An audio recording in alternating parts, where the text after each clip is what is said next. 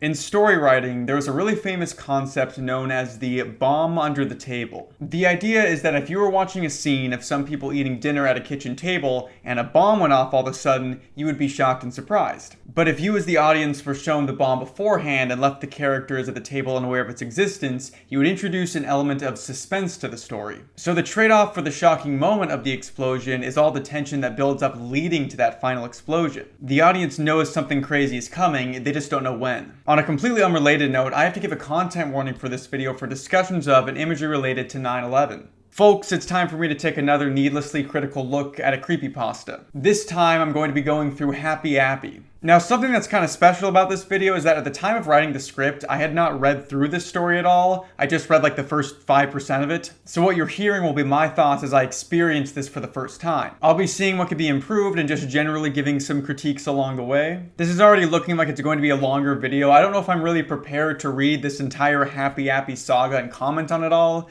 This might be a huge mistake, but you know what isn't a mistake? Subscribing to my channel. That's right, I used to work in marketing. I know to put together a 10 out of 10 call to action. But seriously, I make videos on internet horror and horror literature, and I typically put out a video every 4 to 5 days because I have no life, so subscribe if you haven't yet. Like my other literary analysis videos, I will be going through this, reading it all out, and commenting along the way. I do want to say that I'm pretty sure the person that wrote this didn't speak English as their first language. I'm not sure whether this was originally in English or if it's been translated. So just know that when I talk about some formatting or grammar or word choice that might be strange, I totally understand that that's not really the author's fault at all, but I also don't think it's helpful to completely ignore those mistakes because I know I have a lot of viewers who are aspiring horror authors themselves and some that don't speak English natively. I remember when I lived in Mexico and was learning Spanish, most people were so incredibly polite about my crappy Güero Spanish to the point that I had to start asking people around me to correct me more. Because the reality is that every language has aspects of it that are hard to truly understand if you don't speak them natively. You just have to kind of feel it out. Like, did you know that buffalo, buffalo, buffalo, buffalo, buffalo, buffalo, buffalo, buffalo is a completely valid and grammatically correct sentence?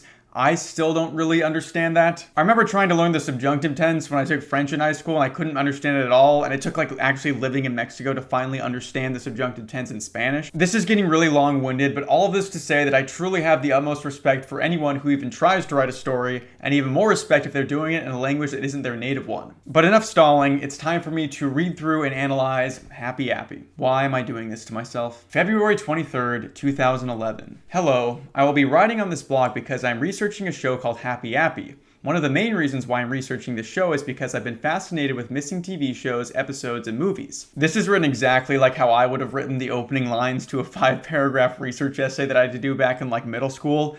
It's uncanny. Like most people who research missing episodes, I'm hell-bent on finding London After Midnight, the 108 missing Doctor Who episodes, and Him, the 1974 film where a man has a sexual obsession with Jesus. I totally get this fascination with lost media. There are just some things that everyone is really interested in. For instance, I'm a total Sonic the Hedgehog fan, much like everyone else. Also, of all the 3 things he listed, the only one I've heard about is the last one, so I don't know what that says about me as a person. Even though I should help to search for any fragment of the missing episodes and films, I'm going to research this one series for now. Another reason I want to research this show is because I had an experience with it around 2001. It was around 8 in the morning. My younger brother, who was 7, was watching a local station during its child TV show block. After a dubbed over Blue's Clues, it started to air a show called, I'm not even going to try to pronounce that, or Happy Apple. I can barely remember the episode's plot, but it was about this apple who was trying to help a kid named Nathaniel. Unnecessary comma there. It's not like a huge deal and might even be technically valid, but it breaks up the flow of the sentence in a way that doesn't add anything. Sometimes breaking up the flow of a sentence can be really useful, especially in horror writing. It's a good way to kind of disorient the reader and confuse them in a way that puts them in the mindset of the main character. I made a video on The Corn Maiden by Joyce Carol Oates, which is an amazing cult horror story about a mom whose daughter goes missing, and the author uses a lot of these disorienting tactics to great effect. So again, you can use weird pauses and commas like this. You just have to be very intentional about it, which it doesn't seem like the story is. It felt sort of low budget, but since my brother liked the episode, I didn't mind him watching it. The only thing that made me dubious was this evil smile that the apple did in the middle of the episode. We love ourselves an evil smile on this channel. You ever notice that the only thing that really differentiates a normal smile from an evil one is the angle of your head? Like, take a look at this.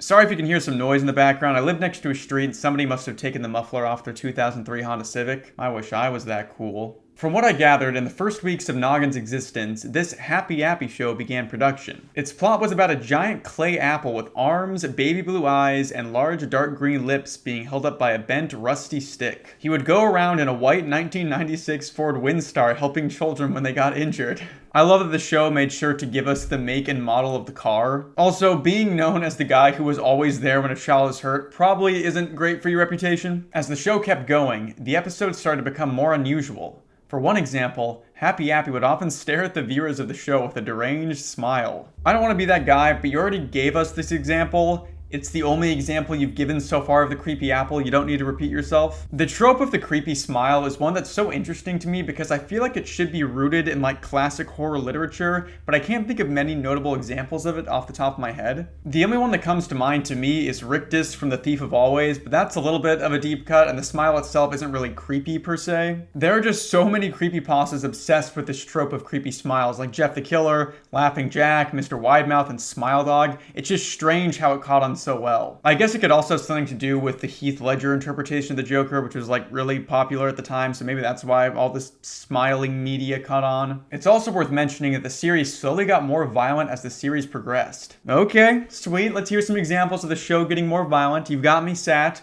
I want to hear some messed up apple stories. Happy Appy was one of the shorter shows on Noggin, with every episode being 10 minutes long at the most. They played in duets, making each full episode 20 minutes long, minus commercials. A couple months after Happy Appy aired its first episode, Nickelodeon canceled the show, and it was never shown again on Noggin or Nick Jr. Even the much more appropriate episodes weren't shown for whatever reason. However, some parents did record the show, but they were VHS copies. So are we just not going to get the descriptions of the creepier episodes?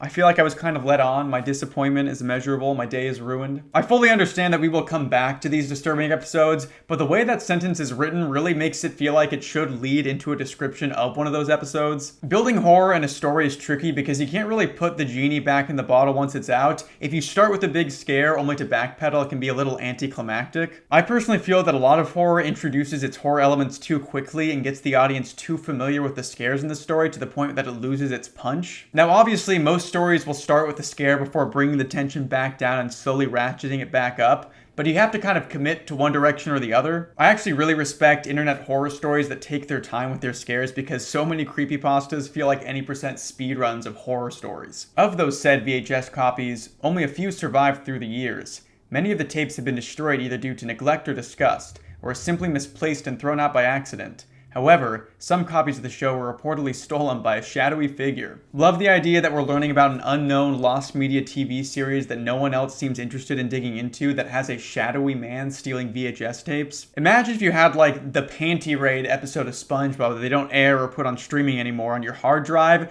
and a shadowy man snuck in and stole it from you. That would pretty much be a 4D experience since you'd be experiencing your very own kind of Panty Raid in real life, but as a victim this time around. I was one of the lucky people to own a copy of the episodes. Yesterday, when I did some winter cleaning, I found an old DVD with HA episodes written on it. I had a feeling that I knew this abbreviation from somewhere. I did some research on what the HA meant. My first choice was the forum about missing episodes or films that I normally go to. When I entered the missing episodes section of the forum, the first thread I saw was one named HA, what's this? A woman posted the thread who had, like me, found a VHS with the initials HA on it. As I read the thread more, I found out that the initials on the disc stood for Happy Appy. This instantly reminded me of the weird low-budget show that I had watched with my brother in 2000. In the replies, the users claimed that there are no known DVD copies around. I'm not sure how the disc got there though. I certainly don't remember owning a disc that looked like it. After viewing the thread, I went ahead and put it into the disc drive, hoping that it would work. Thankfully, the disc did work and instantly cut to the intros of the episode.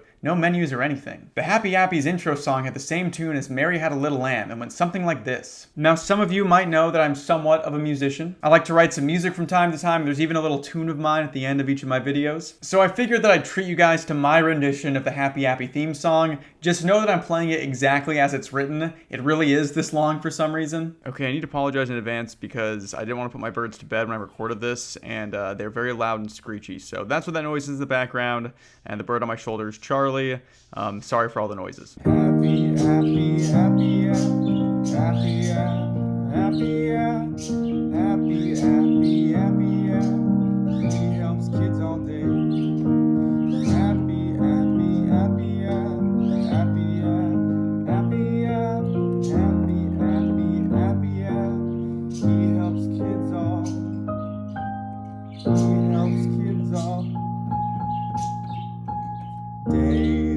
My personal gripe with the Happy Appy theme song is that it really feels like there should be another syllable in the "he helps kids all day" line. Episode 1 and 2 were called Happy's Vacation and Hurt Happy respectively. Happy's Vacation was exactly what you'd expect. Happy Appy goes on a vacation to the beach, heals injured kids, and even talks down a bully into not hurting a child. Happy Appy being some sort of mystic figure that heals kids is so funny to me. I assumed that he was just like giving kids band-aids or something, but I guess he's some sort of mystical healer as well. Hurt Happy was about Happy's stick getting broken, and the kids teaming up to help Happy Appy by giving him bandages and fruit. Nothing seemed out of place when I first saw it, but when I saw it the second time, the episodes looked questionably odd. Questionably odd is a strange pairing. I figure that most things that are odd would be questionable by default. When Happy was driving his van to the beach in Happy's Vacation, a few seconds skipped. At first I ignored it, saying that it could be a scratched DVD.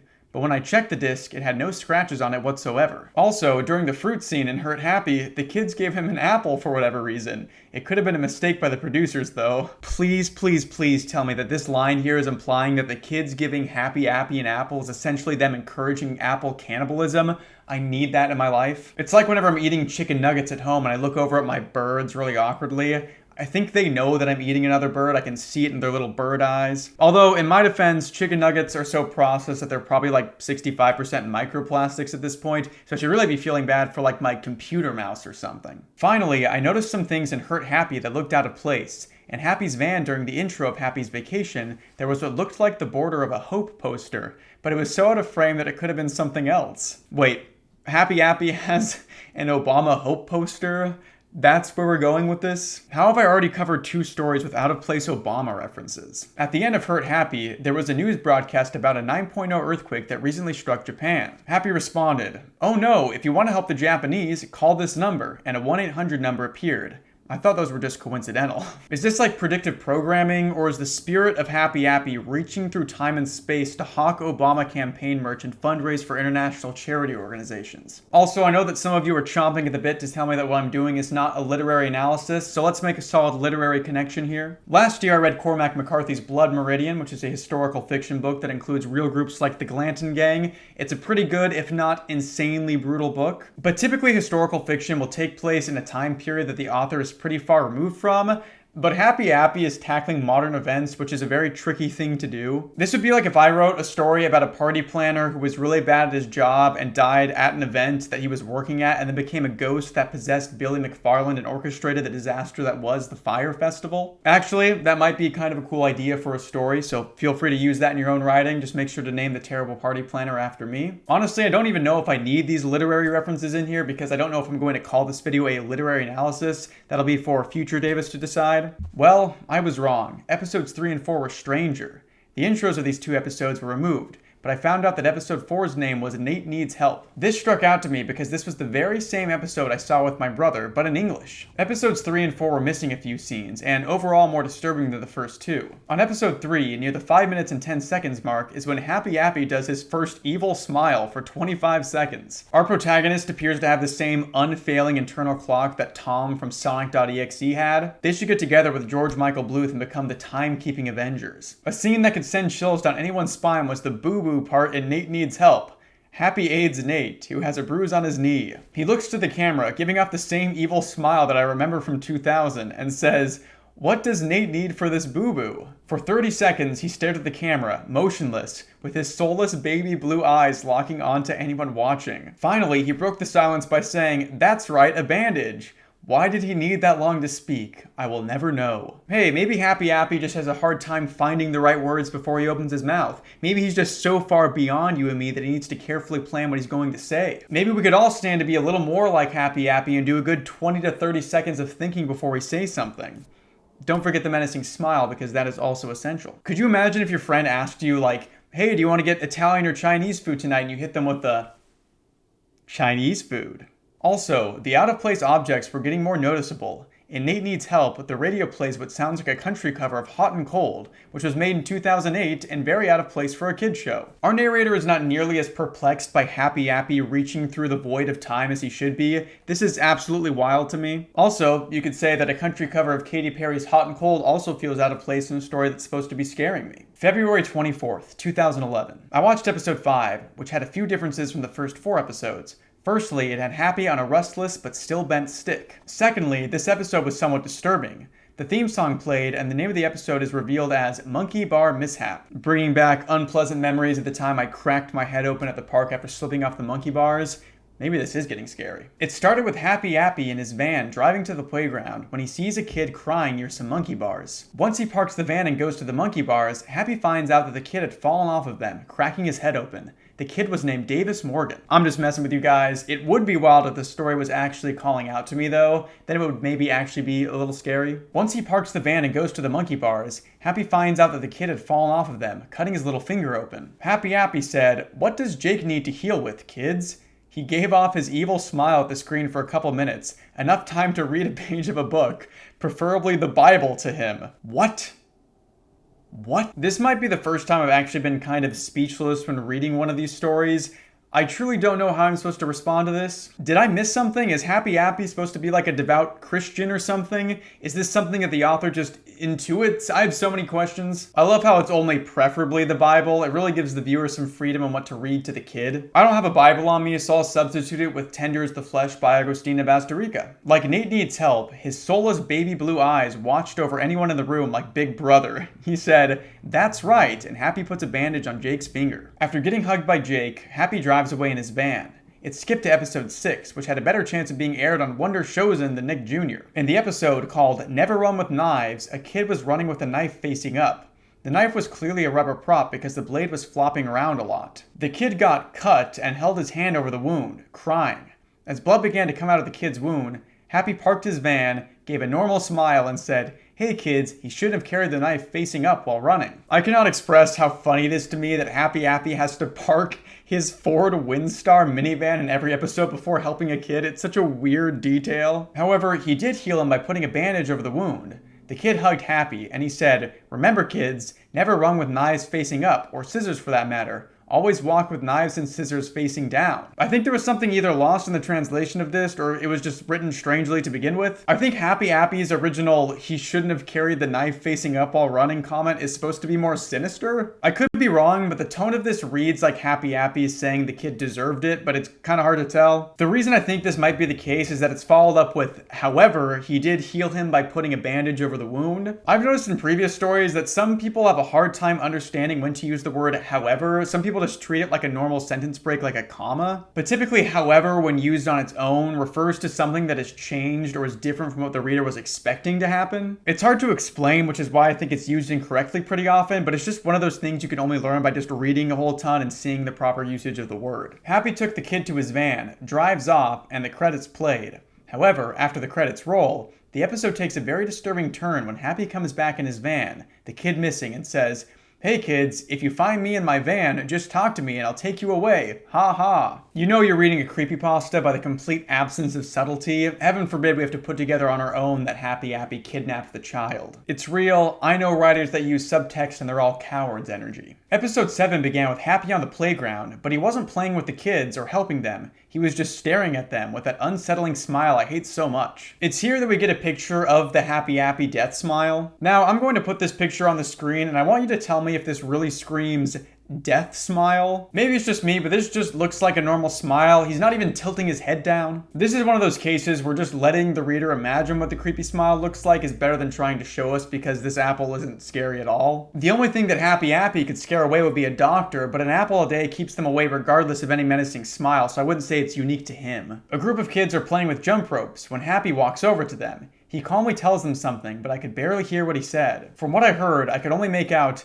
"Hello, Happy. How, me, please." I could see where this was going, as the kids walk with Happy into the bushes of the playground. Loud, violent screams are heard for almost a minute and a half, until Happy begins to drag 3 bloody bodies to his van. I couldn't believe it. A lack of subtlety and child murder? This story is really hitting all of those classic creepypasta tropes. One thing about this story that confuses me and takes me out of it is the fact that Happy Appy is like this weird clay apple on a stick, and not just a guy in a costume. I'm not sure whether we're supposed to be envisioning this as the apple talking to live action kids and killing them, or if it's like all animated. There's another creepypasta called 1999 that I think is pretty good and has a very similar premise with kind of this low-budget creepy children's show with a violent mascot. But in that story, the show is live action and the mascot is very clearly a guy in a bear costume, so it's believable that he's killing these kids because he's a human being. But Happy Appy is just this little puppet thing, so I don't know whether we're supposed to believe that he's like an actual sentient being killing kids, or if there's a human behind the scenes pulling the strings. For the rest of the episode, he does that damn death smile. Why did they use that look so much? It was almost like he could climb out of your TV, grab you, and murder you slowly and painfully with a rusty knife, but he couldn't. And I thought I had a morbid imagination. Why does the knife have to be rusty? Also, and this is a small thing considering the overall quality and direction of the story so far, but specifying that Happy Appy couldn't do those things kind of kills some of the tension. For some reason, old creepypastas were obsessed with presenting you with a creepy villain that is immediately thwarted or made irrelevant or weak somehow. The first thing that happens in Jeff the Killer is essentially Jeff losing a fight to a 10-year-old boy. I moved on to episode 8 and 9. This time, the episodes were so violent and shoddy that they couldn't have aired on Noggin at all, as opposed to the implied child murder of the last episode, which probably could have aired on Noggin. Episode 8 had Happy Appy take a kid into his van. For half the episode, flesh cutting could be heard, and so could loud screaming, which turned into gurgles. As the scene progressed, blood spatters on the windows began to appear. Eventually, Happy emerged from the van and did a death smile until the end of the show. Like episode 8, episode 9 was gory and violent, but this episode was so coincidental and violent that I couldn't believe Noggin would even allow it, unless it was some sort of hijacking. We're starting to hit diminishing returns on child death already. Obviously, the idea of a kid being killed is absolutely horrifying, but it's not this horror cheat code that a lot of people seem to think it is. Something that I've learned from reading a lot of horror novels is that it's rarely the substance of a horror book that makes it disturbing, it's all in the execution. Take two books that I've read recently, Mr. Be Gone by Clive Barker and Misery by Stephen King. Mr. Be Gone is about a demon who is ripped out of hell, and the book is way more violent than Misery. There are brutal killings, and people being burnt alive, and babies being slaughtered. But the way that Barker writes it makes it seem not that bad, all things considered, and that's exactly what he's going for. He wants you to see this kind of as mundanely as a demon would. Misery has a couple moments of violence that are objectively more tame than Mr. Be Gone, but the descriptions and buildup had me squirming in my seat when I read it. All this to say that you can't just imply that a child was murdered in your horror story and call it a day. You have to actually build an atmosphere and put some work into those disturbing elements. It starts out with Happy Appy walking around the playground when two kids ask him what the cycle of life is so they could complete their homework. He proceeds to tell the kids about the cycle of life in frogs and plants. The kids said, "Thanks, Happy. Can you play with us for a bit?" Happy agrees, and they start playing on the playground. When this happens, smoke starts to creep behind Happy and the children.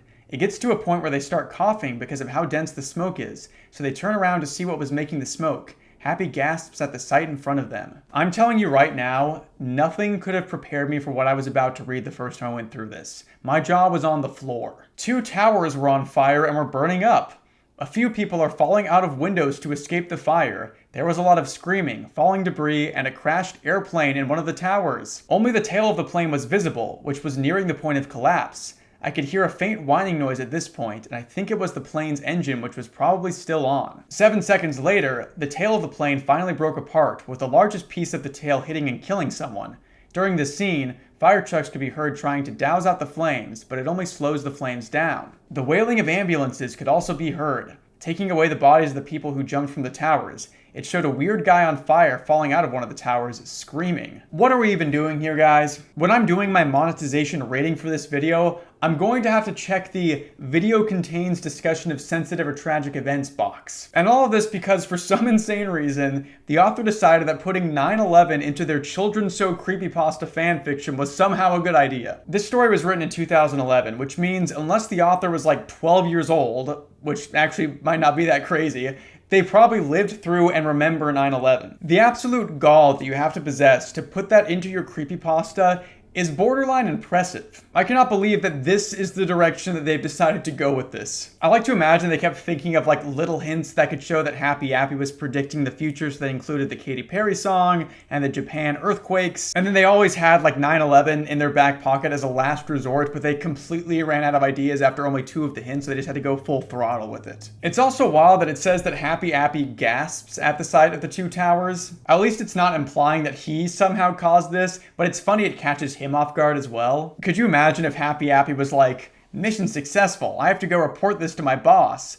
George Bush. I honestly wouldn't put it past this story at this point. Happy and the kids are seen again, but this time they stood still in fear. The smoke kept getting thicker and thicker, slowly obscuring the trees and equipment of the playground. The debris from the towers fell around the kids and Happy, and a person ran up to them and told them to run away from the towers before running off. When the older kid worriedly said, "Happy, Appy, why are the towers on fire?" it cuts to a higher up floor that was near where the plane crashed, which revealed a kid that was under a huge piece of concrete, crying for help. Some other kids tried to help him by lifting the piece of concrete off him. He was screaming so loud, it was almost heartbreaking. Almost heartbreaking? You're telling me that Happy Appy's incredibly mild, evil smile will haunt you for the rest of your days, but footage of 9/11 is almost heartbreaking? What? There were bodies and blood everywhere, and the pain and fear on the trapped kid's face was so realistic, I cringed. After the shot with the kid trapped under the concrete, the younger kid turns to the side, say, "Happy Appy, why are people running around and falling from the towers?" Happy Appy turns to the camera, death smile on his face, and very coldly said 3 words. Those 3 words will haunt me as long as I research this show. That's natural, children. If the first video to get demonetized on my channel is due to Happy Appy, I will lose my mind. Why would you write this? I need answers. I'm so lost and confused. He took the 2 kids away from the towers, leaving the kids stuck under concrete screaming for help. When the credits rolled, the audio of the scene kept playing, and at the end, before the video cuts out, something collapsed, making a very loud noise that could scare anyone watching. I jumped out of my seat. Was Happy a deathbringer in the form of an apple, or was he a master predictor? I love when these stories drop lines like deathbringer in the form of an apple, as if we all just intuitively understand it like it's a common term. It's got the same energy as a beast version of our mascot or a thing of bleach. You love to see it. If that episode somehow predicted 9/11, I have to watch episodes 10 and 11 to see if there was anything else predicted. I might not see any predictions though, and honestly, I hope not. Oh, and you want to know what happens when someone calls the Tsunami Aid phone number? Tomorrow I'm going to go and call it. I just have to comment on the sheer length of Happy Appy. That did not come out right. What I'm trying to say is that this creepypasta is massive. This unfortunately means that I won't be able to cover all of it in this one video. I'll have to make it its own series. That is legitimately kind of impressive to me. The person that wrote this dedicated so much time to this story that went off the rails before it could even get on the rails in the first place. I've been thinking a lot about this kind of artistry, if that makes sense. I was reminded of it when I rewatched PowerPack's video on myhouse.wad, which is a massive project that probably took a ton of time and effort to create. And then the creator of this whole thing just dumped the ROM online and presumably didn't make any money from it beyond maybe some donations or something. That's really admirable to me. I like to think that I'm pretty good at putting out videos consistently, and these videos take a lot of effort to write, record, and edit, but also this is my job and I get paid to make these. All this to say that this author writing this super long creepypasta and expecting no compensation from it is very impressive, regardless of the quality of the story itself. February 25th, 2011. Hey, I called the 1-800 hotline mentioned on episode 3. It was a pre-recording, which I will transcribe for you. Hello, my name is Happy Appy. I'm every kid's most helpful and favorite apple. If you want to make a donation, press 1.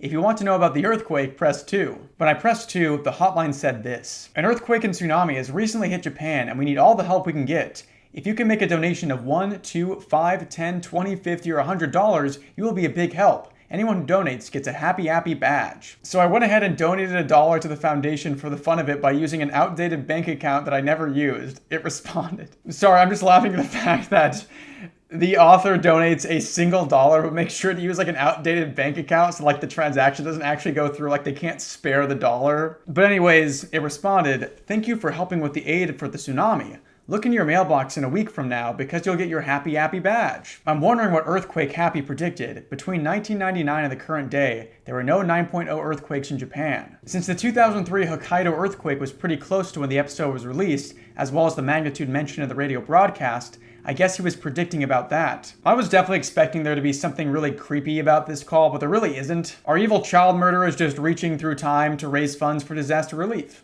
Interesting. I've talked before about narratives introducing an impossibility in writing and how that can be used to great effect. Take one of my favorite examples of this, House of Leaves. House of Leaves is one of my favorite books and is something that I definitely want to talk about someday. It's a book that is full of contradictions and impossibilities. The book starts with a man looting the house of his friend's recently deceased landlord, where he finds a manuscript that the landlord wrote before he died. The manuscript is an analysis of a movie about a house, The issue is that the movie does not exist, and the landlord was blind and had been for decades leading up to his death. So there was no way for him to have seen this movie in the first place, and the movie is a documentary about a man who moves into a new house with his wife and 2 kids. Things start to go wrong when he discovers that his house is a 1/4 of an inch bigger on the inside than it is on the outside, and this impossibility grows into a paranoid obsession. All things considered, your house being a 1/4 of an inch bigger on the inside isn't really impacting your daily life all that much. It's probably something you'd never really notice and would probably just increase your property value. But just this tiny piece of impossible knowledge is enough to completely tear down everything that we know about the world and how it works. So I really love impossibility and horror. I think it can be a subtle way to introduce a creeping sense of dread,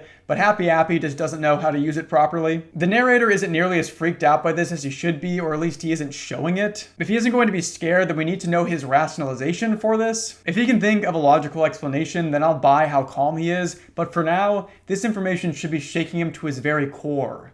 His Apple core. February 27th, 2011. Episode 10 was corrupt, to say the least. It started up but had no audio, and the first part was so badly compressed that it was hardly viewable. The next part was just plain static for the rest of the video. Great, a missing episode, I thought. Okay, now we're building some mystery and some intrigue. You love to see it. I'm hoping we get some sort of answer for how Happy Appy knows all these future events. Episode 11, called Happy's Trick, was actually watchable. The intro was just some weird offbeat carnival music, with Happy doing his death smile at the camera. The episode began with him in his van, driving on a winding road. As the episode went on, scars started to appear on his body. Eventually, Happy reached the playground, where many children were at play. He jumped out, looking like he was ready to abduct all of them, and said, "Hey kids, who wants to see Happy do a magic trick?" Like brainwashed zombies, the kids cheered and ran into his van.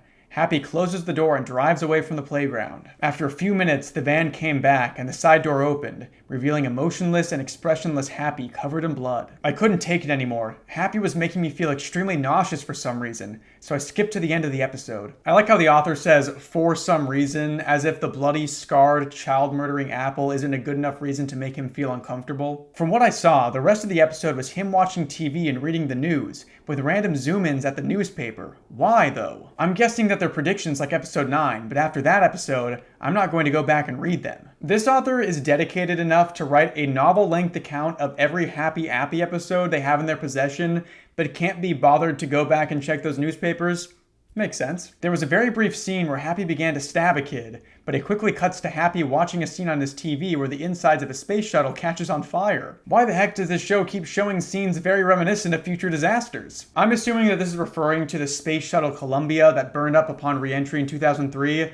This is starting to feel like it's just a little bit in poor taste. It's kind of reminding me of that terrible SpongeBob analog horror that used the creator of the show's actual death as a plot point in order to be spooky. I think one of the nice things about writing fiction is that you don't have to reference 9/11. In fact, it seems like it would be pretty easy to not use real-life tragedies for your horror story. Not saying that real stories can't be used effectively in horror media, but they are typically handled with a lot more class than this, especially because it doesn't seem to add much to the story. I'm kind of wishing that Happy Appy just focused on the missing and dead kids, similar to what 1999 does with the same formatting. I don't think they do it well, but it might be marginally better. Once I had got to the end of the episode, Happy was holding a knife covered with blood. The camera began to pan down to a table, which had a hand with cut marks laying on it. What was probably the most unusual thing about this episode happened after this scene.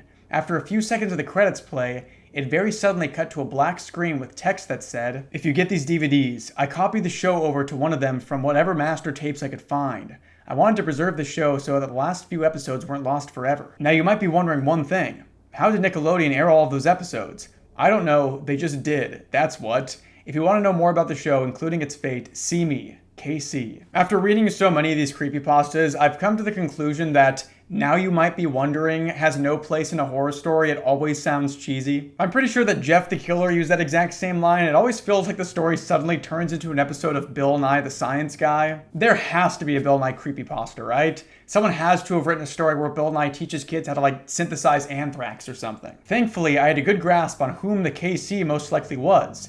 Kevin Seward Christensen, a friend of mine. Incorrect usage of the word whom there, but I appreciate the effort. I barely know when to properly use it myself. It wouldn't be out of the question. When I first met him, he did mention something about working with Nickelodeon until the end of the millennium. Wanting to learn more about the show's fate, I went over to his house. I'm going to have to start saying that I was born at the end of the millennium instead of just saying that I was born in 99. That sounds way cooler to me. What happened when I got there was, to put it bluntly, Odd. Odd is such a funny descriptor to use after saying you'll put it bluntly. I feel like that's a very tame word, all things considered. When I got to his house and rang the doorbell, nobody responded. The door wasn't locked, so I decided to come in the house and see what was going on. I heard a middle-aged woman crying upstairs, so I ran across the living room and up the stairs to see what was going on. Kevin's wife was in their bedroom, crying at a framed portrait of them together. I asked her what had happened to Kevin, and she replied with a very odd answer. The narrator being able to tell that she was a middle-aged woman from her cry alone is pretty impressive. Also, pro tip, if you walk into someone's house without being invited in and hear crying, you should probably just leave them alone. Last night, someone or something took him away in his sleep. The police are trying to look for him, but they've come up with nothing, as usual. It's going to be revealed later that our narrator is a police detective, so this totally feels like a backhanded remark at him from this guy's wife. They've questioned me and searched her house for any evidence, but there's none, except for this scrap of paper. She reached into her pocket and pulled out a folded piece of paper. I unfolded it, and it revealed itself to be a low-quality photograph of the scarred Happy Appy during the natural scene. While I was at her house, I asked her how those episodes had managed to get aired on Noggin. Imagine your husband is kidnapped during the middle of the night, and then, while you're crying to yourself, his weird friend barges in and asks you how they got Happy Appy to air on Noggin. This man had drugged the producers. He was going to... She had only managed to say that much before bursting into tears. I could only think that whoever that man was had kidnapped Kevin on the 26th. After comforting her, I left the Christensen household and walked off. Once I started to get near my house, I was startled by the noise of a gunshot nearby. I instantly ran to my house, fearing that whoever kidnapped Kevin and killed his wife was trying to chase after me. Before I closed the door, I took one last glimpse at the bushes on the other side of the street, and one of them was a mutilated arm with an unknown figure standing behind it. That's where your daily log ends? You found an unknown figure and a mutilated arm and you figured you'd just log off for the day and get back to it later? This dude spends lots of time painstakingly describing each episode of Happy Appy, so he could have given us a little more context and detail there. I can only assume that this will be promptly addressed in the next entry, so let's move on to that. It seems like the story is really picking up some steam now. March 3rd, 2011. Hey, I wanted to know if anyone has any recordings of a Happy Appy episode. If you do, please send me an email containing video of it. You might wonder why I'm asking this. Well, I found my disc in pieces on my desk, and no, I did not save the videos to my laptop. Oddly, the way it was broken was almost like a claw had slashed the disc into thirds. The paper with Happy Appy on it was nearby, with writing that said, "No more evidence now, huh?" I wondered who was angry enough to destroy my disc. So we're just not going to address the mutilated arm? That's just not important to the story for now? It seems like that should be a more pressing matter. Also, insane that you would be scarred for life by watching Happy Appy, find out your friend has been kidnapped because of it, come home to find someone entered your house and destroyed the disc, and then request more episodes of it by email. Dude, just stop researching this show. Pick another Lost Media episode to search after. I assume you're a Sonic the Hedgehog fan, much like everyone else, so do something like that. March 4th, 2011. The badge finally came in the mail today. It came in a small box that had, interestingly enough, a timestamp from 2000. I could only guess that Nickelodeon still had some left over from when the show was still popular. When I opened the box and dumped out the contents, the badge came rolling out, with a letter attached to it. The badge was made of plastic, had a silver bronze color, and depicted Happy Appy with a smile. On the back, Happy Appy Helper Badge was imprinted in stereotypical army font. The letter had the following written on it. "To my friend, you have helped us help the Japanese. Of course, let me introduce myself. Unarguably, you have heard of me on Noggin. Can't understand what I'm saying? Well, I'll give you the answer.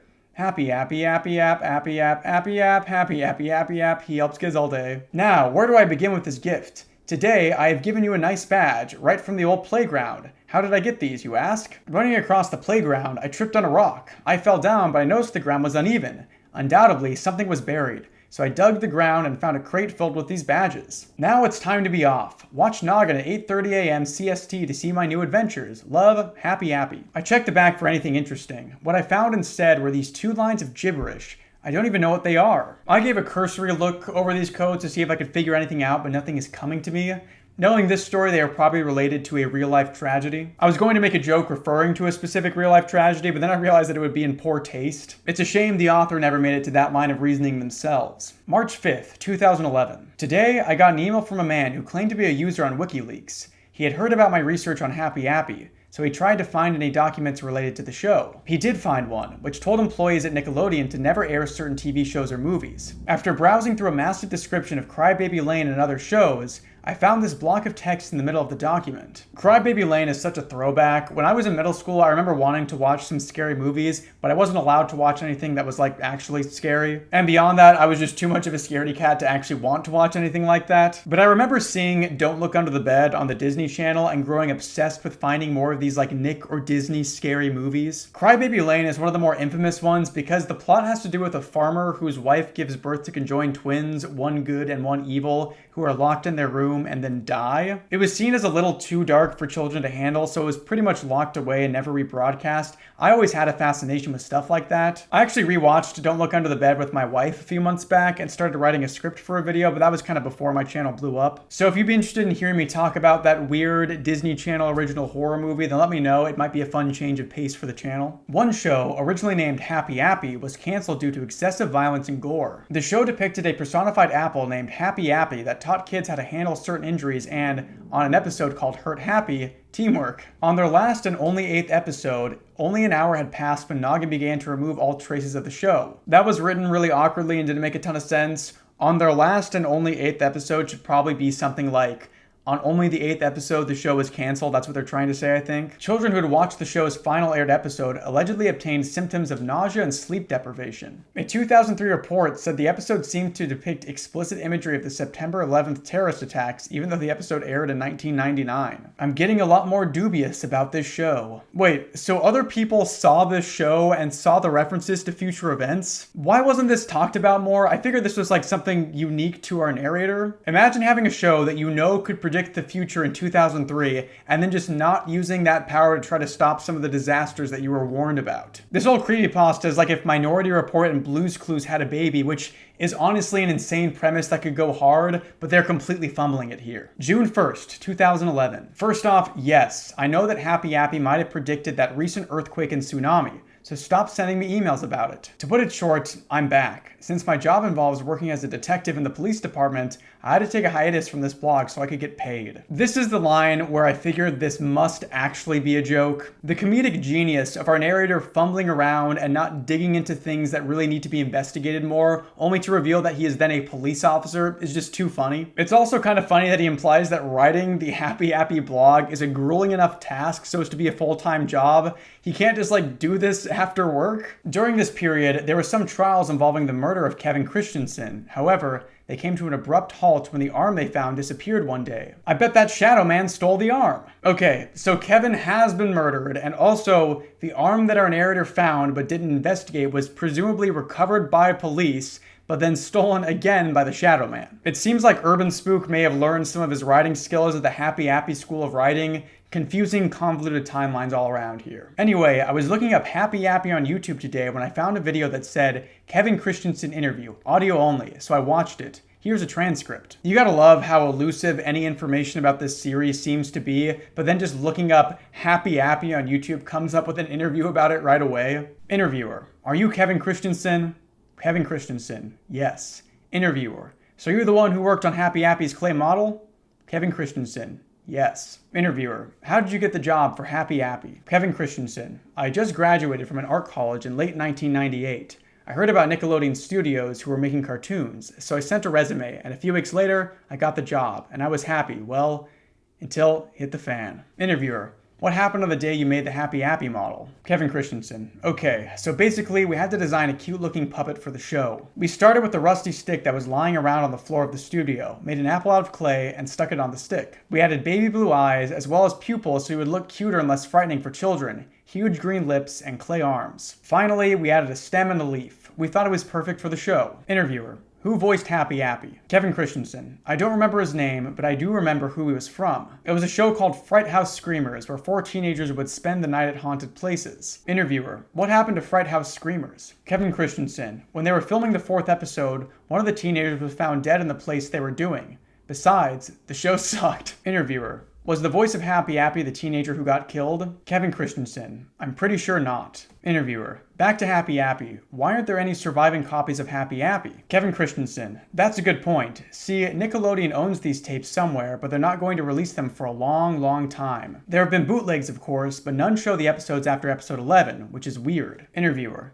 how many episodes of Happy Appy were there going to be? Kevin Christensen: 2 full 26 episode seasons. They only showed 8 or 10 of the first season before Happy was cancelled. However, my friend Jim says there's actually 2 seasons, but he was very drunk when he said that. Besides, I don't trust him at all. Interviewer: do you know any of the other crew who worked on Happy Appy? Kevin Christensen: I only know Jim. What's interesting about this entire story is that it actually follows a lot of the conventional horror structure that you'd find in a lost media story. It's just got some jank in it. I was honestly expecting there to be a lot more grammatical and structural issues and like nonsensical story beats, but the author clearly knows how to structure a story and has some talent as a writer. I'm curious to see if they can keep this momentum going throughout the entire story because, believe it or not, we're only like 5% of the way through this thing. When choosing a creepypasta for these videos, I typically just ask for suggestions from the viewers, and I got so many people suggesting Happy Appy that I just went for it. If I had known how insanely long this story was going to be, I probably would have picked something else, but now I feel like I have to examine this entire story. Like I said, it'll be over multiple videos, but I am legitimately curious to see just how insane this story gets given its insane length.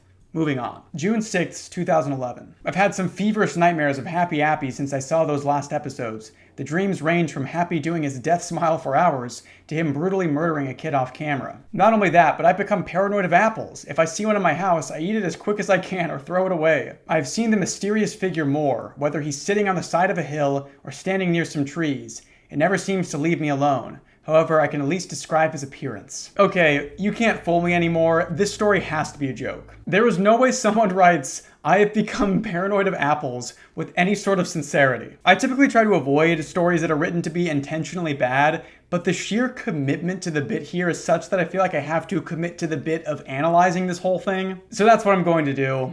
This is probably a terrible idea. First off, he can't be made of shadow because he has some sort of face with a mouth. However, his mouth is locked to one expression, which happens to be Happy's death smile. I'm going to sound weird for this, but I wonder if he's happy. No, he can't be. There's a fine difference between this figure and Happy Appy, a child-sized apple, as opposed to an adult-sized apple. I'm surprised he hasn't said that Happy Appy is the size of an average human mother. Oh well, here's more about the stalker's body. He looks like he's slightly taller than me. For reference, I'm around 1.87 meters, and looks about midweight for his height. There's an unbelievably tragic line in there if you don't have the context of this story. I'm going to sound weird for this, but I wonder if he's happy.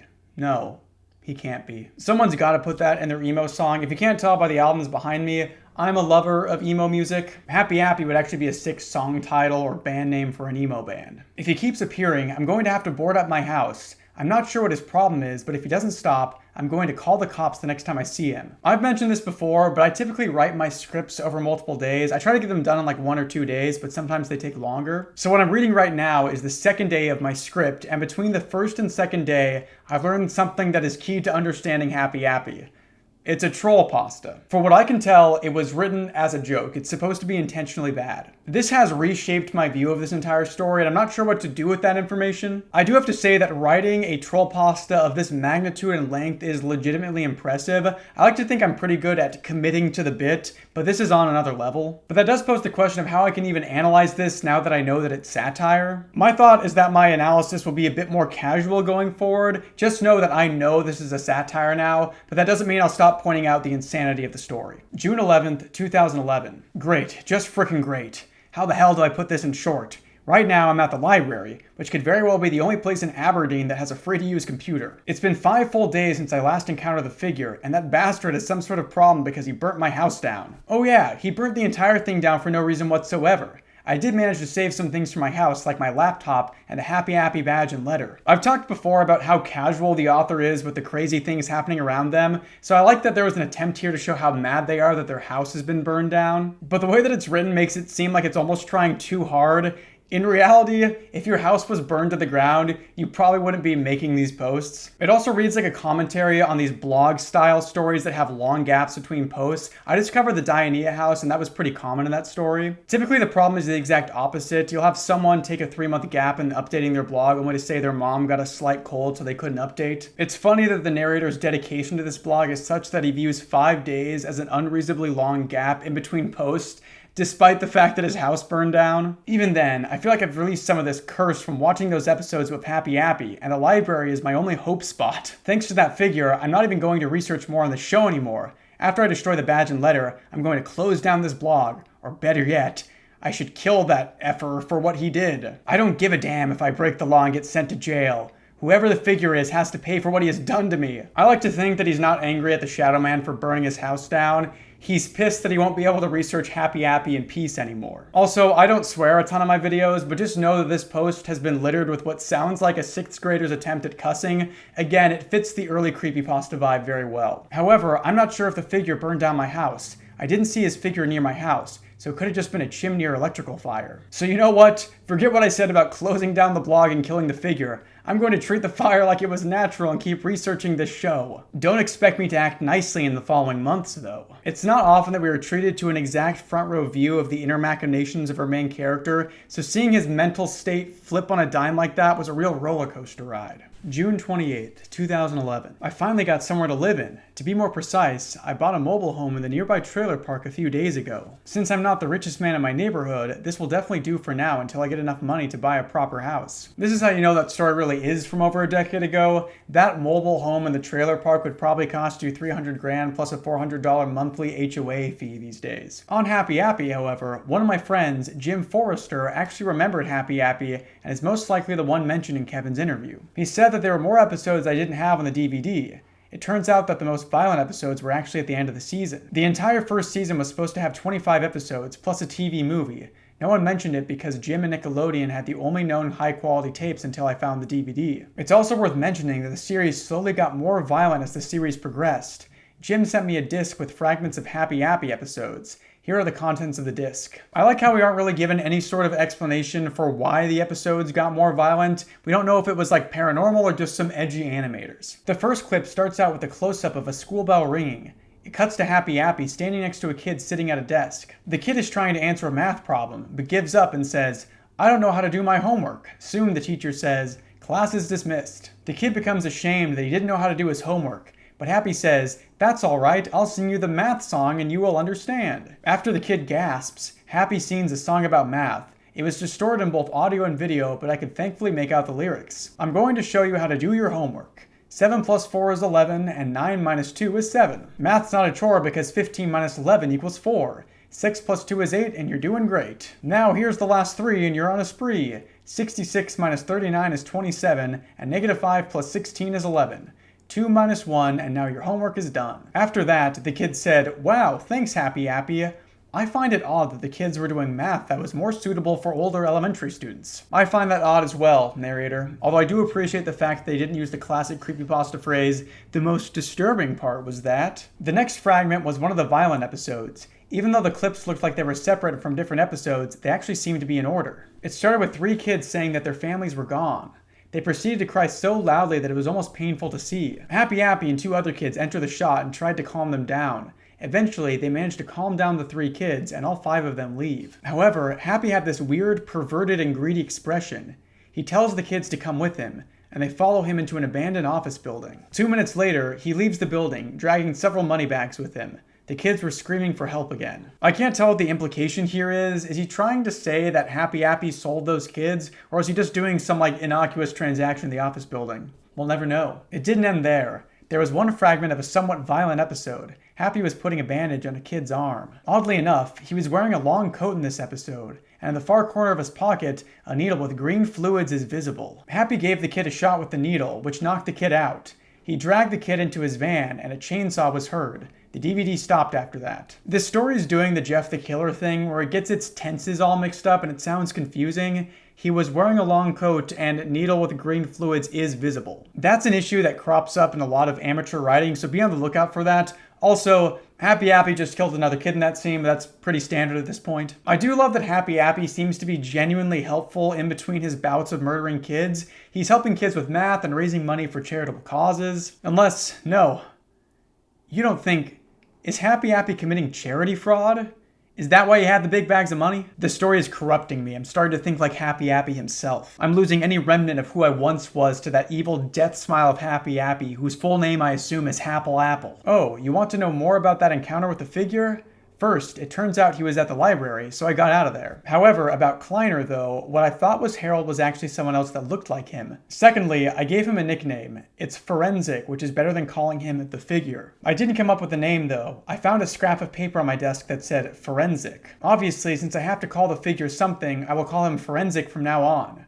When I saw him 17 days ago, he seemed to have fingers with claws. A lot of times in creepypastas that are about creepy lost media, the story will be structured as having accounts of the media interspersed with the narrator's personal life and struggles. And typically the personal stuff with the narrator is far less interesting than the spooky media, so the reader can get impatient waiting through the personal drama. I have to give credit to Happy Appy for having two concurrent plot lines that are both intensely uninteresting.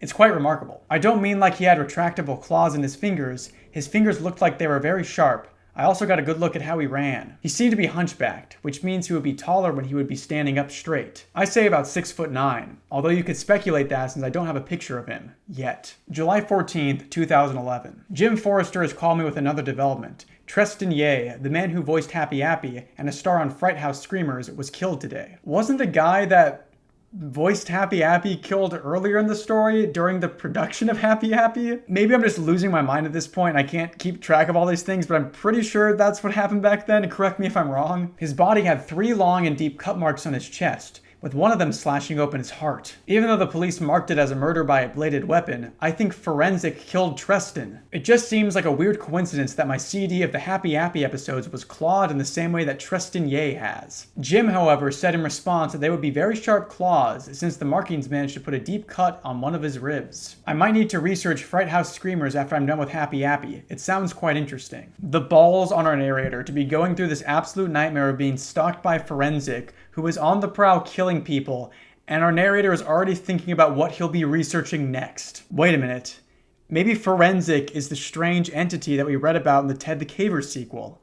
I can feel my third eye opening. Maybe the story is a crossover. July 15th, 2011. Today, Jim Forrester gave me a DVD with 3 new episodes. According to Jim, the first one is the episode with the green fluids needle, the second being the full version of Happy Goes to School, and the last one might be the second part of the Happy Appy TV movie. I would be able to describe the episodes if it wasn't for the extensive cleaning the disc needs. Throwback to when I was growing up and me and my brothers would absolutely trash our GameCube and Wii discs. I remember some games would just stop working because they were so badly scratched on the back. I also remember specifically that Super Mario Sunshine went missing for a while, and then one day I was reading Because of Winn-Dixie on the toilet, and the disc fell out of it. That's not a joke, that's just what life was like for me growing up. July 17th, 2011. After all this time, I cleaned the disc enough to be watchable.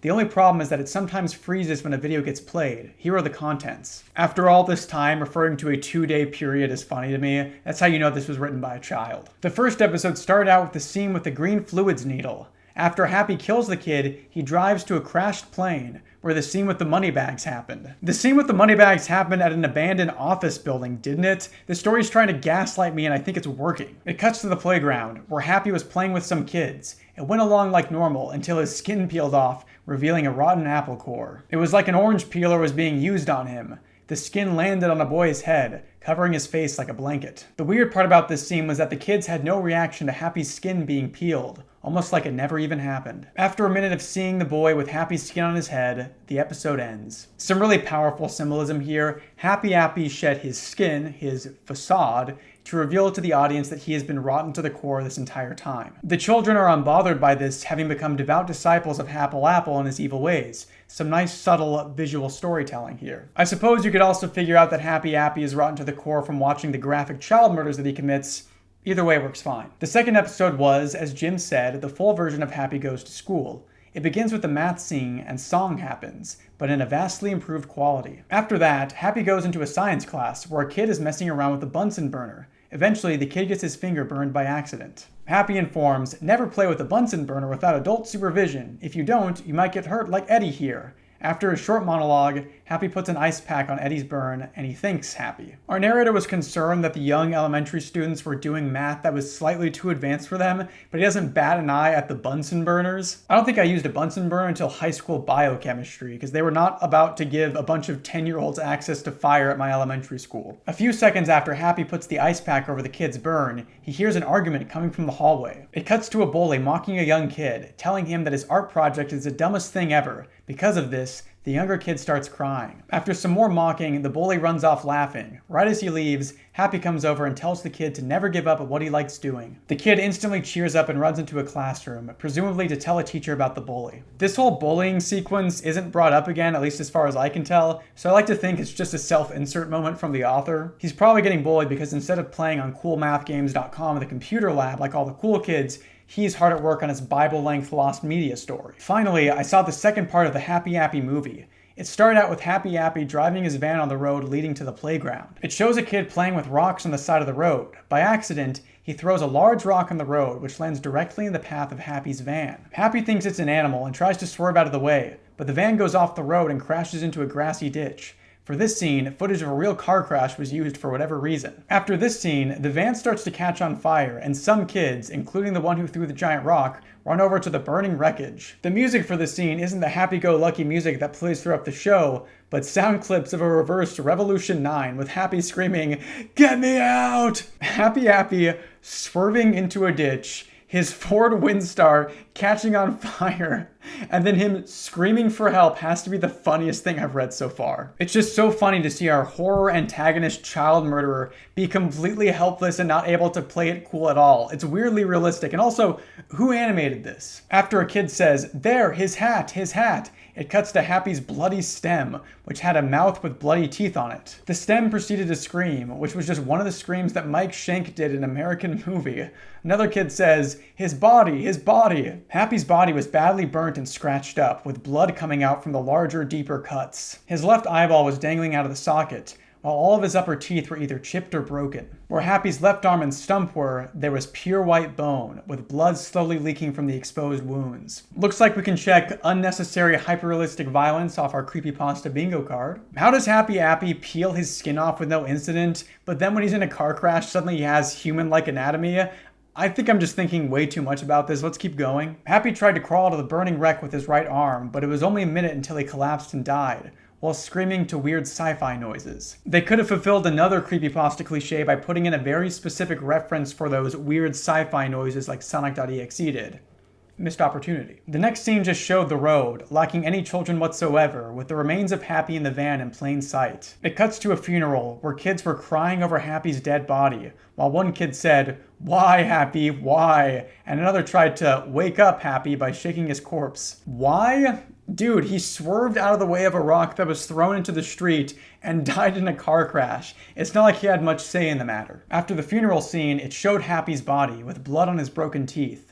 The shot fades to a scene taking place 10 years later, where a kid was talking to her mother. The mother replied to the girl, but her speech was in reverse. After re-reversing it, the speech turned out to be, "Don't worry, my daughter, Happy Appy is coming to take you away. Ha, ha." The father comes in and talks about how bad Happy was, but in a sarcastic tone.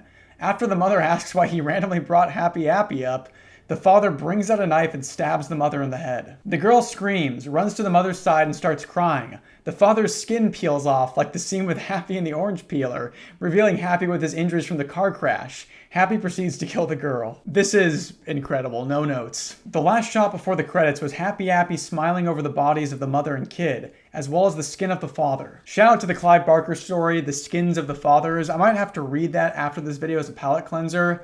May Barker give me the strength to go on. Side note, but I think Drew Gooden might be the best Barker on this app. Instead of the theme song playing over the credits, dark carnival music played, with clips of Revolution 9 and Napoleon XIV's "They're Coming to Take Me Away, ha ha." A narrator said, "His stomach was in two today. There were two and there is none now.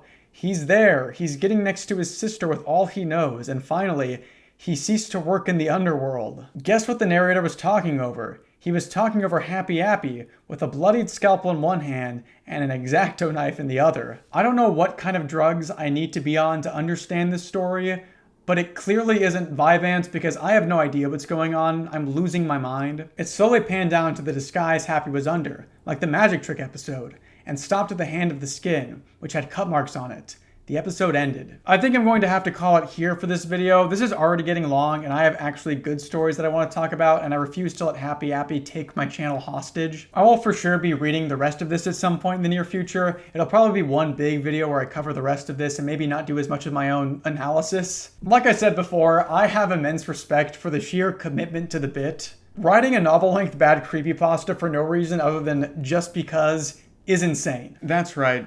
I'm reading more of Happy Appy. If you haven't seen my first video on Happy Appy, then go watch that. It's a wild ride that kind of ended with me realizing that all of it was a massive joke of a creepypasta. Since the time of making that video, I've received lots of comments saying that the story isn't a joke or that it started out sincere, but the author called it a joke when it wasn't well received. I don't know what to believe at this point, so I'm just going to let the insanity that is Happy Appy permeate my mind in whatever way it seems fit. If you can hear loud cars in the background of this video, Happy Appy took the muffler off his Ford Windstar and has been driving past my place constantly since I made my last video about him. There's not really much else to say before we jump into the story. I don't think any amount of context could prepare both you or I for what we are about to read. Remember to subscribe if you haven't yet. I've been trying to reach 100,000 subs by the end of 2025, and I just hit 90k, so I'm getting really close. But without further ado, here is my further descent into madness with Happle Apple. July 23rd, 2011. It's been almost a day since I watched part 2 of the Happy Appy TV movie.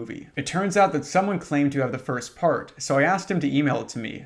Turns out he was right. Here's what happens in the first half. So I'm currently reading The Stepford Wives, and something that I really enjoy about it is just how great it is at posing really interesting questions that it answers later on. Happy Appy decides to take a page out of that book with the phrase, "It's been almost a since I watched part 2, leaving the reader to fill in the blank for themselves. I'm going to try to fill that blank in without giving my own personal bias towards what my mental state may or may not be right now as I sit down to read the story. So from a completely neutral perspective, again, not influenced by my mental state at all, I'd say was probably supposed to be, it's been almost a complete and total mental breakdown that has caused me to question everything I know about myself and my personal identity as a content creator since I watched part 2 of Happy Appy. It starts with the carnival theme from the credits of part 1, but with distorted voices.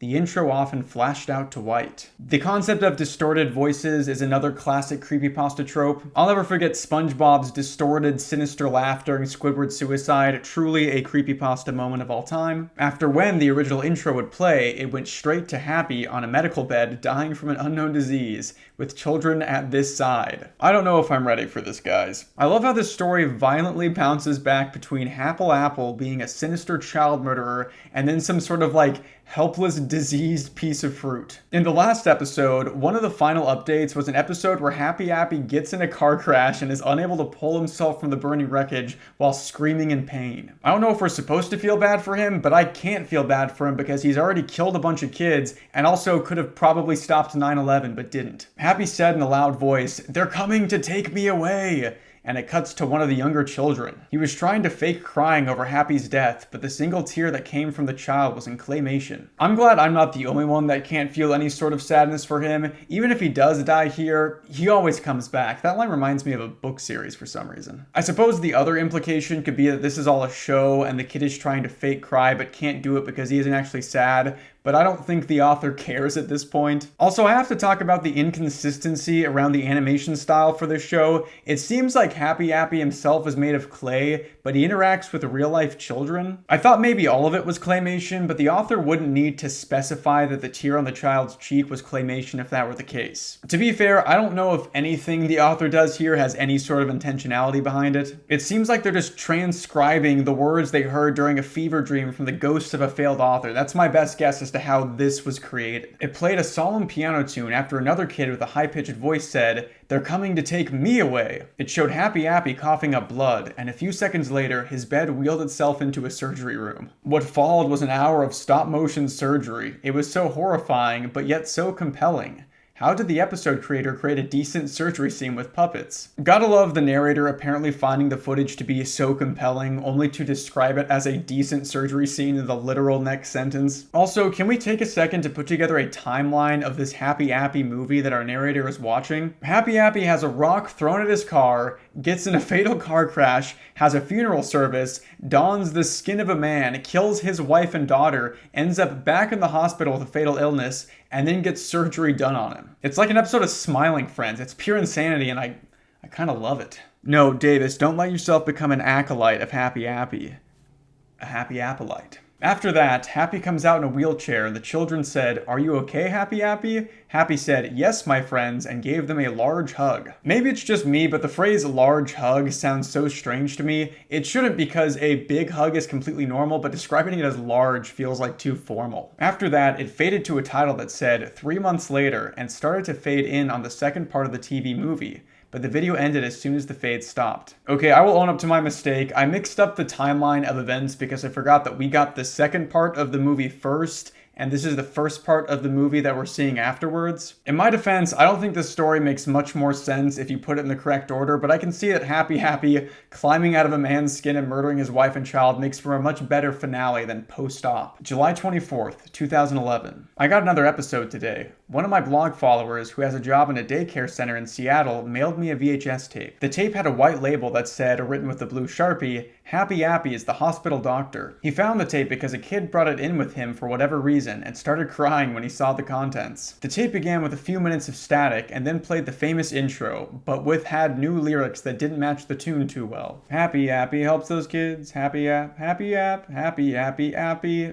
Happy, happy, happy. I really wish the author gave us the actual audio recordings of these theme songs because I'm having a hard time imagining what it sounds like with these strange lyrics. I already complained in the first episode that the theme song was missing a syllable in the "He helps kids all day" line, so I can only imagine the horrors of this even more disjointed version. It went to a POV shot of Happy Appy running through a hospital for 2.5 minutes, with the choir singing Amazing Grace. Since I knew what Amazing Grace was about because of choir experience, I was prepared for anything related to death. I love how only through choir experience can anyone hope to know what Amazing Grace is even about. There's no other way. It's almost like the author is saying that he heard the instrumental of Amazing Grace, and since he knows the lyrics, he understands that the song relates to death. But the issue with that statement and that interpretation is that it makes sense, and this is Happy Appy, so we can't have that. The choir is singing Amazing Grace, which means the audience can hear the lyrics, and the lyrics to Amazing Grace aren't that hard to decipher if you know, like, a little bit about religion, I guess. Fun fact on the topic of lyrical analysis, I made a series of lyrical analyses of my favorite band, The Deer Hunter, on this channel, so if you're interested in that band, go check those out. It cuts to Happy Appy on his metal stick, doing his death smile for a long time. Like the two other times, he watched over any living thing near the TV with his uncanny, soulless, baby blue eyes. The death smile made his glare worse, giving an immense feeling of threat to anyone watching. Reading this entire story is an immense threat to my sanity. After the Amazing Grace choir ended, ambient noise started playing. It kept growing louder and louder, and it very slowly zoomed in on Happy. Finally, after 10 minutes of watching a clay apple staring you down with loud ambience, he says, "Hey kids, let's go find some children to help." He runs up to some body bags, holding bodies. Of course, that's what they do. While a nurse is zipping one up. Happy walks up to the nurse and says, "Hello, Mrs. Nurse, can I help those people?" The nurse says, "Happy, they're dead. They won't come back." Right before the credits, Happy Appy turns to the camera with another death smile and says something that could be more disturbing than the natural singing and the staring scenes, and it made me cringe. Remember, kids, you will all die one day, and I won't be there to help you. Judging by what Happy Appy has done to literally dozens of kids in the story so far, I would say that Happy Appy will most certainly be there to help you die. This section also reminded me of something my younger brother told me happened to him when he was a senior in high school. He was killed by an evil apple. July 28th, no, I'm just kidding. Let me tell you about the story with my brother. We both took choir in high school, and our choir teacher kind of went off the deep end when my brother was a senior. He was already an odd guy when I was there, but things just got worse. My brother was the teacher's assistant for one of the women's choirs, and on Valentine's Day, the teacher sat them down and earnestly told them that most of them would never find love. The man was airing his inner demons out to a group of high school girls. He ended up getting fired, and I don't know where he's at today, but super concerning stuff, obviously. July 28th, 2011. A week ago, Jim told me that a fire had recently ravaged the studio that had filmed Happy Appy. It wasn't until the 25th that I visited the ruins of the studio if I could find anything that could help me investigate Happy Appy. Incredibly weird timeline here. Our last post was on the 24th, which means the fire had already happened, but we were never told about it. Then a day later, he goes to the burnt down studio to investigate, and now, 4 days later, he tells us what he found. You figure he would have just mentioned the fire earlier? After traveling on the I-5 for 20 or so hours, I had reached the studio. It was completely abandoned, but what was very strange was that no one was there to demolish it. After grabbing a flashlight and turning it on, I proceeded to sneak inside. Actual bit of writing advice here, you don't need to say grabbing a flashlight and turning it on. The reader will assume the flashlight has been turned on. Alternatively, you could omit that you grabbed your flashlight and just say that you turned it on. It's a small thing, but it'll make your writing flow a lot better. When I got into what remained of the lobby, I saw 2 rooms that weren't overly burnt or crushed by debris. A sound set, and a storage room. I want to talk about the setting of this story. There are a lot of people that are under the impression that the story takes place in Aberdeen, Scotland. It appears the story actually takes place in Aberdeen, Washington, here in the US, which means I live in the same state as the author. What an honor. Beyond just the name Aberdeen also being a name of a city here in Washington, Nickelodeon Animation Studios is located in Burbank, which would be about 20 hours away by car. So sorry for any of my Scottish fans. Happy Appy is unfortunately across the sea from you, but he will always live near and dear to your hearts. The storage room had a lock on it, so I went to the sound set first. It was massive, around the size of half a football field. Despite the sound set being large, the only things there were some remains of the green screen stages and a burnt studio camera. For some reason, parts of the remaining cloth on the stages had what looked like blood stains on it. While I was walking back through the sound set, I heard male laughter and the movement of a lanky figure near the back. I absolutely love that our narrator can hear that it was the sound and movement of a lanky figure near the back. Was the figure like making Waluigi noises? I got the hell out of the sound set and blocked the door with the burnt desk. After that close encounter, I went over to the storage room and broke the rusted lock off of the door. So no one is investigating this fire, and apparently the lock is rusty despite this presumably being a modern studio. Also, it's wild that Happy Appy ended like 15 years ago from the time of this story, but all of this insanity is just happening now? It's like the narrator is causing all of this by simply watching the show. After I had opened the door, the room turned out to be just a vault of props that were used in the show. There was a mostly intact shelf to the right of the room, which held some reels of tape.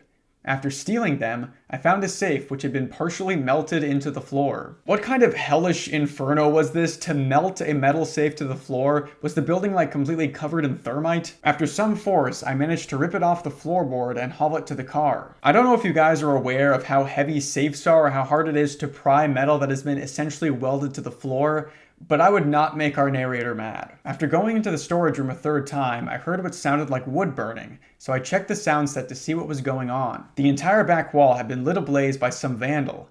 I quickly checked the storage room for any more artifacts, which it didn't have, and ran out of the building before the entirety of it started to burn up. I seriously wonder who the hell had done this. Is Forensics so dedicated to kill me that he would set an entire TV studio on fire to do so? Was it even him at all? Forensic is so dedicated to killing the author that he lit a fire in a studio 2 states away from him. Just absolutely masterful gambit right there. Also, one last oddity in the timeline here. The narrator posts on the 24th, but visits the studio on the 25th after a 20-hour drive. So where was he posting on the 24th? August 1st, 2011. After dealing with some personal things, I got around to breaking the lock of the safe. The contents were one thing, and that was Happy Appy's puppet doing the death smile. I would love an insight into these personal things that the narrator deals with. I'd like to imagine they're very mundane, like roommate struggles or something like that. Like maybe he's behind on doing his dishes and his roommates are mad at him and he's like, sorry guys, I'm being stalked by a shadowy creature and I don't have time for all of this. Even though I really don't want to own him, I'll keep the puppet in case it helps me find out more about the show's history. The tapes weren't anything special, they were just Happy Appy's earlier episodes in a higher quality than the DVDs. I love how the narrator refers to the puppet as him. That level of personification seems appropriate given the level of obsession the narrator has with Happy Appy. I also love the image of the Happy Appy puppet being locked away in the melted safe like some sort of evil demonic relic that has been locked away from the rest of the world. August 2nd, 2011. On closer examination though, the Happy Appy puppet has a few anomalies. First off, the right hand was quite obviously reattached, which could suggest that someone accidentally ripped Happy's hand while trying to get him to hold something. One of his eyes was a darker blue than the baby blue his eyes normally were, and his leaf was broken off halfway. Those baby blue eyes must have been burned into our poor narrator's mind. It'll probably haunt him as long as he researches the show. Finally, there was writing in the back of the puppet's head, but some of it had been smudged. Property of Nickelodeon Studios, owned by ... It also turns out that the tapes were, like the Happy Appy puppet, different from what I had thought. For Happy's vacation in Hurt Happy, the scenes with missing frames had those frames back. However, what was more interesting was that the Hope poster that was in Happy's van was missing from those tapes. I don't even want to begin to unpack what the story might be trying to tell us by making Happy Appy an Obama supporter. That's just too much to get into right now. I'm also just now realizing that the Hope posters are another reference to him having a poster of something that existed in the future that he should be able to see by now. I just thought it was a weird Obama Easter egg. I guess that these tapes were actually in work print quality and not the finished product. If that's so, it doesn't explain why the tape that held Happy Goes to School had the beginning of the towers on it. I don't think that anything anybody could even hope to ever say could possibly explain the presence of 9/11 in those tapes, and also in this story in general. I can only guess that the towers was originally a normal episode in production, but some jerk edited it and ended up canceling the series. I like this idea that a vengeful editor inserted references to a future event for the sole purpose of canceling Happy Appy, presumably because they weren't getting paid enough or something. Imagine being so much of a hater that you become a precog for 9/11. August 4th, 2011. When I was getting the mail at night, I managed to find Forensic looking at me from the garage. This time, however, I finally took a picture of him. In my Goatman video, I mentioned that I didn't really believe in cryptids, and then somebody in the comments got very mad at me and called me dumb for not believing in them. If every supposed picture of a cryptid didn't look like the picture that the narrator snapped of Forensic, then I would probably be more inclined to believe in their existence. Even though it's incredibly blurry, at least I have a photo of what he looks like. The odd thing is that unlike regular times, where Forensic has Happy's death smile on his mask, he had a frown on his mask. I wondered why he wore a frowning mask this time, until I smashed and burned the Happy Appy puppet, because I think it's powering Forensic. This is another weird use of the word until. You'd think that him smashing and burning Happy Appy would clear up the confusion he had about the mask, but we aren't told about that. In my last Happy Appy video, some people suggested that the story wasn't originally written as a joke, but the author went back and claimed it was a joke when it was received very poorly. I'm going to be honest, as much as some old creepypastas can be poorly written and boring and nonsensical, I just don't see a world where any of this was written seriously. There is an insane level of dedication to creating this garbage story that continues to fascinate me as I read more and more of it. When I was growing up, my brother and I would sometimes go out to our backyard and just start digging a hole for seemingly no reason. We just liked the idea of sitting down and digging a hole. Something about dedicating ourselves to what was a completely meaningless task was kind of exciting and satisfying to us, I guess. I have to imagine that Happy Appy is the metaphorical hole in the backyard for the author. This story doesn't add anything to society, it just exists to exist and not much else. And I guess that makes me the biggest fool, because not only have I dedicated myself to reading this entire story, but I'm also scripting, recording, and editing these videos about it. The hole that Happy Appy creates is a black hole. It sucks everything I used to love and care about into it, and it does nothing but destroy me, yet I always come back. Back to the story. I could be wrong though, which is probably true. I kept the tapes though, as they are good enough to keep. August 15th, 2011. I apologize for not updating this blog lately. I really haven't had much to say, but I've recently been crept out. What a strange mistake to make here. I don't know if I've ever seen someone use the term crept out before. It's not that huge a mistake, but it keeps cracking me up for some reason. I thought I had destroyed the Happy Appy puppet 3 days ago, but when I went into the kitchen to make a snack, I saw it lying on the counter without any damage done to it. Please tell me that we're about to start diving into creepy doll territory. I need this story to do something more interesting than what it's been doing so far. Although maybe they should save the creepy doll for the end, like the greatest creepypasta of all time, Sonic.exe did, with its masterful conclusion that still haunts me to this day. Also, I have had many nightmares about Happy or Forensic. The most vivid one, based off of the towers, occurred to me tonight. Thank goodness we're getting more explicit 9/11 imagery. I was really worried this video wouldn't have more explicit 9/11 imagery. I saw a completed Freedom Tower being hit, almost ironically, by a large airliner. Onlookers were either running away, crying, or praying to God. I remember that I was one of the onlookers, unable to move an inch. Right next to me was a ripe apple tree, which oddly hadn't been knocked over by debris. On the pavement there was an apple that had presumably broken off of the tree. I picked it up and almost got to take a bite out of it. However, I noticed that Forensic was watching me from a nearby bush. As I bit the apple, it suddenly grew a mouth and began screaming loudly. Horrified, I threw the apple to the pavement, which injured it more. As soon as the apple hit the ground, Forensic disappeared from the bush. As the scream from the apple grew louder, the fires on the Freedom Tower kept flaming on until the thing collapsed, sending a cloud of debris towards the onlookers. Right before I was hit, I jumped out of bed, screaming in horror. It's borderline impressive how you could write a dream sequence that appears to be full of symbolism that has absolutely zero depth behind it. Absolutely wild. I don't know why, but it seems like Forensic and Happy are the only things I can really think about anymore. Thanks to them, I think I'm going insane. Yeah, I don't know if that insanity is 100% caused by Forensic and Happy Appy. I think you were a good amount of the way there before all this started, buddy. First off, I can't see fruits without thinking about Happy Appy in any way. Thankfully, though, I don't think about Happy Appy when I see a vegetable, unless I find an episode involving a vegetable clay puppet. Oh no. The narrator's irrational fear of apples has spread to all fruit. Soon you'll be afraid of anything happy, and then the fear will spread to a crippling fear of Ford wind stars. Secondly, I fear tall and skinny, and especially both people, a lot more than I used to, mainly because of Forensic and how he's very tall and skinny. I love the assumption here that even before all of this, the narrator was somewhat scared of tall and skinny people. I hope we never cross paths for his sake. And when I see a playground, I imagine Happy Appy in that one dark, plant-filled abandoned corner of the playground, doing a death smile and looking like he's ready to murder every child. I really regret researching the show. I really regret researching this creepypasta. I've learned more about Fright House Screamers, but it's not as related to Happy Appy as I thought it would be. Once your mind has given in to the pure insanity of Happy Appy, you'll start to see that Happy Appy is related to everything. Or so I've heard. I'm not speaking from experience or anything. August 16th, 2011. Today I went to look for Happy Appy on the TV. Even though it sounds idiotic to look for a show on the channel that it's banned from, it's worth a shot. I woke myself up when Nick Jr. started and watched the shows for Happy Appy.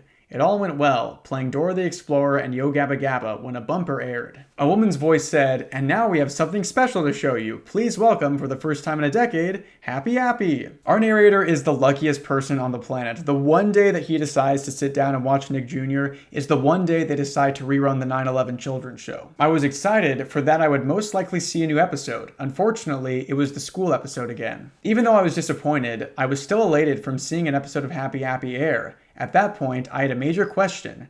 Why did the episode air? I have a major question as well. Why are you elated in seeing Happy Appy on the air? This show has caused you nothing but suffering and grief, and you're still a ride or die for it? This story is like if the term tonal whiplash were distilled and then distributed in creepypasta form. I have no idea what's ever going on in the narrator's mind. It never makes any sense. Did a new employee mistakenly air the episode without knowing the history of Happy Appy? Or did someone else deliberately air them? If someone did air them deliberately, why did they? Was it Retro Day at Nick Jr. and they are allowed a showing of Happy Appy just for once? Or did someone know about my research blog and to help, they aired an episode? I think if someone knew about your research blog, for one, they probably would have stopped reading after the first couple posts, but also, they would probably stay as far away from Happy Appy as possible. The story is like a modern retelling of Sisyphus pushing the boulder up the hill only for it to tumble back down. The narrator keeps pursuing this show, finding something horrifying, forgetting about said horrifying thing, and then goes right back to pursuing the show. It's surreal. Hey, I've got two things to tell you. First, I will try to make at least one post every day, all the way until when I quit researching Happy Appy. Respectfully, I don't know if volume is the issue with this blog. Second, I'm keeping track of the episodes. Here are my guesses for the episode list. Anything with parentheses describes the episode better. Happy Fixes Kids, ?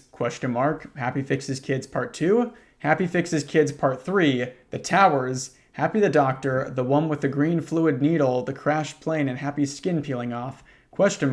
Happy's Trick, the Happy Appy movie parts 1 and 2. I know there are only 15 episodes mentioned here, but I haven't discovered the other 9 yet when I published this post. August 18th, 2011. I was on YouTube when I came across a Happy Appy video. It was named The Happy Dance and was a promo that aired on Noggin. In it showed Happy moving around like he was breakdancing.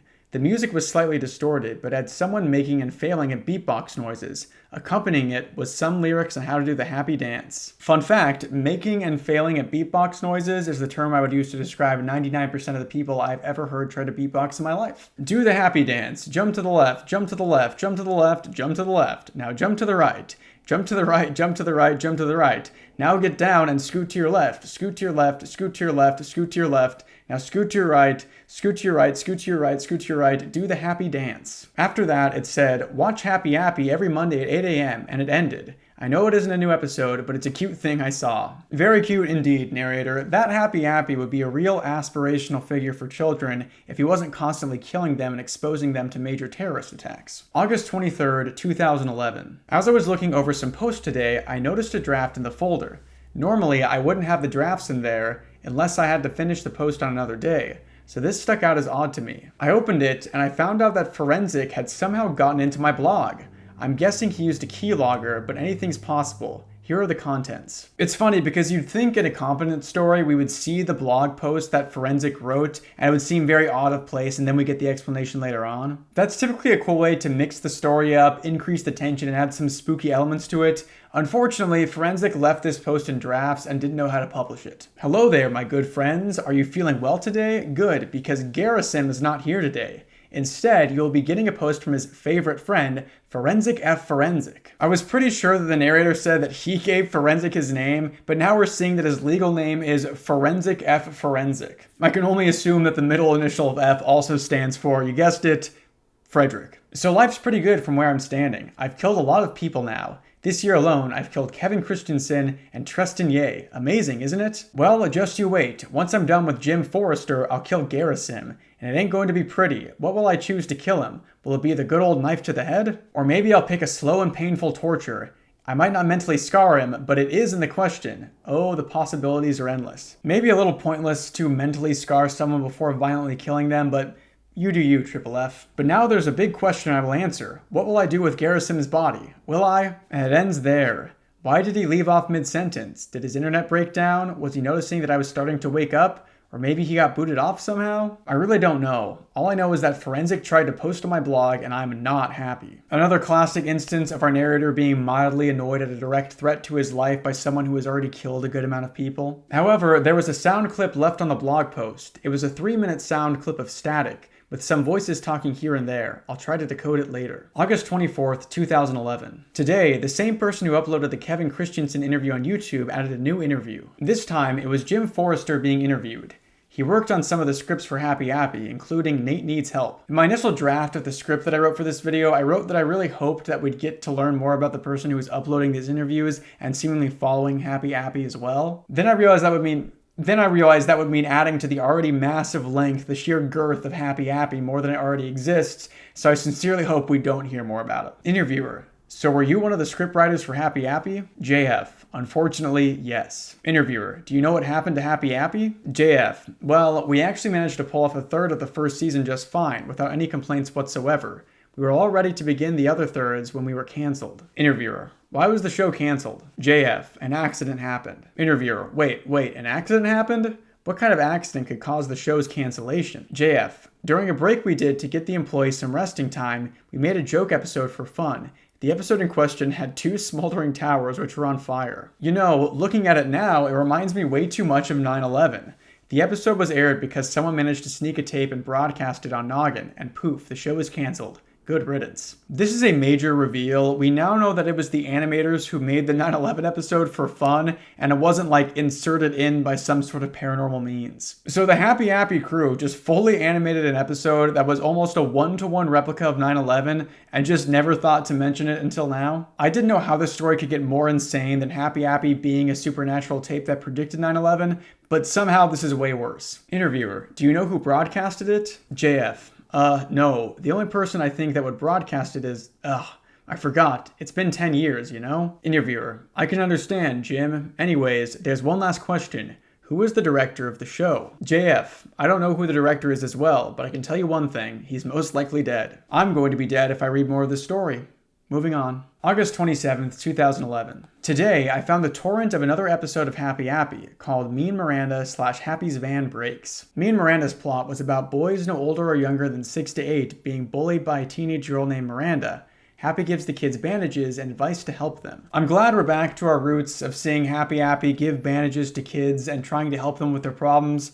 It feels like coming home. He kept getting progressively angrier when the episode goes on, starting from being slightly irritated to being extremely pissed off. At the end, Happy Appy coldly says, "Bully one more kid and you will get a surprise, Miranda." She, almost mockingly, kicks a boy in the leg, and Happy Appy gets in his van and drives it at her. Right before the van runs over Miranda, the episode cuts to the credits, with promos for Franklin and Blue's Clues. I like how Happle Apple calls this a surprise when him running down a kid with his car is honestly one of the more common things I could see him doing. Happy's van breaks start with the intro and immediately goes into the episode.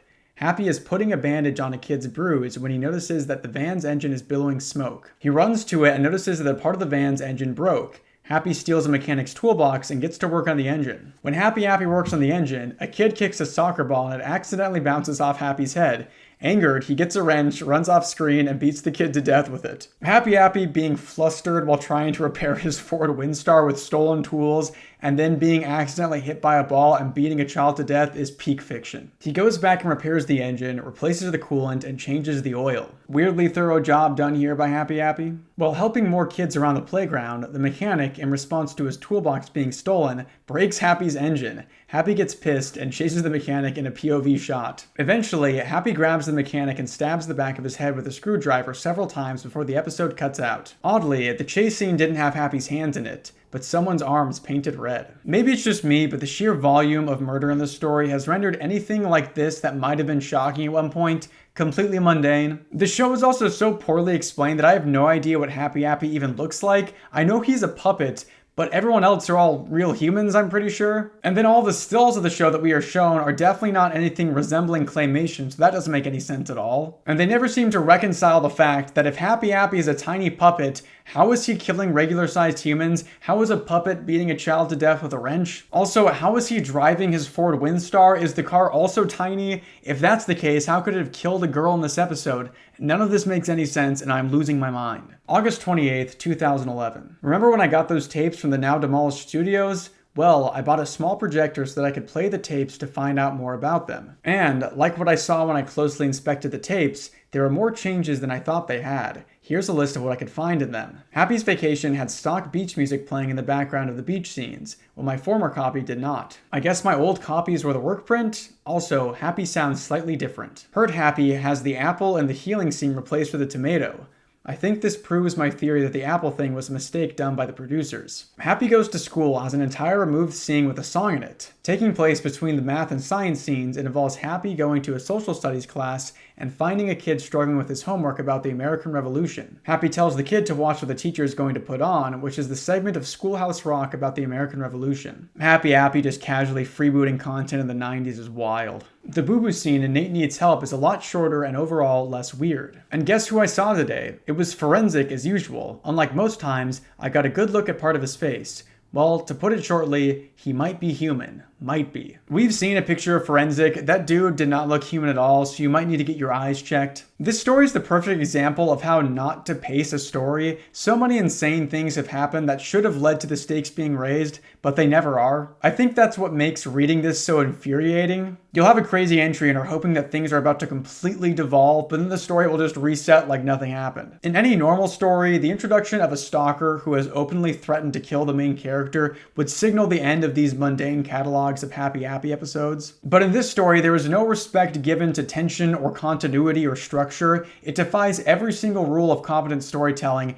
and just keeps going. It never ends. I'd love to sit down with the writer and see just how much of this was intentional, if there was any sort of like care given to the banality of the story, or if it was all just kind of like lazily thrown together. Because at this point, I've probably spent over 40 hours working on videos about Happy Appy, and I'm starting to wonder if that's more time than the author has spent on this story in its totality. September 2nd, 2011. I found, while searching torrents for Happy Appy, an intact version of the Happy Appy movie's bonus features. Visually, it wasn't very good. It was just a simple menu with a white background. There was one bonus feature, creating a Happy Appy episode. I downloaded and watched it. It was around 30 minutes long and, like the title says, showed the making of a new episode which wasn't released called Happy Meets the Roo Bears, where Happy Appy is in a crossover with Aphex Twin. According to a worker, the episode would have been somewhere in season 2. Here's what happens according to the clip shown. Happy is in the playground when he sees a watered-down Roo Bear running around.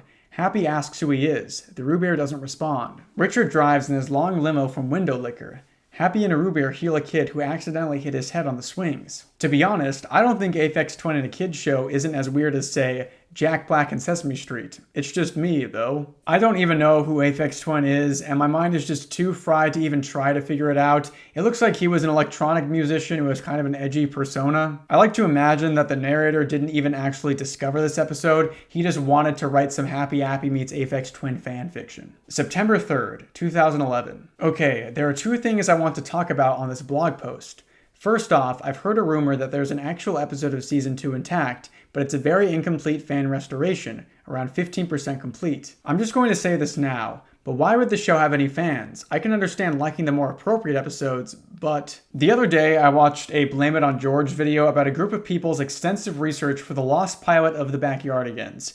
People will be fans of literally anything. I always like reading about and watching videos about lost media investigations because I personally have no interest in finding lost media, but I have a lot of respect for the people that track it all down. But beyond all of this, if there was a children's show that gave prophetic warnings of future disasters, then I'm sure a lot of people would be interested in tracking it down. I'm honestly surprised that there aren't more people interested in Happy Appy because if the Backyardigans pilot could attract a good-sized group of investigators, then you bet the 9/11 show would. Anyways, the rumor states that it was the very first episode of season 2 called Camp Ah. In it, it starts with the intro as always, but with some differences. First off, Happy didn't dance in the intro, but starred the new main characters, sort of like the CSI intro. As for the main characters, they are Happy himself, a man in a ski mask called Napoleon, and a little boy named Danny. I have a weird feeling that Napoleon could actually be forensic in a different outfit. After that, it cuts to a scene where Happy Appy is in his van, but there are 2 girls in the passenger seats.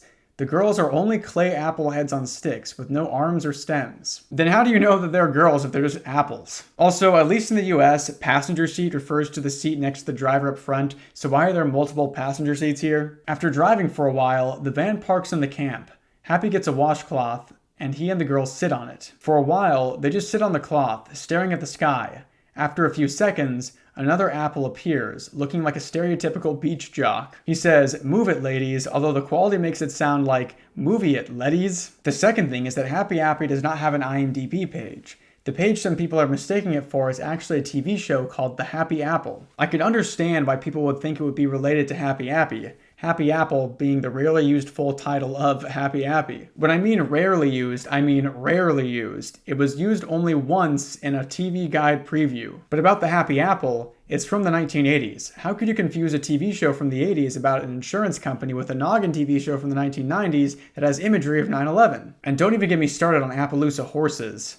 Just don't. I cannot express to you how relieved I was that the narrator did not start going on a long rant about Appaloosa horses. We really dodged a bullet there. The only thing that I know about Appaloosa horses is that they make it so you view all players at a distance of -1 in Bang the card game. Now there is a reference that only like 0.1% of my audience will understand. If you know, you know. September 4th, 2011. I finished decoding the sound clip and, well, when I began to decode it, I just heard static with some odd noises here and there. I tried reversing it, changing the pitch, slowing the speed, and adding volume with some successful results. At first, it was just the sound of Happy Appy laughing. It wasn't a regular laugh, however, but one that sounded like he was injured. Soon after that, Happy started screaming, and you could hear someone else laughing. Like Happy, it sounded like the person that had begun to laugh was also injured. I guess it's a child struggling against the murderous Happy Appy, but it could be damn near anybody. Again, I have to point out how funny it is that Happy Appy is constantly portrayed with some sort of physical ailment.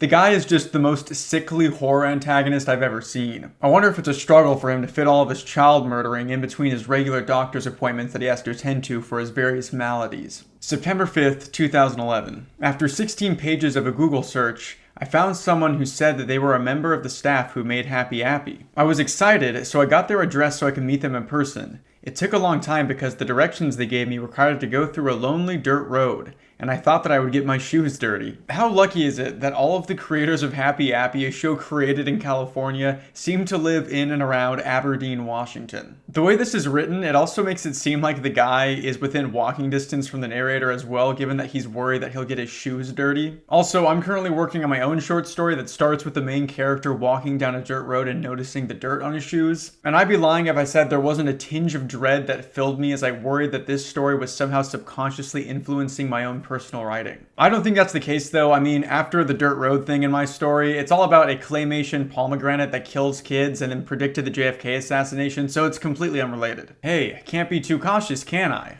Well, anyway, I was at an angle where I could see the person who was standing near his house. I was right about to yell out to them, but I got a closer look and freaked out. It was Forensic, standing near the house right behind the corner of a building I was about to pass. If I had passed it, Forensic would have caught me off guard and stabbed me to death. I don't know why Forensic had set this up, but he's definitely out to get me. He was still looking all the way that I was supposed to have come through and quickly checking his watch. So he didn't see me yet. He was human. He was wearing this weird mask that looked like a happy baby. and the mouth would often move, giving the impression that he was literally a baby face. His arms were bone skinny, and it looked like he needed to put on 20 pounds to be considered barely underweight. Casual body shaming of forensic going on here. He started getting more and more nervous and thinking that I wasn't going to show up. What was also of note was that near the house, there was a van that was very similar to the one that Happy rode. I ran off and went back to my house to tell you about this near-death experience, since it'll probably happen more and more often. A friendly reminder that in the first video I made on this, it was revealed that the narrator was a police detective, but has literally never once divulged any of this to any of the people that he works with. I like to imagine that our narrator is actually a 13-year-old kid who is just trying to impress the reader by saying that he was a police detective.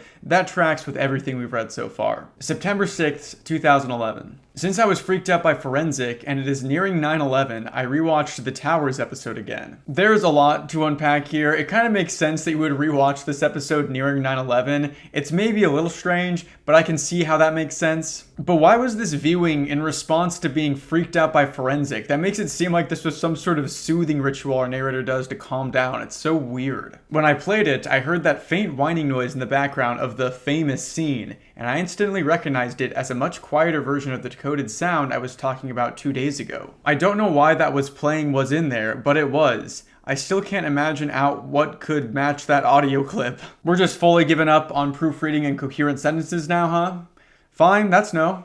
Good all cool with me. On just movelets. September 7th, 2011. I finally figured out what the sound clip was. While I was getting my groceries, it came to me that the voice that wasn't Happy sounded a lot like forensic. That probably should have been the first thing that your mind went to. Forensic is the entity closest related to Happy Appy after all. Quickly, I came up with the idea that the sound clip was forensic fighting with Happy Appy. I don't know why he would fight Happy, an inanimate clay puppet, unless he had some sort of mental condition. I don't know why anyone would read this entire story unless they had some sort of mental condition. While I was on my way home, I saw a police car with its lights on and sirens blaring, so I followed it. When the police car stopped, I saw the cops leave the car quickly and run after a thin figure, which had dropped a gun and something red. Have we just completely forgotten the fact that our narrator is a detective? Is that just not part of this story anymore? Is there going to be literally zero consistency in this story at all? It was none other than the Happy Appy puppet, with some dirt on it. I could have sworn that I saw Happy's mouth moving, but I was so freaked out that I wasn't sure if Happy's mouth was moving or not. Suddenly it came to me that if this figurine was the one I owned, forensic must have broken into my house. Before the police came back, I got into my car and went back home. Thankfully, it was unscathed, but one of the front windows was open. Once I got in, I shut the window and looked for the Happy Appy puppet, which I had put in the living room. However, it was nowhere to be found. After writing this blog post and go to bed, I'm buying a nice knife as soon as I can. I mean, this is 2011 in America, so you probably could have just picked up a gun at the grocery store while you were there. Also, it's insane that our narrator being stalked and harassed by a murderous entity has become so routine in the narrator's life that he can just go to sleep after having his house broken into. The apartment that I live in was built like 100 years ago, and it'll creak really badly at night, and sometimes just hearing one of those creaks while I'm watching or reading something spooky can freak me out pretty bad. So I wish I had the ability to sleep sound in the face of possible danger like the narrator has here. It's honestly kind of impressive. September 9th, 2011. I'm not sure how, but maybe the audio of Forensic and Happy was planned to be in a future episode of Happy Appy, and got mixed up while they were putting the sound and music in. Was Forensic around while Happy Appy was being made and put himself on one of the episodes because he was in the staff? Or did he get so much infamy during the time that the producers decided that he was perfect material to mock? I still can't put this together. There's some good news about Forensic though. To quote from today's newspaper, a crazed maniac was arrested last night after a robbery at a firearms store, a home break-in, use of firearms without a permit, linkage to various murders, and evading arrest. Some days I ask myself why I chose to get involved in Happy Appy. Me too. Me too. September 10th, 2011. Well, tomorrow is going to be the 10th year since 9/11. Oh joy. In all seriousness, I have too many thoughts in my head right now. Will I be visited by Forensic again, or will I be murdered in my sleep? Will my house burn down again, or will I have a normal day for once? I'm not going to make a post on September 11th, but on September 12th. I've got to give it to our narrator here. At least he has some sense not to post about Happy Appy on 9/11. I'm glad he's sticking to that and showing some respect. That's just a really cool thing for him to do. Oh, and here's another revision of the list, with Season 2's 2 unreleased episodes, and the duets properly listed. Happy's Vacation / Hurt Happy, Monkey Bar Mishap / Happy Goes to School, Nate Needs Help, no second part, Never Run with Knives / Happy Fixes Kids, Happy Fixes Kids Part 2 / Happy Fixes Kids Part 3, The Towers, Happy the Doctor, Happy's Van Break / Me Miranda, Happy's Trick / I think there's a second half, The Happy Appy Movie Part 1, The Happy Appy Movie Part 2, Season 2,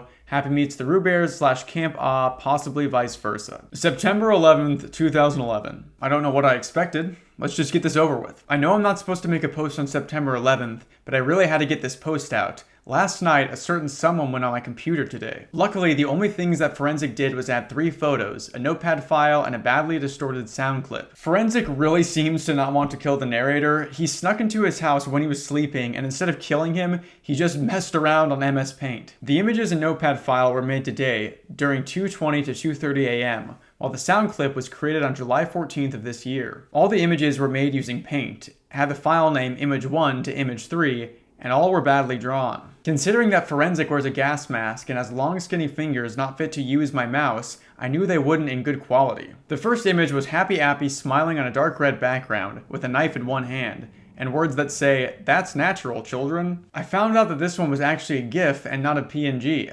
I stared at it, and for one frame, Happy had blood on his teeth and knife. The second image is the only one that does not show something. It is in fact a portion of the song, "They're Coming to Take Me Away, ha ha." I seriously want to know what the connection is between Napoleon 14 and Happy Appy / Forensic. Is it that they're both disturbing to listen to, or is there something else I don't understand? The last image is more notable than the rest. It was Forensic standing behind a black background which has "I'll find you" in red. The reason the photo is the most notable is that it shows Forensic's long pale neck, gray clothes, and his unusual gas mask. It's actually more high quality than the other photo I took of him, even though the picture is quite bland. However, it doesn't show his filters, which is odd. I don't know if the narrator knows what a photo is, but this is definitely not a photo, so I have no idea what they're talking about. The notepad file contained another gibberish string. ADVMETOVPTMTCNZHQMDTTZSME. Why do I keep seeing these gibberish strings? Are they a secret code of some sort that Forensic wants me to crack? Oh yes, about the sound clip. It starts with a bunch of ambience that sounds like it would belong in a factory. There was metal banging, steam blowing, all that stuff. It might be possible that it is just some of the distortion. In the background, I heard person walking, kicking over an empty tin can. After this, I heard a voice that sounded like it was someone beginning to say stop, before it goes to static for the rest of the clip. My best guess of what this sound clip could be is Forensic killing someone. But looking at the date the file was made, which was on the 12th of July, could this sound file be related to Tristan Ye? I somewhat doubt it, to be honest. September 12th, 2011. Today was one of the worst days I've ever had, but at the same time, it was also one of the best. It all started when I was coming home after getting late night groceries on September 11th when I noticed Forensic was crossing the road to my house. Knowing that he would try to burn down my house again or steal something, I sped up and had the car ram him at full force. You know, as someone who hates when characters in horror stories aren't proactive enough when confronted with the villain, I actually really respect this. I'm secretly hoping that this wasn't Forensic, but a guy dressed as him, and the rest of this story turns into a courtroom thriller about our narrator running down an innocent man. I heard a couple of bones breaking, and I knew I must have injured or possibly killed him. So I grabbed a flashlight and got out of my car, and to my surprise, I couldn't find Forensic, although he made a trail of blood which pointed to where he went, so I followed the blood. 8 billion commas in that most recent sentence, holy goodness. The reason I even noticed that kind of thing is because I tend to only read about one sentence at a time when I'm doing a take for all these videos, since it's about all I can get out without constantly messing up. So these run-on sentences are very noticeable to me because it makes my recording process a little bit harder. Just some behind-the-scenes information I thought I'd sprinkle in. The trail led me to the nearby forest a couple of miles out of town. I had doubts about this. Forensic had run off into the woods, and is probably ready to attack me if I go too deep into it. I put those thoughts aside since I knew I had to kill Forensic in one way or another, so I got my knife from the car and went out into the forest. Again, our narrator is a cop and should have a gun. Trying to kill the guy that just survived being ran over at full speed with a knife is a terrible idea. The blood stopped at a dirt trail, and a few meters from it was a sign. The letters were faded, but I shined a light on the sign, and it read, John Wilkerson Summer Camp. The John Wilkerson Summer Camp opened in 1996. The owner of the summer camp was, unsurprisingly, John Wilkerson, a 35-year-old man who had a mild case of schizophrenia. For years, it was a very popular summer camp. Kids kept coming to it, with some coming all the way from Maine and the United Kingdom. Unfortunately, in 2004, John Wilkerson's worsening schizophrenia reached a peak, and around 2 in the night, John got an axe, went into the log cabins, and killed 6 children before disappearing into the woods. The summer camp closed down, and the case remains cold to this day. Even though this entire story is pretty much just straight brain rot, I actually did learn something new here. I thought cold cases referred to strictly cases that hadn't been solved. So I was getting ready to roast the author for referring to a case where everyone knows who killed the kids as a cold case, but he's actually right here. A cold case is considered cold as long as the perpetrator has not been identified, charged, and convicted. We know John Wilkerson killed the kids, but he was never convicted since he went missing. Beyond that, it's also a crazy little side quest to introduce in the middle of the story. I'm way more interested in John Wilkerson than literally anything else in this story. If the theory of this all being a troll pasta is true, then I imagine the author didn't realize that a case could be cold if they convicted the killer and just put that in for comedic effect. I went up the dirt road to the summer camp, which was an overgrown grove. Over the years, the summer camp deteriorated, letting various moss and fungus grow in the rotting wood of the old cabins. I went into A first. Just for reference, the cabin series are A, 16 to 18-year-olds, B, 13 to 15-year-olds, C, 10 to 12-year-olds, and D, 7 to 9-year-olds. It looked like a regular cabin, minus the fact that blood was on the walls, beds were undone, some of the wood was rotting, and there was an axe stuck on the wall. Obviously, since an axe is a better weapon than a knife, I took it. I went to B and axed the door down. It was the same as A, minus the axe. Wild that they never took the axe in as evidence, nor cleaned the blood off the cabin walls in the 8 years since the murders took place. Pretty convenient for the narrator, I guess. As a side note, I love scary stories about things that happen at summer camps. I think it's such a good classic horror trope, so if you have any good summer camp horror media suggestions, then let me know. C was the same. Finally, I axed down D's door. As I walked in, I noticed the sound of a generator running. Knowing that this room was different from the rest, I turned the lights on. I wish I hadn't, because as soon as the old light flickered on, I was horrified at what I had seen. On the walls at the back of the cabin were the mutilated bodies of Kevin Christensen, Treston Ye, and Miranda, held up by meat hooks. I was completely paralyzed in fear for a minute. My breathing became more rapid, my heartbeat sped up, and I started sweating. Behind me, I heard an all too familiar slithering voice with what sounded like an East Coast accent. "Do you like my trophies?" This story is outing my complete inability to mimic literally any accent. I don't know what an East Coast accent even sounds like. All I can think of is a Boston accent. I jumped at the sudden voice and sharply turned around. It was none other than Forensic, with a dull, rusty butcher knife. He was wearing a black butcher's robe, heavy winter clothing, and of course, his trademark gas mask. "Go on, Garrison. Go on and take a closer look at my trophies. You know you wanna, out of your sick, morbid, but somehow natural curiosity." My only reference for this accent is Julianne Moore in 30 Rock, so that's what you guys are going to get. I also love that Forensic talks in creepypasta speak. Sick, morbid, but somehow natural curiosity sounds like a line that you would find in any one of these stories. When he said that, I was both horrified and intrigued. Even though I had a paralyzing fear, I walked up slowly to the body of Kevin Christensen. His body had 3 slice marks on his chest. Half of the skin on his face was gone, and various nails were rammed into his body in such graphic ways that I can't mention it. His jaw was positioned to make it look like he was laughing at something. I had to stop Forensic from killing any more people in this horrible way. There was a half-broken mirror next to Kevin's body. I picked it up with my shaking hand and saw Forensic sitting down a chair, preparing to sharpen the rusty knife with a large grinding wheel. I love me some classic hyper-realistic violence. I'd almost forgotten that this story was supposed to be a creepypasta. I feel like this has become something more, something much worse. "So," Forensic cheerfully said, "you found me at last. Congratulations, Garrison. You deserve an award. Do you want to know what it is? What the hell did you do with him?" I yelled. Even though it wasn't what Forensic was expecting, it seemed like the only thing I could say to him. I totally forgot that the person who posted this was named Garrison. I'm assuming that's just his screen name and not his natural given name. But I don't know, Forensic's birth name seems to be Forensic, and I was informed when I made my Sonic.ex video that Sonic's real name is Ogilvy Maurice Hedgehog, so nothing is off the table. Also, it's so funny to me that Hedgehog is still Sonic's last name. I figured that was just like the animal he was, not his Christian birth name. Well, since you asked, I, Forensic at Forensic, will tell you what he did. Forensic said as he got up to stretch his arms. But first, I'll tell you the reward. It's a knife to the throat. He laughed, which turned from a somewhat girly giggle to a psychopathic laugh. After catching his breath, he said, "To put a long story short, they were people who had annoyed me to a certain extent. First off, Kevin Christensen deserved his natural fate because he kept calling me slow and... not gonna say that word. I personally got offended by that. So, when you was stealing those 10 episodes, I managed to find and kill him. I watched you enter the house with that photo of Happy Appy in the bushes. After that, he sat down again and kept sharpening that knife. I could barely say, what about Tristan and Miranda? Don't mention Tristan Ye. He was a foolish little kid who had the voice of Happy Appy. I don't know why they got that teenager to voice Happy Appy, even though I should have done it. It feels natural, wouldn't you say? Also, he was much ruder than Christensen, but not as bad as Miranda. So who told you about Tristan's death? Was it Jim Forrester? Is it? Oh, please tell me that this entire thing is all because Forensic is some sort of jealous, failed creative that was mad that the people that made Happy Appy wouldn't cast him in it. Also, I've been imagining Happy Appy's voice as some sort of like gruff older man, so I've had my world completely rocked by the revelation that he was voiced by a teenager. I was shocked, but slowly nodded my head. Forensic put the now sharpened knife to one side and began to sharpen another dull knife. Suddenly he talked in a rather deadpan voice. I knew he'd tell you about his death. I mean, you do report the deaths of the employees at Happy Appy, right? I slowly nodded my head again. He sighed and said, well, I guess that's okay with me.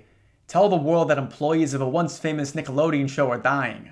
Forensic slouched over and sighed again. He perked up and said worriedly, oh, I got distracted. Finally, there's Miranda. Well, you see, Happy Appy didn't kill her with his van and me Miranda. She got killed off for a while since she was very rude and kept insulting me, prompting me to hit her every time she made fun of me, and quite frankly, she deserved it in the end. The sudden tone shift made me jump a little. It didn't help that he laughed like an absolute maniac. The irony of the creepypasta with the 9/11 jump scare 2% of the way through it to say that a sudden tone shift made me jump a little. The sudden tone shift of Happy Appy caused me to start a downward spiral that shows no end in sight. I got distracted again. After the episode, Happy Appy and I killed her, as a natural, beautiful team. Now that I've told you their fates, go ahead, get closer to the bodies. Closer, closer! The tone of Forensic's voice at the last closer made me jump a bit. Hearing him, a very deadpan serial killer, scream at me like that was shocking. The problem was that I was still paralyzed, so I couldn't move that great. Come on, Garrison, stop messing around. You don't want to end up like they did, right? Just go and get closer to the bodies now. And again I jumped. This time, Forensic jumped out of the chair and started forcibly pushing me toward Tristan's body. I heard him begin to growl in fury. Tristan was as disfigured as Kevin was. He had the same slice marks but in the abdomen area. His facial skin was also gone, but was sloppier than Kevin's mutilation. He was also laughing, but it was more forced, like Forensic dug his hands in his jaw and forced it open. I had one more thing to say to Forensic before I planned to kill him. What about the sound file left on my computer? That one sounded like it was in a factory. What was that? I don't know about you guys, but I was like expecting a sweet one-liner here as the last thing that the narrator had to say Forensic before he killed him. But it's also on brand for him to ask a Happy Appy lore-related question instead of anything actually meaningful or clever. Now that's some consistent writing. Oh, it was me killing Tristan. Don't ask why, but I love to record people's death cries as I kill them. It sounds so natural to me, if you will. He muttered something that I could barely hear, but it was basically along the lines of, bam, I need to stop saying natural. This is literally me when I write my scripts. How on earth does this feel so relatable? I have way too many phrases that I lean on too often when I'm making my videos. So at the end of the day, Forensic and myself are not so different after all. Maybe I'm destined to become the new Forensic, to continue his legacy. Only time will tell. He replied with, now that you've seen Kevin and Tristan's bodies, how about you see Miranda's? It's the best in my opinion since she deserved her fate the most. And again, I jumped. I moved to her body just so that I wouldn't be screamed at by Forensic again and possibly piss him off so much that he would murder me. Unlike the others, Miranda was barely recognizable. Pieces of her flesh and organs had bite marks in them, and her limbs were dismembered. Again, she was laughing, but this time, I couldn't tell at first.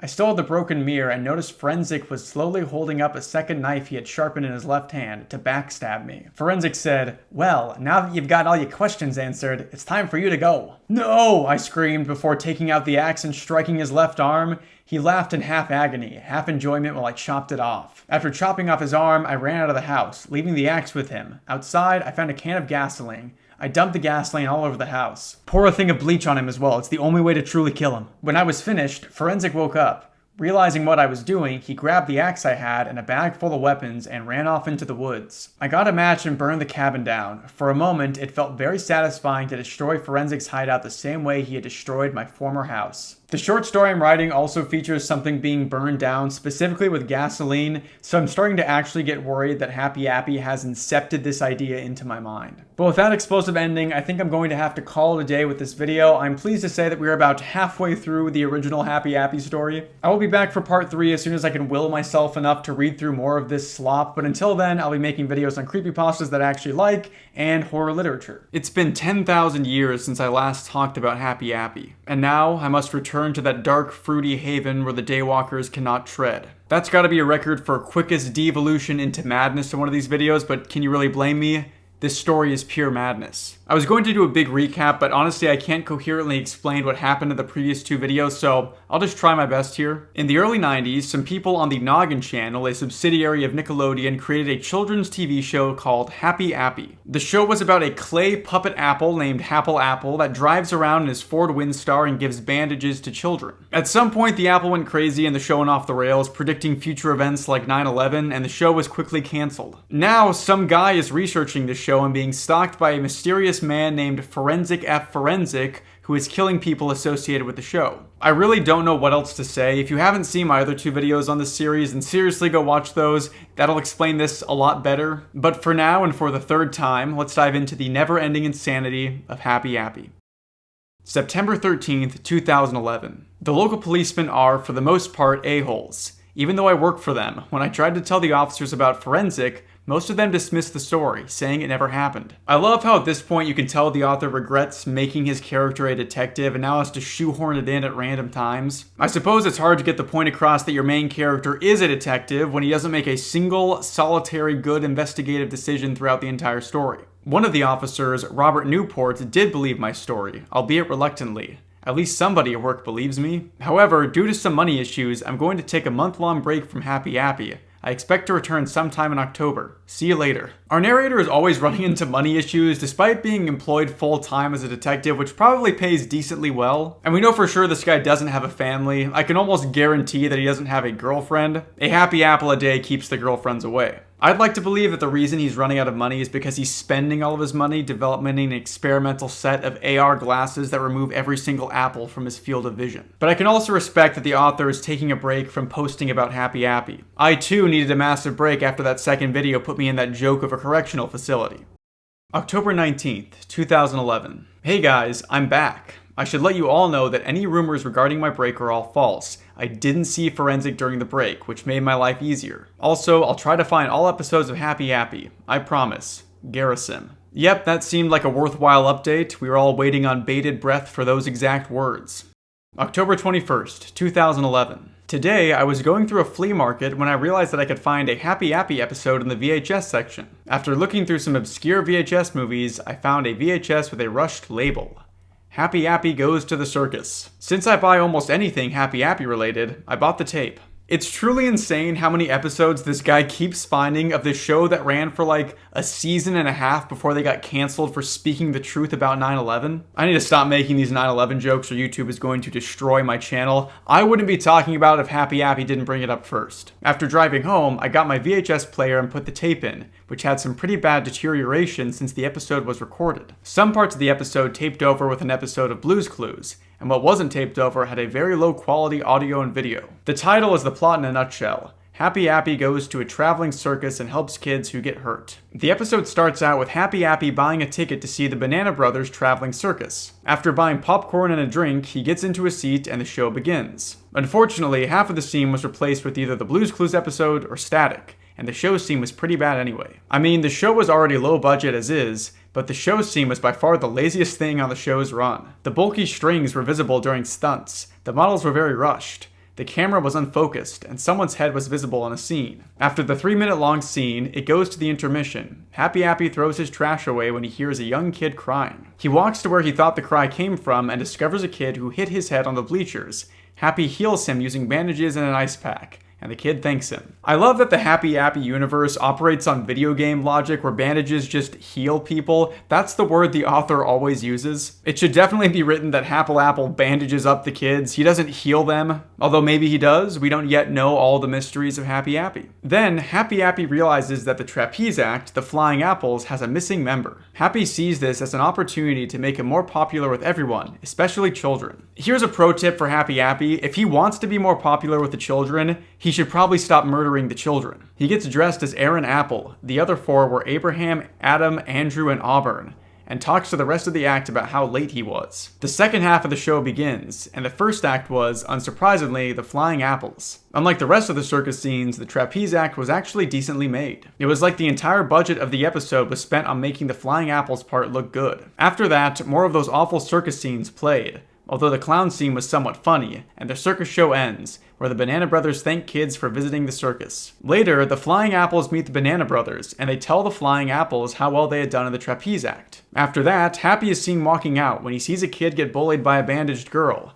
Happy gets closer, and guess who was bullying the kid? Miranda. Miranda tells Happy that she has a knife on her. The video cuts out, yet the audio keeps playing. This was probably a good thing for me since Miranda began to scream while Happy began to chop her up with a knife, laughing. I know I bring this up in every one of these videos, but I'm seriously still confused as to whether Happy Appy is actually killing these kids or not. Like, I don't think our narrator, who is supposed to be a detective mind you, has ever found any evidence that these kids actually died. But that would mean the most disturbing aspect of Happy Appy was simply that they were just including content that kids shouldn't be watching. And I guess that is a little disconcerting, but honestly, it's not really that bad in the grand scheme of things. I mean, Forensic F Forensic is out on the streets killing people, and we're still here talking about every instance in which the show portrays Happle Apple as a homicidal maniac. At this point, I'm just wondering why Happy Appy even wants to murder these kids. I wish we had some sort of explanation for that.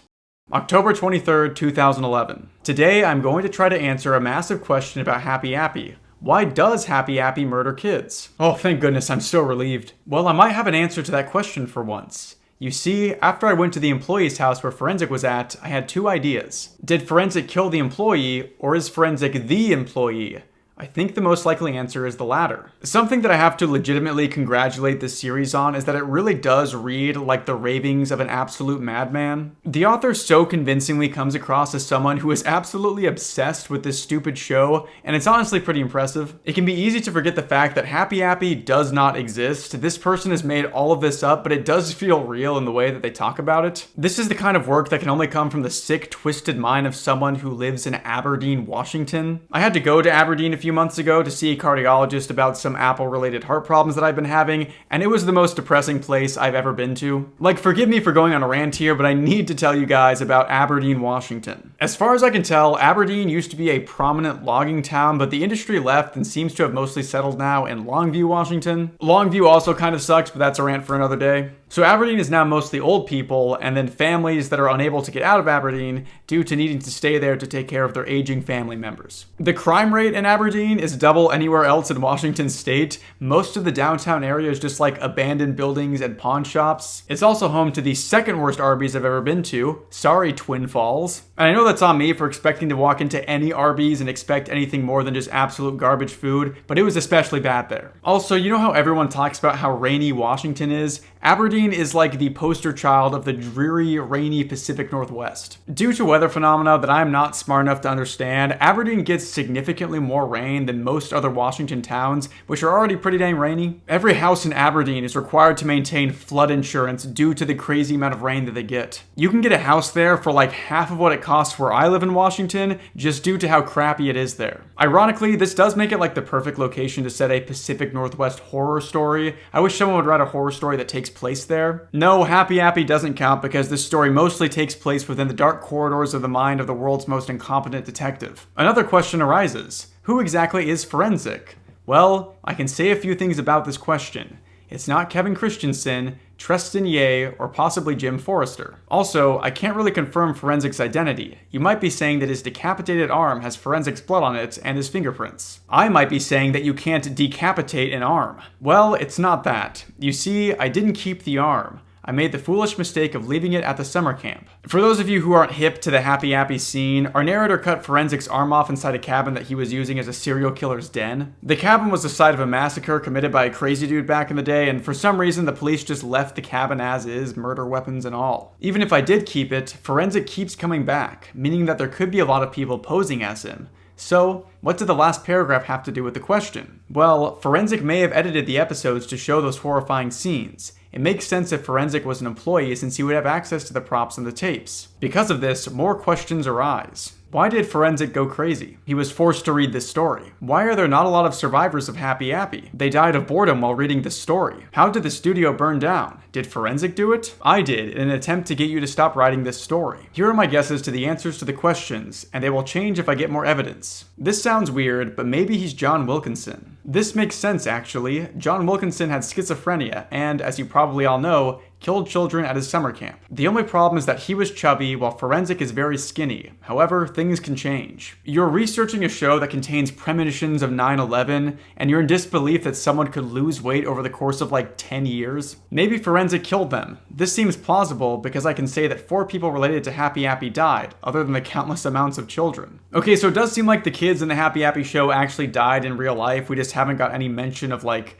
their families or anything. I think Forensic might have burned the studio down for reasons I don't know about.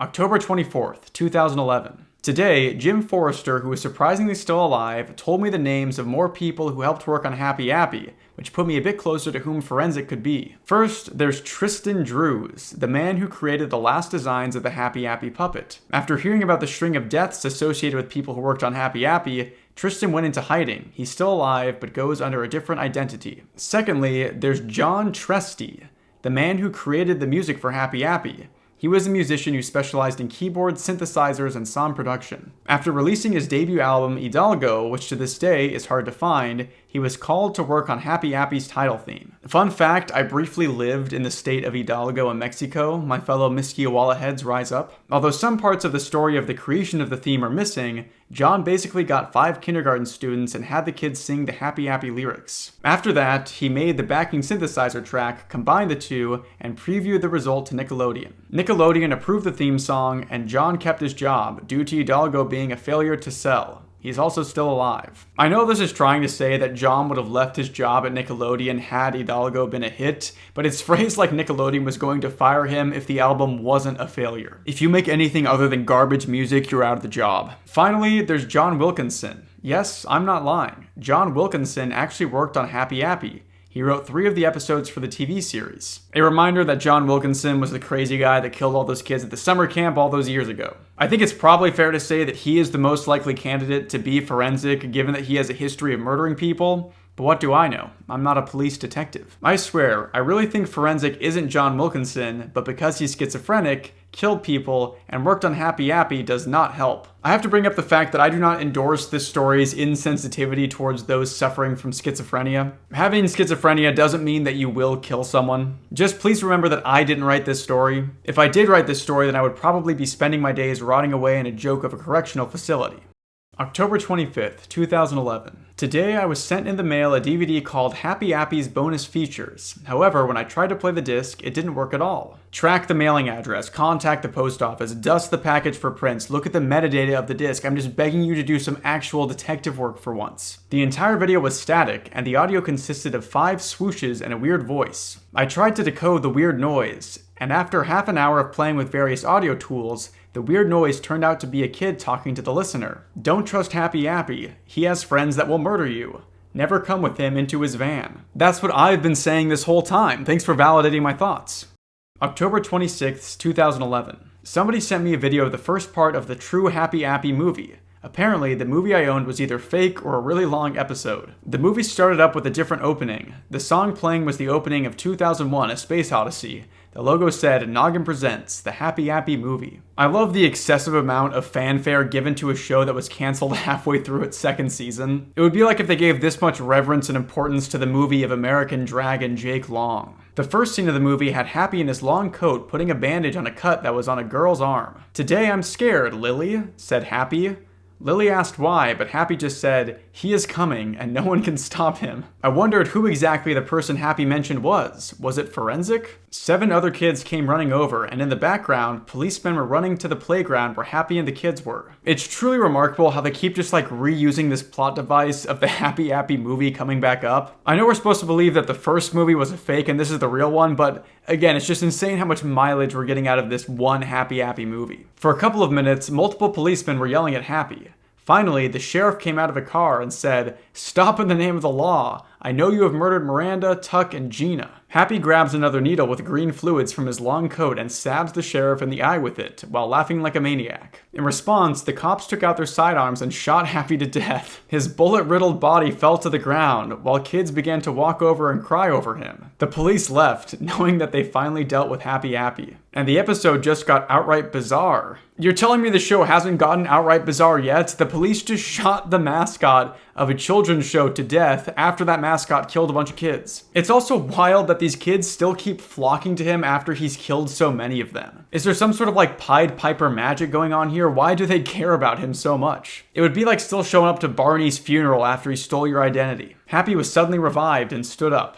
The kids ran away screaming. Happy took out another knife and started to chase Lily in a POV shot. After 30 seconds, Happy grabbed her and broke her neck. The snap that resulted was enough for me to stop the video for a while. I resumed, and the camera cut to the rest of the kids running away from Happy Appy. Here's a tip for all you writers out there. If you say that you had to stop doing something for a while, you should probably tell us what you did during that time. The impact of the narrator being so disturbed by what he saw is immediately undercut by the fact that we are immediately told that he started watching again. I'm not denying that there was probably some soul searching going on between when he stopped watching and when he started watching again, but we have to be told these things in order for them to make sense. And yes, I'm well aware of the fact that trying to give any writing advice this far into Happy Appy is just completely useless. But I wouldn't be living up to my reputation as the guy who nitpicks creepypastas if I didn't give at least some writing advice. Happy Appy got in his van and drove after a little boy. As soon as I saw the boy, I recognized him as Danny from the Camp Ah intro. Given his significance there, could Danny be the one who Happy was talking about earlier?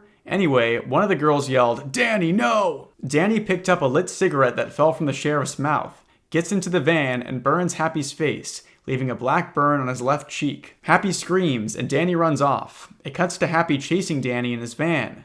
Danny opens the door again, climbs into the passenger seat, and tries to distract Happy. Eventually, Happy crashes the van into a tree, and Danny gets thrown out of the van. Happy climbs out of the van and picks a sharp stick off the ground. It cuts to Danny waking up and picking up Happy's dropped knife. After that, it faded to black. I sent a message to the man who made the torrent if he had part 2. He said yes, and that it would be done on the 27th. I guess I'll just have to wait. I like how the Happy episodes usually start normal and then descend into violence and chaos near the halfway point. But this Happy Appy movie seems to be all insanity all the time, and honestly, I love it. Too bad this story is so repetitive and one note that none of this is actually impactful. All of the shock that I had in my system was immediately released as soon as I read the 9/11 entry, and I have nothing left now. I apologize in advance for the sound of the cars driving past my apartment right now. My wife and I are moving in a couple weeks, so you won't have to hear that quite as much, but it's very loud today. October 27th, 2011. I just finished watching Happy Appy the movie, and it was weird. However, I did find something that will interest you. I can almost guarantee you that whatever you are about to tell me will not be interesting to me. I don't think there's anyone who cares about this show quite as much as you do. It starts with Danny running to a junkyard. He hid in a car, and it cuts to a girl on the playground playing with a tin can. Happy Appy slowly crept up to her. The girl screams, and he stabbed the girl with the stick. He runs off to get into his van. After driving for a while, he reaches the junkyard. Happy gets out of his car and looks around, yelling for Danny. Danny jumps into the car. Happy swears, and Danny runs him over. He jumps out of the car, and the van pushes Happy into a car crusher. It crushes Happy and the van. A horrifying crushed car cube comes out with Happy's skin, blood, and organs all over the fragments of the van. I like how blood is in parentheses, but organs isn't. I assume blood is in parentheses because it's more like Happy's juice that comes out, but apples don't have organs, so that should also be in parentheses. A woman comes out of the cockpit, and Danny says, "Thank you, June." She says, "Thank you for telling me and Dad about Happy's rage." I couldn't take this anymore. I wanted this story to end now. Sorry, that was just some of my own subliminal messaging sneaking in there. I couldn't take this anymore. I wanted the movie to end now. I was wrong. Oh, I was wrong. Very minor nitpick here, but I don't think you were wrong about anything. You just said that you wanted the movie to end, not that like you thought it was ending. Another Happy peeks behind an old car and boastfully says, "Did you really think that I was going to die like that to a kid? Well, if you thought so, you're wrong." The credits start. Because of a video error, I could only make out these names in the credits. Director, Tristan Yap. Producers, Keith Blue and Joanne Broop. Happy Appy, Tristan Ye, Danny, Ray, Bolia. After all of this time, I have found the identity of the director of Happy Appy and/or Forensic. I'll need to research more about them. You can tell the author was having a hard time thinking of names for their characters because we get the names Tristan Ye and Tristan Yap really close to each other. I'm also pretty sure there was another Tristan somewhere in the story, I just can't remember where. This whole story has honestly been kind of a blur to me. For as much of this story is getting monotonous, I will say that the image of Happy Appy being crushed in a car crusher is admittedly pretty hilarious. It's kind of unique to have a horror story where the slasher villain is constantly being brutalized. It feels like the story is more focused on Happy's pain than the pain of the children. October 31st, 2011. Have a safe and happy Halloween, everyone. Knowing Forensic, I probably won't. Honestly, it's been a while since Forensic even showed up, so you're probably good. It's just a shame because Forensic was the only thing that was keeping this story interesting. He probably retreated off to a better creepypasta. Something like Jeff the Killer. Anyways, today I got a package in the mail. Taped to it was an envelope with a letter inside. The letter read like this. To Mr. Yakovlev. During a recent investigation of Kevin Christensen's house, I found a damaged journal that seems to be related to the show your blog is talking about. I hope it will help you find out more information about Happy Appy. Sincerely, Officer Robert Newport. I love how the police are fully aware of this detective's obsession with Happy Appy. It's like his work on archiving the show is counted as his official police work. And honestly, it probably is because we haven't seen the narrator do anything other than obsess over Happy Appy since the series started. I wonder if he has actively been investigating other crimes during this entire time and is actually a very competent detective when it comes to non-Apple related cases. I opened the package, and inside was a 70-page notebook. However, most of the pages have been torn out. Here are the entries in chronological order. February 9th, 1999. I finally got a job at Nickelodeon yesterday. So far, I have been put on a possible Nickelodeon project that is still in pre-production as I write this entry. I will write more soon. February 25th, 1999. I have been put out of the project to work on Rugrats. The plot of the planned show, which was called Attack of the Killer Apples, was a ripoff of the movie Attack of the Killer Tomatoes. The problem was that almost no one liked the idea, including me. I think this is saying that he was going to be working on the Apple show, but is instead now working on Rugrats. But for a second, I thought that was the name of the Rugrats episode. You really have to wonder at the judgment of these Nickelodeon creatives if they thought Attack of the Killer Apples would be appropriate for the Noggin channel, the one for small children. March 1st, 1999. Guess what? I've heard that the Apple show is going to see the light of day. The man who's going to help produce for the show, Keith Blue, did some claymation commercials for Noggin. Since they're some of the most popular commercials on Noggin, the creator asked that he should work on the show. By what metric is a commercial popular? Are there small children like calling into the network every day to tell them how much they loved the claymation Noggin commercial? Although I really can't talk because I'm still using Old Spice deodorant and shampoo because I saw one commercial that I thought was funny 15 years ago. March 11th, 1999. I overheard a rumor that we're filming at the old stage where Double Dare was being filmed. March 23rd, 1999. I want to leave this project now. Same, brother. Same. You see, today I was eating lunch when I saw some sick maniac dragging Happy's voice actor, Tristan, who was in his late teens and had a pretty deep voice. We started filming tests, like Happy in his van and practicing lines. The guy who dragged Tristan in shouted action. A weird country song started playing on the radio in the van. Please tell me that the soundtrack that Happy Appy murders children to is something like Achy Breaky Heart. That would just fit this story so well. I shouted to the guy who shouted action and dragged Tristan. What the F did you do to Tristan? He just jumped over a coffee table and the rest of the page and every page except the last one is torn off. January 2nd, 2011. Today I remembered two things about Happy Appy today. The show's original air dates and some facts. Absolutely wild that this guy took a 12-year break between the most recent entry and this new one. By this, we can only assume there's some sort of like lost media full diary of the 12 years this guy worked on and obsessed over Happy Appy. Although from the sheer length of this creepypasta, it seems this was probably the 12-year project. The air dates were Nick Junion/Noggin, April 26, 1999 to June 3, 1999. Pre-TV, UK channel, May 16, 1999 to March 31, 2000. Brazil, I don't know where in Brazil, November 30th, 1999 to February 1st, 2000. The facts are, Happy Appy had a scrap DVD release, the director was tall and mid-weight, he went by the name Fred. So it turns out that Tristan Yap isn't the director. I'm still wondering about who the director is though. Really? Because I'm not. I just want to see more of Forensic. This story was getting to be actually bearable when he was killing people, so why did he leave all of a sudden? Where is he gone? Do you think Forensic stays in hell because he too lives in fear of his creations? I legit don't even know if this is going to be an entertaining video because there isn't that much to talk about. There really is only so much you can say about a guy just repeatedly finding more and more information about stupid Happy Appy. I'm getting so nostalgic for the simpler times when Happy Appy was just looking on in terror as the Twin Towers collapsed. I never thought I'd say that. November 1st, 2011. I finally did it. I killed Forensic and found a shocking discovery. Well, I think I have. I cannot tell you how relieved I am that Forensic is back in the story and how devastated I am that he has seemingly been killed. You see, I was driving home at midnight when I saw Forensic running away from Jim's house. Knowing that he might have grazed, injured, or even killed Jim, I parked my car on the sidewalk and ran into Jim's house with my knife. I love the idea that the narrator would have parked his car on the sidewalk and rushed inside if Forensic had so much just grazed Jim.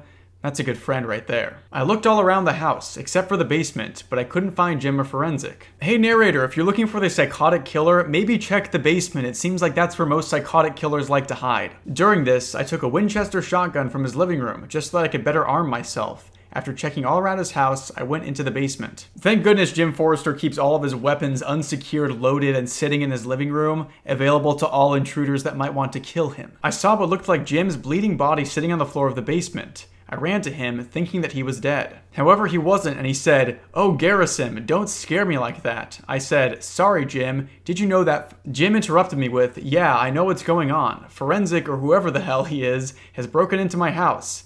That's why I stained my best clothes with ketchup." Absolutely masterful ruse, staining your clothes with ketchup to fool the homicidal maniac. It's almost as smart as wearing purple to avoid the killer that kills people who wear blue. I heard Forensic open the door, and I loaded the Winchester. After telling Jim that I'd be back soon, I ran up the stairs, cornered Forensic, and shot him in the chest. You know, I do have to appreciate that our protagonist is as decisive as this. He didn't even wait to hear Forensic out, he just killed him.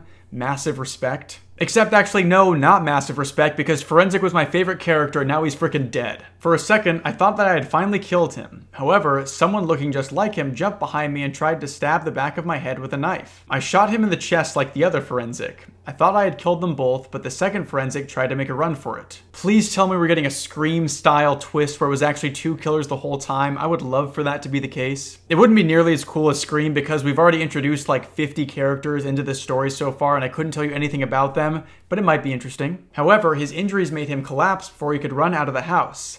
I went to the cellar and called the police before I noticed that the first Forensic was missing. When I went back to the cellar to see Jim again, I found a USB drive lying on a bookshelf and I took it. When I told Jim about the USB drive and where it came from, he said, "That's odd. I certainly don't remember owning a USB drive like that. I seriously wonder what's in it." After the long wait, the police arrived. Thankfully, Newport believed me when I told him about what happened. I'm just going to say this, but I'm honestly starting to feel like he believes me. I got home and put the USB drive in my computer. It only had one file called Instructions, which was just a minute-long video of one of the forensics saying, "In your pillow will be," over and over. In your pillow will be what? I opened my pillow and inside I found a random switchblade, my wallet, which was missing a $20 bill I had put in there, and a DVD saying, "Happy Appy Complete Series," with a label saying Season 1 was on it, as well as Season 2. Forensic knowing that he was going to be killed by the narrator, but making sure to set up this little scavenger hunt so they could give him the full Happy Appy files is just amazing. It's also so weird that Forensic hides the narrator's own wallet in his own pillowcase, but then steals $20 out of it for, I assume, like, the bus fare or something. There was probably a more direct way that Forensic could have done all this. I'm still not sure why he even did this in the first place, though. Didn't he start to harass the narrator because he was looking into Happy Appy? I thought that was like the whole point of the story. We are seeing our narrator become more and more obsessed with the show, and it's leading him down darker and darker paths. But I guess the author just forgot about that, and now Forensic is just freely sharing his copy of the Happy Appy episodes. What a wild twist. At first, all I could say was, what the hell is this? I could understand Season 1 clear as day, but who made Season 2? Could someone have made more episodes that toned down the violence, or did someone make even darker episodes? Better yet, who made these? Jim, Kevin, or maybe it's Forensic? It has to be Forensic, but now I don't even know. I'm only watching the episodes just because they're Happy Appy. It's remarkable how uninterested I am in the creation of the Happy Appy series. It really has set me at odds with the narrator, whose sole focus is just cataloging this stupid show. The part of the series that I like the most is Forensic, and now he's dead, or at least like one of him is dead. It seems like there might be another one of him that's still out there. I don't know if that was the one that was missing the arm or not. I think the author forgot about the missing arm. But I have to remember that I was literally begging for something new to happen in this story, so I should just be thankful that we got something crazy like Forensic's death. Today, I talked to Jim about the DVD. His response was, well, that's very odd. I mean, who in their right mind would make 2 more seasons to that show? He added that he wanted to see the new season as well, so tomorrow we're going to go through and see the missing episodes of Season 1 as well as Season 2. Also, another interview was uploaded by the same man. This time, it was an interview with Tristan Ye. Interviewer, Tristan Ye? That's me. How old were you when Fright House Screamers was around? 15. What happened when you did Happy's voice on the first day? When I recorded my lines on the first 2 minisodes called Happy's Vacation and Hurt Happy, I did notice some odd things with the script for these episodes. In Hurt Happy, he ate an apple, which was weird considering he was, well, an apple. Considering everything that ended up happening with Happy Appy, I'd say that apple cannibalism is pretty low on the list of strange things. What was the worst thing that happened to you when you were on the show? I don't like to discuss with people about it, but here it goes. I was once dragged into the studio by a tall man holding a rope, which was tied around my feet. After an argument, we filmed the episodes. That's just horrifying, to say the least. Do you know who dragged you in? I actually don't remember. The only thing I know about the man was that he was taller than most of us. What is with these incredibly vague descriptions of very dangerous people? How on earth are you lassoed by a guy and then made to film a TV show and all you can say about him was that he was kind of tall? It's like every character in this story is allergic to revealing any actually interesting or useful information about the deeper story at play here. November 2nd, 2011. This will be the first of 3 posts detailing Jim and I watching the contents of the DVD. Just a fair bit of warning, what comes next is an exhaustive description of every single one of these episodes. It's impressively long-winded. I was pretty determined to finish out the rest of the series in the video, but this gauntlet at the end is making me seriously question that plan, so let's just get into it. Even though we are watching the disc, I still can't get over the fact that there's another season of Happy Appy. I really can't. As soon as the DVD loaded, we saw that it had a freeware DVD burner menu. Obviously, Forensic, whoever had made the disc, did it as cheap as possible. I went to the episode menu and looked through the episodes for Season 1, in case there were any that I missed. The 2 distorted episodes for Season 1 were actually watchable and were named Happy at the Fruit Olympics, Nate Needs Help, Happy in Space, Mean Miranda. I pressed next and found the entire episode list for Season 2. Happy Meets the Roo Bears, Camp Ah, Happy and the Oranges, Happy's Van Breaks, Lighter, Happy and Blackberry, Napoleon, The Big Help, Nuxic, The Rose of Blood and Bones, Can of Kill. Someone let me know if these are all just turning into like 2000s emo song titles. That's what all this is starting to sound like. I'm just not cool enough to know for sure though. Jar of Hate, Happy's Rising, Happy kills Benny, Miranda lives. Miranda dies. There's no second episode for some reason. Napoleon, A Bigger Help. Meaner. Happy Appy's Christmas. Happy's House. Napoleon, The Biggest Help. Danny's Love. Happy Fest. Happy Rots in Hell. Epilogue. I love this idea that this children's TV show that was supposed to air on Noggin has an epilogue at the end of it like it was some sort of epic saga. Judging from the names, we could only guess that Forensic made these, but who is he? I played Happy at the Fruit Olympics, since that was one of the 2 episodes of Season 1 that I didn't watch. It began with Happy Appy saying, "Hey kids, the Fruit Olympics begin today," and watches TV. It zooms to the television set and shows a recreation of the Olympic torch relay, but with fruit. After the torch holder, an apple, lights the Olympic flame, the games begin. It's a cheesy compilation of sports played in the Olympics, but with fruit. It reminded me of the circus episode's Act 1 scene, but visually a lot better. Happy turns to the camera and says, "Hey kids, the 2000 Olympics begin in a year. You should go see it." And the episode ends. Anytime a specific event is mentioned in the show, I get incredibly nervous. There's just no way I can trust this story referencing a real-world event after the incident. When it ended, Jim told me that he actually remembered helping film the episode, and even did a few of the puppets with Kevin Christensen and Tristan Drews. There's another freaking character named Tristan? Alright. I'm starting to wonder if Jim Forrester is actually going to be evil. That would be a pretty cool twist to the story. Actually, it would probably be completely meaningless and make no sense, but the bar for entertainment at this point is below the floor. Happy in Space was next, and it was horrific. It starts out with Happy sneaking onto the space shuttle, and turns to the camera and says, "Hey kids, your old pal, Happy Appy, is going into space today," and waits. The shuttle docks at a look-alike of the International Space Station. After all the astronauts leave, Happy sneaks out of the shuttle and starts floating. He says, "Did you know that in outer space there is no gravity, meaning you float in midair?" He puts on a spacesuit and goes out of the ISS. An astronaut is working on a broken part of the station. Happy says, "In space, no one can hear you talk, or scream for that matter," and stabs the astronaut. We see him float off into space for around a minute. That noggin budget must have been pretty generous if they were able to shoot these scenes in zero gravity. After this, Happy goes back in and finds out the shuttle is about to leave. Happy jumps in the space shuttle. The space shuttle begins to enter the atmosphere. Happy turns to the camera and says, "Hey kids, watch this magic trick," and sets a man on fire.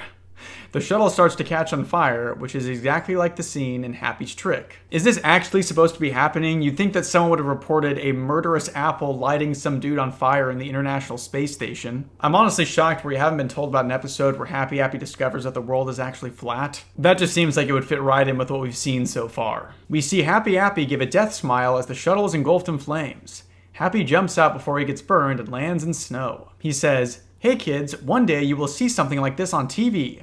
Behind him, the shuttle was breaking up into small pieces. The credits rolled. In case you missed it the first time around, this is referring to an actual real-life space shuttle disaster that happened a while back.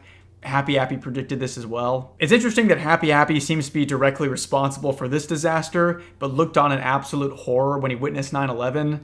I guess he wasn't on the inside for that one. I played Happy Meets the Roo Bears / Camp Ah. It starts with the intro, which is now an acoustic version of the intro. It begins with Happy walking in the playground with his injuries. He sees the green Roo Bear running around and says, "Hey, Mr. Teddy," and the Roo Bear doesn't respond. Happy says, "Mr. Teddy, let's go find some kids to heal," and the Roo Bear nods his head. They hear crying coming from the swings. Happy and the Roo Bear walk over to a kid who hit his head on the part of the swings that you sit on. Happy gets out some bandages and heals the kid. They hear a car ram into another. Happy turns around and sees a long limousine crashing into a van, which wasn't Happy's. A man exits the car and it turns out to be Aphex Twin himself. The author using his unique skill of shoehorning Aphex Twin into the story over and over again. I'm seriously not sure why this is such like an integral part of Happy.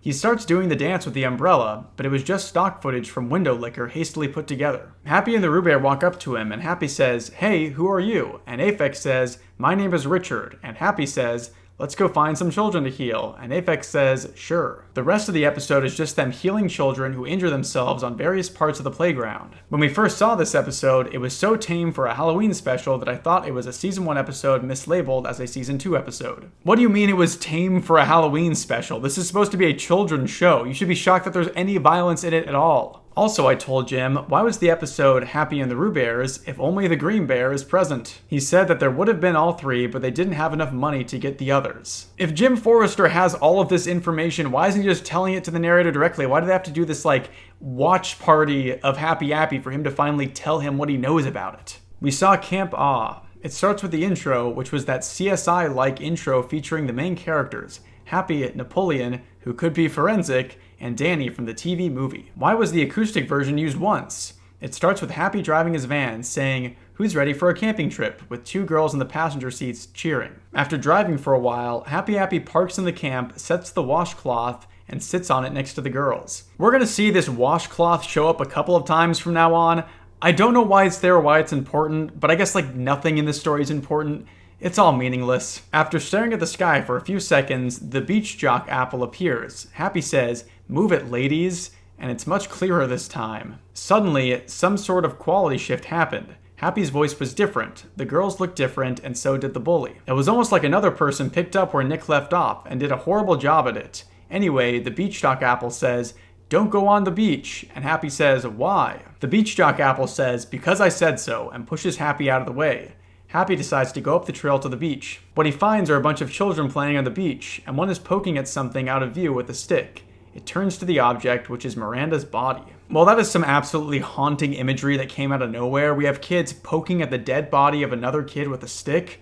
That's terrifying. A normal person would be very unsettled by this, but I'm sure the narrator is more interested in, the quality of the production design, and the hue of red on the Happy Appy puppet. Happy screams, "Stop doing that!" and brings out a knife. The next shot showed the girls still sitting on the washcloth when they hear children screaming. One of the girls says, "What happened?" and the other one says, "Let's go find out." The two girls go to the beach, but what they find are a bunch of children's bodies in one horrifying pile. On the top of the pile was a blood-stained Happy Appy with a knife. Okay, I love the direction this is going in. Not because I love that Happy Appy killed all those kids with a knife, but because something is actually happening now. Something is actually happy-happening. What am I saying? He turns around with a death smile and says, "Hey girls, I have a present for you. Come over here," and they both walk over, and it cuts to the same place with the washcloth, now with both girls screaming. The episode ends with Happy Appy dragging some children back into his van and driving off with this narration. And that, my friends, is how Camp Aw got its name, from Happy Appy himself. Interestingly, there was whispering during the credits of the episode. They were very brief. December 14th. I like how we get explicit imagery of Happy Appy killing all those kids at a summer camp, which would seemingly indicate that he was, in fact, the guy that killed all those kids at the real summer camp. But for some reason, the narrator is completely incapable of believing that the crazy murderer guy is in any way related to the show or forensic. He's got the biggest slam dunk of a piece of evidence here, and he's just completely ignoring it. World's greatest detective, everyone. We had no idea what that date meant. Was it supposed to be related to a season of the show? I played the episode Happy in the Oranges. It starts with the same old intro of Happy Appy dancing, and it cuts to Happy killing the beach jock Apple. The incel Happy Appy killing the Chad beach jock Apple. What an ironic turn of events. This episode must have taken place after Camp Aw. We see Happy Appy walking around the playground with children at play. Happy sees something to the right. He sees two puppets that were oranges sitting on a bench. Happy walks to the bench and says, "Hey, who are you?" And the oranges said, "We're the oranges." Greatest dialogue of all time. How on earth could we have known that the oranges were the oranges if the oranges didn't tell us that they were in fact the oranges? And Happy said, "Well, I'm Happy Appy." And the oranges screamed and ran off. Happy shouts, "Every damn time," and goes into his van.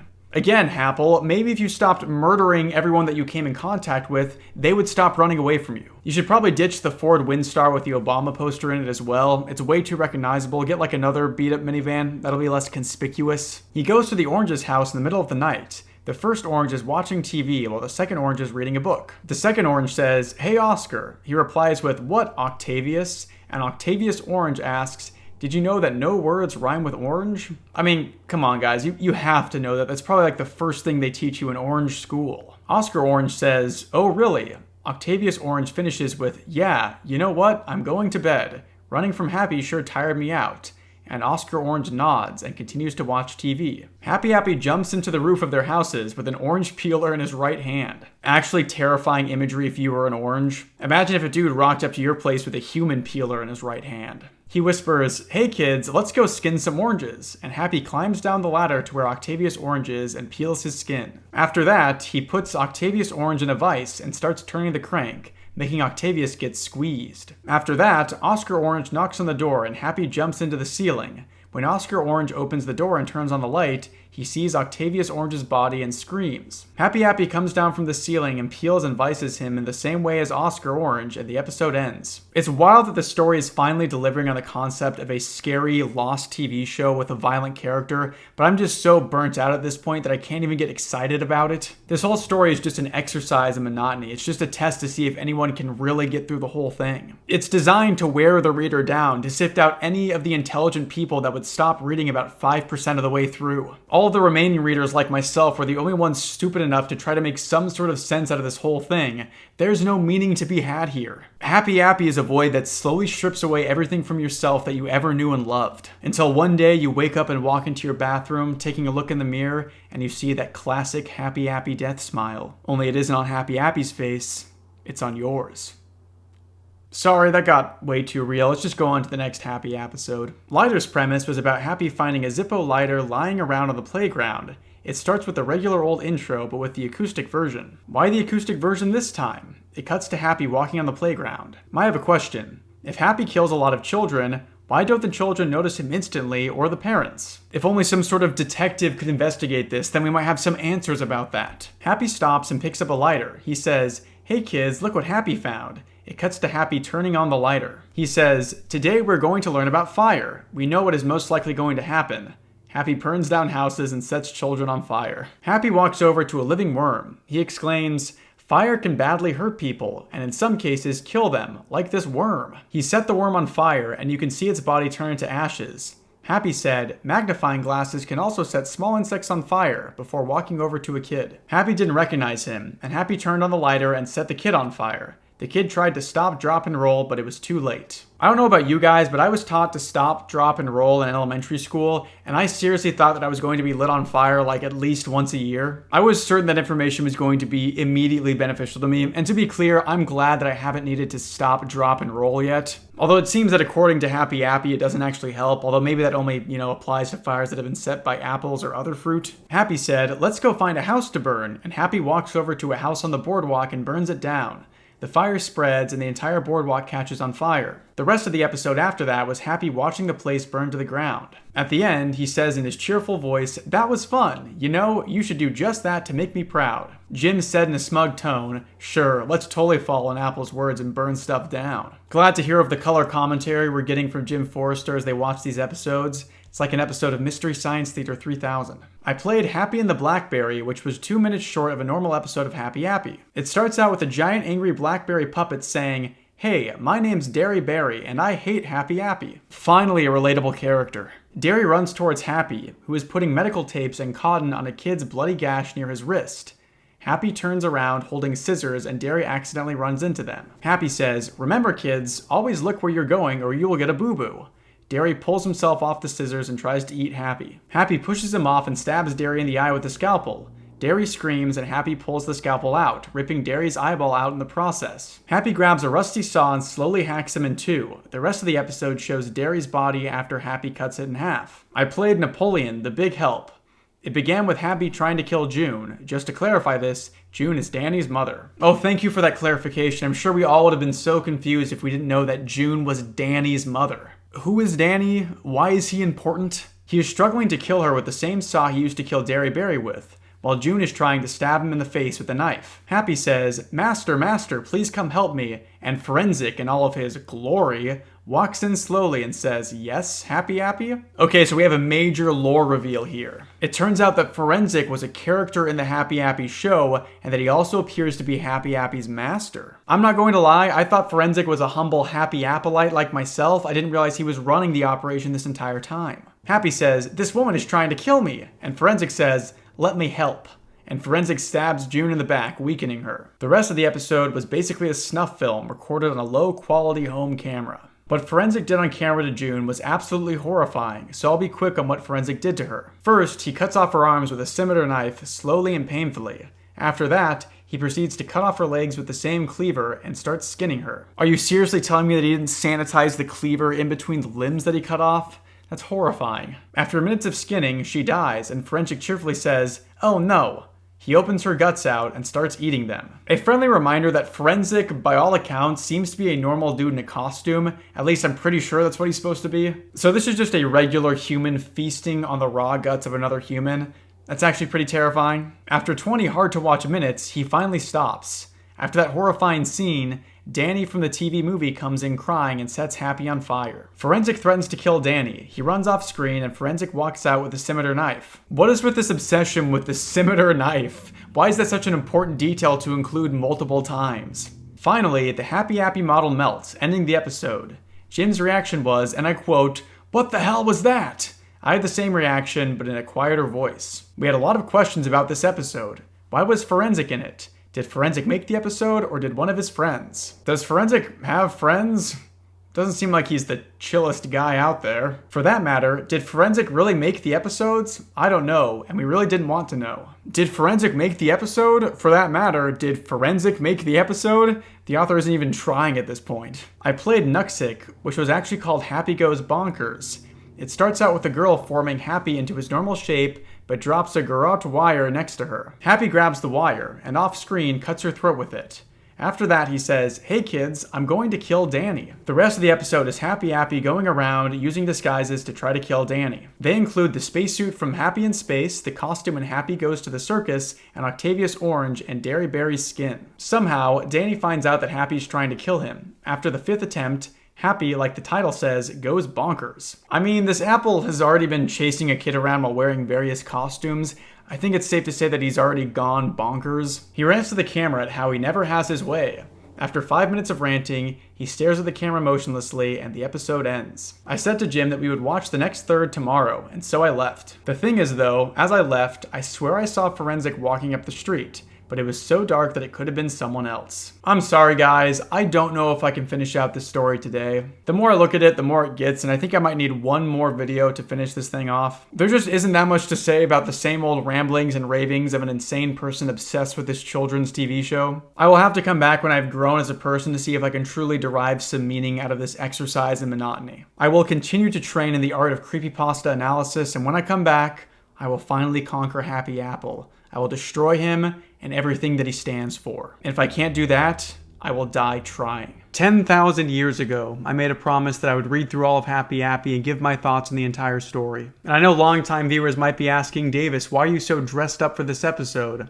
It's because we're going to have a funeral today. Because today is the day that I put Happy Appy in the ground where he belongs. I'm going to finish my reading and analysis of Happy Appy today, and by the end of it, either he will be dead, or I will be dead. If you've watched my previous videos on this story, you know that this story has taken everything from me. I've had to move to escape the torment of Happle Apple. I cannot rest because he never rests. I've trapped myself in a fruity, nightmarish prison of my own making, and I must face the consequences of my own actions. My most recent episode ended off about a third of the way through the narrator's description of all the new episodes of Happy Appy he'd found. I would give you more context than that, but it wouldn't really help. Just remember that the towers did fall, and that Happy Appy was probably behind it. Remember to subscribe to the channel to support my own personal war effort against Happy Appy. We need an army of about 200,000 strong in order to fend him off for the time being. But now, without any further ado, let's finish my reading and analysis of Happy Appy.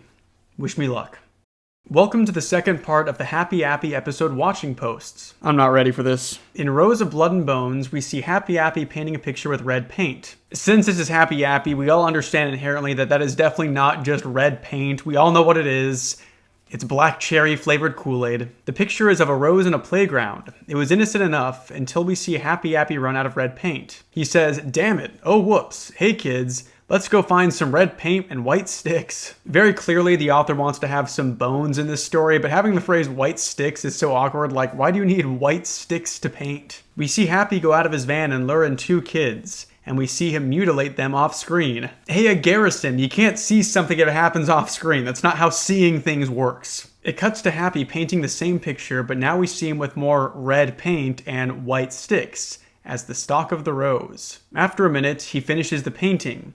He shows the end result and says, "My masterpiece is complete. I call it the Rose of Blood and Bones. Hey kids, you too can make a painting using body parts and blood. If you make one, send it in to me and I will give you a prize." The video ends before the address was shown. Kind of a lame move for Happy Appy to tell us we can get a prize by sending in our blood and bones to him and then not even show us the address we're supposed to send them to. My guess is it's probably something like 911 911 Avenue. In Can of Kill, we see Happy cleaning out some large tin cans and working on mechanics in his van. I do love the through line of Happy Appy being a very good mechanic. That has been a consistent character trait he's had since the beginning of this story. You could knock this story for a couple of things, whether that be the plot, or the pacing, or the characters, or the prose, or the writing in general, or how it doesn't make any sense. But you can't say that Happy Appy hasn't been a consistently garbage character. After a few minutes, Happy notices the camera and says, "Hey kids, I'm working on my can contraption," and goes back to working on the can. It cuts to a tin can in the middle of the playground that has the note "Open Me" on it. Happy comes from the left and says, "Whenever someone opens the can of kill, a spray bottle pops out and sprays the kid with poison. This is my best invention ever, and it should get me a Nobel Prize, well, mostly for peace." I always love when a story has what could be a shocking moment, but instead the evil character just looks directly at the camera and tells us all what's happening, following the old tell, don't show rule from the Netflix School of Writing. While he is talking his mouth off, we see a kid named Quincy open the can, get hit with some sort of poisonous gas, and get knocked out. See, that would have been a lot more effective if we hadn't been told that's exactly what was going to happen before it happened. Happy notices Quincy's body and says, "Hey, it works. You too can make a can of kill. All you need to do is send $5 to this address and you can wipe out anyone that hates you." And an address was listed. Again, that's 911 911 Avenue. Before the credits played, Happy drags Quincy's body into the van. I played Jar of Hate. Is this jar of hate potentially full of the same liquid hate that was pumped into Jane the killer's body? I can't wait to find out. Somebody does really have to make an Avengers Infinity War style crossover of all the garbage creepypastas I've ever read. Like you'd have Happy Appy and Jane the Killer, and then like Jeff the Killer's in there too. Then there's the guy that has the cool glowing sword and his magic 8-ball. It's a pretty cool character design. We also can't forget the Beast version of the Chuck E. Cheese mascot. The whole thing could take place in this joke of a correctional facility. Happy is sitting in his van when he says, "Hello kids, do you want to see my jar of hate?" No. A kid walks up to him and says, "Happy, hate is a strong word." In response, Happy says, "Shoo, Jacob," and pushes him away. Happy proceeds to write Jacob's name on a blank scrap of paper and places it into a jar of names. Happy says, "My jar of hate has the names of people I will kill. Let's see who's going to be the lucky one." "Me, please, could you pick me? I really don't want to finish reading this story." He empties the jar and picks out 3 names. Happy says, "The people I will kill are Jacob, Miranda, and Danny." He sneaks behind Jacob with the cleaver from Big Help, jumps behind him, and the credits roll, while you can hear Jacob being killed in the background and Forensic screaming, "Stand still!" I'm glad we're seeing Forensic again. I think where we left off, the narrator killed a Forensic, but there was another Forensic, so there's 2 of them walking around out there. I guess one of them's dead, but there's another Forensic out there we got to worry about now. Again, the sheer amount of plot lines that have been brought up and dropped throughout this story is borderline impressive. I played Happy's Rising. It starts with Happy healing a kid using a bandage, but he says, "Hey kids, want to come have some fun with me and Benny?" Everyone, including Benny, comes running into Happy Appy's van. However, to trick Happy Appy, Benny leaves quickly and silently. It shows Happy with a hand grenade and he says, "Want to see a cool trick?" Of course, the children shout yes. I don't know where in the chronology of this story this episode takes place, but these kids should have learned better by now. Happy Appy's going to kill you. He kills every kid he comes across. Happy throws a smoke bomb, drops the grenade, and gets out of the van. We see a child scream as the van explodes into 1,000 pieces. The scene is very realistic, with body parts everywhere. Wow, with that description, it's like I'm really there. Happy polishes a toe, puts it in a jar, and puts the jar in a mysterious brown bag, which has been in the background since the Blackberry episode for whatever reason. I like the idea this is trying to have like a running thing that it's setting up, but it just, forgot to do all of that. So now it's just like, remember the bag? It's been there the entire time. Sorry I forgot to tell you about that. Benny runs over to Danny, who is playing with a girl. Benny says, "Happy tried to kill me," and Danny says, "Well, at least you're safe with me here," and the episode ends. I played Happy Kills Benny. That's unironically a good joke from this story. It starts out with Benny playing at the playground, but he notices Happy in his new van, which was all black this time around. Happy must have some money because getting a black Ford Windstar from the dealership is a little bit of an upcharge. He says to his parents that he wants to go home because someone is staring at him funny. His parents look at the area Happy was, but he is not there. They said, "No one's there though," and Benny calms down. Benny sees Happy again, and Benny runs towards his parents. He says that Happy is stalking him, and the parents see Happy, but he is helping a kid. The parents say that Happy's just helping a kid. Oh my. I know the writing has been bad all the way through, but the words Benny and Happy and helping a kid have been spoken like 87,000 times during this one paragraph. Later, Benny finds a $20 bill. He picks it up, but Happy stabs him. Happy drags the body into his van and it cuts to the credits, with a brutal murder being played. Miranda Lives starts playing. It starts out with a piano version of the song sung by 3 of the 5 original kindergartners. They were presumably in 1st or 2nd grade when the episode premiered. The intro showed clips from Happy and the Oranges, Happy Kills Benny, Camp Ah, and 2 other episodes I hadn't seen yet. Please don't describe these episodes to me. I really can't take it. Just let them be. We all know what happens. Happy kills some people. He drives his Ford Windstar around. Please just let it be. It begins with Miranda's body on the beach. We see another kid poke it with a stick, but Miranda mysteriously awakens, screaming loudly. She says, "Happy Appy is going to pay for what he has done," and runs towards the playground. We see Happy Appy working on another portrait of a rose, with several more nearby. Miranda throws open the van's sliding door and screams, "Happy Appy, I'm going to kill you right now." Alright, my new favorite character in this story is Miranda. And Happy says, "Fine, do it. Kill me. Just try. You'll end up feeling the wrath of Napoleon." The episode ends. Are we talking like the wrath of Napoleon Bonaparte or Napoleon Dynamite? Either way, she should probably be scared. Miranda dies began. Miranda gets a knife and stabs Happy's arm, pinning him to the wall. Happy screams in pain and Miranda says, "I finally have you in my grasp. Now I will do what I've wanted for so long." Happy smugly says, "What's that?" Miranda says, "Kill you!" Suddenly, a shadowy figure looms over Miranda. It was none other than guess who? Who do you guys think it is? Lots of options here. It could be a Aphex Twin or the Rue Bears. Now, of course, it's forensic at forensic, come back to kill somebody. He coldly says, "The only murder that will happen today is yours." Sorry, I forgot that forensic has like a canonically like old-timey mobster voice, so I'll read you that line. "The only murder that will happen today is yours." Yes, I understand that was 10,000 times worse than the original line reading. Miranda screams and tries to stab forensic, but he slams her down on the table Happy uses to cut up kids. At this point, it's quite clear that whoever worked on this episode used an obvious stunt double for Miranda, as her skin and hair were darker. I bring this up in literally every single one of these videos about this, but is Happy Appy actually killing the kids? Because it seems like they're using stunt doubles, which makes it seem like this is all just an act. But then, like, why would that ever be scary? I know this story's not supposed to be scary. It's like all a big giant joke, but like, could you at the very least be killing actual children? That's a good quote to put on my tombstone there. Could you at the very least be killing actual children?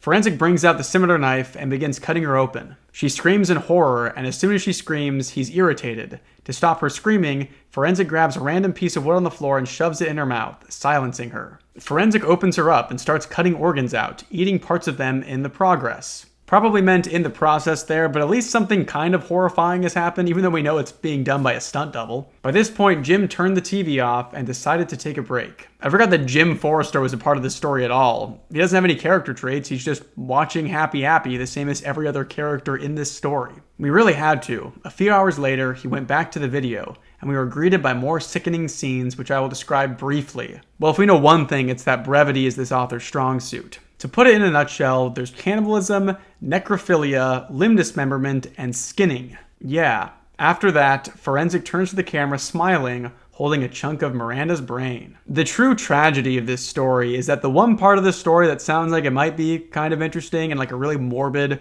horrifying way is just completely glossed over. Also, the story still is not wrapped around to how Happy Appy predicted 9/11. We haven't even gotten a hint as to why that's even possible. When I first started reading this, and I didn't know it was just going to be straight garbage all the way through, I thought that would like factor into the story, like that would be the big mystery here. No, there is no mystery. It's just describing these stupid episodes to us. The episode ends. That's it. Jim and I can't do any more episodes. From here, there is going to get more sickening. I can't do it, and yet I feel some strange wish to watch the rest. Alright, we'll watch the rest tomorrow. Yeah, it really sounds like you were super torn up about that. It took you all of like half a second to decide to just watch the rest of the episodes. But after that, I'm destroying the DVD. November 4th, 2011. Welcome to the last post of the Happy Appy Season 2 series. I started Napoleon, A Bigger Help, which is just great. The swing of this man's emotions regarding Happy Appy needs to be studied in a lab. The last thing we saw yesterday was a snuff film, and the first thing I see today is possibly another. Okay, I take that last comment back. It was sarcasm, but you can't forgive me for thinking this guy would be stoked to read about Happy Appy because he's written like a Bible-length narrative about it already. Oh well. It starts out with Happy saying, "Hey kids, last week was fun, killing Miranda with my best pal. Hey, come over here." And Forensic walks into view saying, "Yes, Happy?" Sorry, I messed up the voice again. "Yes, Happy?" Happy says, "You know, we've killed women, but we haven't done any children yet." Was Miranda not a child? I'm supposed to be the lore keeper of this series, and I have no idea what's going on. I guess maybe the stunt double was an adult, but again, are they really killing the stunt double? If so, why is there a stunt double there? Just kill the kid. Forensic gasps like a girl and says, "Oh, you're right, Happy. Let's kill someone. I can't take it anymore." Sorry, I didn't see the end of the quotation mark there, so I can't take it anymore. It's supposed to be the narrator. I assume his voice sounds like that as well. They find a child skipping some pebbles at a lake. Happy's van comes into view, and the kid flings a pebble at it, leaving a mark on the driver's side window. Happy gets mad at the kid, so he shoves him into a burlap sack and goes into his van. Inside, Forensic murders the kid while Happy sits in view. What happened was absolutely horrifying that I can't say what happened in detail. I'll just say that by the end, the kid only had half of his skin, his skeleton, and chunks of his organs left. Was it also the night when the skeletons came to life? You know, the bones are their money, and so are the worms. And, like the Miranda scene, you know why I didn't post what happened.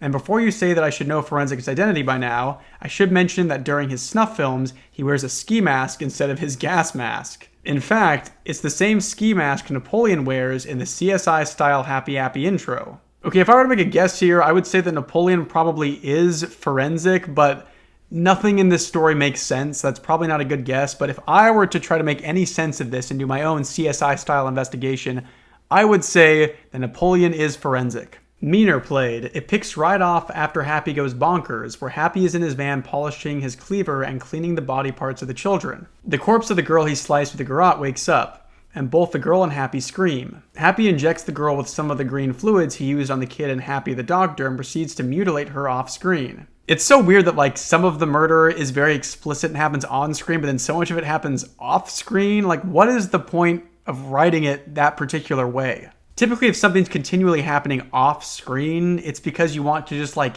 hint at the fact that something terrifying is happening, or like you're leading up to a big scene where you see some actual violence. But this is just mixing in showing us and then not showing us, just like whenever the story feels like it. After Happy is done, he is heard chopping the girl's head off with a cleaver. Happy leaves his van with a knife and says, "That was fun. Hey, killing is a fun thing to do. You can do it at home if your mommy and daddy allow you to. If they don't, which will probably happen, do it anyways because I, Happy Appy, says so." And the credits roll. Hey, Happy Appy, why even make the point of asking your parents' permission to kill people if you know they're going to say no? In Happy Appy's Christmas, we see Happy Appy drive to the playground in his van, which is decked out in Christmas lights and decorations. After a minute of waiting, Happy, dressed in a Santa outfit, leaves the van through the side door and shouts, "Merry Christmas, children!" His voice grabs the attention of nearly every kid on the playground, and they rush over to him asking for presents. Happy panics for a moment, and then slowly gives every child a small present. I love the fact that Happy Appy panics. Like, what were you expecting when you rolled up to the park and got out of your van and were like, "Merry Christmas"? Of course the kids are going to want presents from you. You're literally dressed like Santa. You're always red. One of the kids opens his present, and it's a juice box. Eventually, every present gets opened, and they all turn out to be juice boxes. Given the nature of Happy Appy's body composition, I'm just praying that it wasn't apple juice. We see the children drink them, except for Danny, who is hiding behind the monkey bars. Can you even hide behind monkey bars? Isn't the whole thing that it's like a tall, bar-like surface? There's nothing to hide behind. All of a sudden, we see all the children collapse. When I first saw this, I thought he had done a Jim Jones and put poison in the juice boxes. Unbelievably morbid statement there, but if you guys are looking for an actual legitimate good book to read Raven by Tim Reederman and John Jacobs. It's like the best book on Jim Jones if you're interested. Happy says, "Looks like my knockout drink worked," and drags the kids into the van from Danny's point of view. We see Happy Appy drive off while Danny runs after him. Eventually, Happy shouts, "Merry Christmas," causing Danny to stop on the ground and scream, "I hate you, Happy!" The episode suddenly ends after that. Yes, Danny, let that hatred of Happy Appy drive you. My own personal hatred of Happy Appy drives me. Not the character, but the story, of course. Happy's house played. We see a nice-looking house with Happy Appy standing in front of it. Happy says, "Hey kids, who wants to see my house?" and walks inside. We get a tour of Happy's house. For the first half, it seemed like a normal house. Suddenly, Happy says, "Now for the main highlight of the tour. Are you ready to see my basement?" He goes outside and opens the cellar door. We see a dark room. Happy flicks on a light switch, and we see the basement, full of body parts. On the walls were dry splatters of blood and skin stretched to look like bear rugs. The creator of the series actually gave us a picture of what the scene is supposed to look like. Unfortunately, it seems like he left his thumb in the image, so you can see that he is holding up the Happy Appy popsicle stick puppet. On the various tables were jars of body parts. There was one table covered in a cloth with a humanoid figure under it. Happy says, "Hey kids, do you like my workshop?" and goes to the table. He says, "Well kids, here's my magnum opus under this cloth." He unravels the cloth, and what's under it is a statue of a human made of human parts. The classic ship of Theseus thought experiment. I knew that would show up in a story of this caliber. It's unfinished, to say the least. Happy has yet to add the organs and the rest of the skin. How far can you get in reconstructing a human if you haven't put the organs in yet? Shouldn't that be like maybe one of the first things you do if you're building it from the inside out? I guess you could build all the outside and then put them all in after that, but that should be the first thing you do, right? A weird fun fact about me is that when I was in college, I worked as a delivery boy for the campus that I worked on. I delivered like literally every single package that came to the campus. And I delivered a cadaver once, and it was a weird experience. Happy says, "Hey kids, you should make a statue like mine," and the credits roll. Jim mocked Happy Appy's ideas as he did when we watched Lighter. I wish we got more of Jim's like Mystery Science Theater 3000-esque commentary and quips throughout this story. But I understand that Jim is probably all out of ideas. It's very hard to make several hours of commentary about this story. I wouldn't know anything about that. Napoleon, the biggest help played. Great, another snuff film, I thought. And seeing the list of episodes, hopefully the last. In this episode, Happy is seen putting organs into his statue. He puts a stomach, heart, and ribs in, but finds out he has no intestines. Of course he has no intestines. He's an apple, for goodness sake. Happy screams for Forensic. Forensic comes over and Happy says, Napoleon, could you please find me some intestines, preferably adult ones? Forensic nods and goes out. So it looks like I was correct. Forensic is Napoleon. I'm a genius. I mean, obviously a genius wouldn't have been dumb enough to read the story in the first place, but I'm pretty pleased with my deduction abilities. We see Forensic go to Danny's house, where he and his father are crying over the death of June. Danny notices Forensic and screams. Danny's dad rushes over, and Danny runs away. Forensic slashes the dad's throat and drags him out of the door. Forensic says, "You're very lucky I haven't killed you yet, Danny," and takes Danny's dad to Happy's house. Forensic cuts open Danny's dad's stomach and mutilates him to no end. Happy cheers Forensic on while Forensic throws Happy body parts like a bear throwing chunks of flesh to her cubs. Forensic is Happle Apple's mother confirmed. After probably one of the less brutal snuff scenes, when compared to Miranda and the kid, we see Happy cheerfully placing intestines in the statue and the episode ends. Jim couldn't take this anymore. If we see another snuff film, I'm so going to destroy the disc. That's what you said last time, buddy, and you still haven't done it. You're still making us listen to you recount the vapid details of this stupid show. We played Danny's Love. We see Danny kissing the girl from a few episodes back, and Danny says, "I love you, Jenny." Happy notices Jenny from the bushes. He says, "Hey kids, who wants to see a relationship end?" Jenny goes near the road. She notices that a limo is there that looks like the one that Aphex rode, and Happy meets the Roo Bears. Excited for whatever reason, she knocks on the window. A man in shades who looks a lot like John Wilkinson rolls down the window. Okay, I'm pretty sure John Wilkinson is the crazy guy that killed all the kids at the summer camp. That is a storyline that's just been completely abandoned. I don't know if it's going to come back. I hope it does, because that was honestly maybe the most interesting part of the story. Actually, because it was the most interesting part of the story, you can almost guarantee it won't come back, because that would be too good. She says, "Hey mister, you have a nice car." He smiles and says, "Thanks." Suddenly, Happy opens the door and grabs Jenny. We see the limo drive away. Danny sees the limo drive away with Jenny. Danny screams and cries for the last 5 minutes of the episode. Finally, Happy Fest / Happy Rots in Hell were up. Okay, I've complained about this story endlessly, but I could get behind an episode where we see Happy rot in hell. I would like to see that. In Happy Fest, we see Happy discuss plans in the camera. He says, "Hey kids, I have an idea that will change the world. I will make everyone happy," and brings out a knife. I was really hoping that was going to be like Happy saying, "Hey kids, I have an idea that's going to change the world. I'm going to steal a plane and fly it into a building." I knew what he was going to do. He was going to carve smiles into people's mouths. He got out of his van and said, "Hey kids, who wants to smile even when they're sad?" And all the children, which there are around 5, come running into Happy's van. Happy locks the doors, does a death smile, holds up the knife, and we see the outside of the van, where children are screaming and Happy laughing. After that, Happy opens the van door and climbs out. In the background, you could see a kid's body whose mouth was stretched like a Kuchi Sakiana, but in a smile. Happy says, "If you make everyone smile, the entire world will be a better place," and the credits roll. Finally, Happy Rots in Hell was up. I couldn't believe it. It was the end. Well, minus the epilogue, and we couldn't feel any better. Well, I would feel better if there wasn't a freaking epilogue. I feel like I'm getting ripped off here. Also, typically epilogues are found in a story that has some sort of, story. You can't just have all this disjointed nonsense for 5 hours and throw an epilogue in there like it's supposed to have some sort of meaning to it. This is actually our favorite episode. Just guess why. In Happy Rots in Hell, Happy drives to an old house where Danny is hiding. We see Danny holding a knife while another girl is with him holding keys. Danny says, "I hope Happy doesn't come here, Abigail." Yeah, I got some bad news for you, Danny, just based on the way the story's been going so far. We see Happy knock down the door with brute force. Abby says, "I'm going to go downstairs and open the door to the basement." Danny says, "Okay, Abby, but if Happy hears or sees you, call for me." Abby walks downstairs, trying not to make noise, gets the keys, and tries to unlock the door. The jangling of the keys alerts Happy. He creepily says, "I hear you," before running over to try to kill Abby. She unlocks the door and gets in the room right before Happy could reach her. She locks the door and Happy shouts, "Don't think you can hide forever, Abby," before running. A revving of a chainsaw is heard, and Happy is seen trying to chainsaw the door down. Danny shouts, "Get me instead!" and Happy says, "Oh goody, you're much more important than her." It cuts to a POV shot of Happy trying to slice Danny with the chainsaw.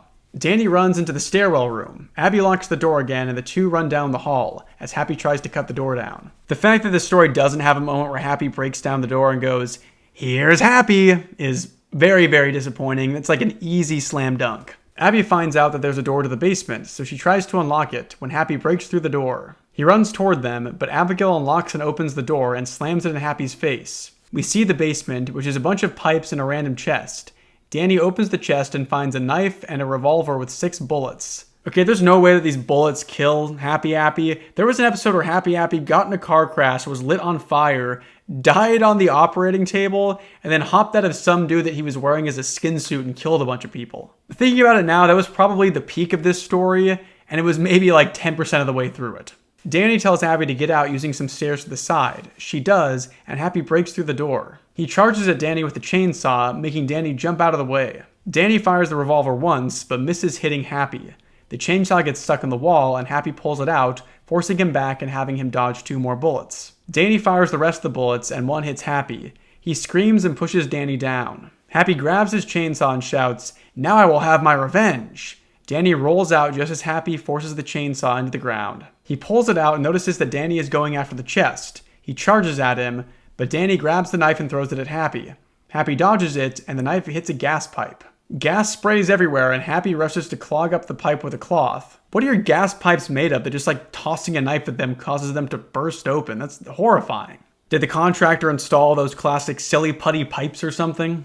He stops the leak, but the room is covered in gas.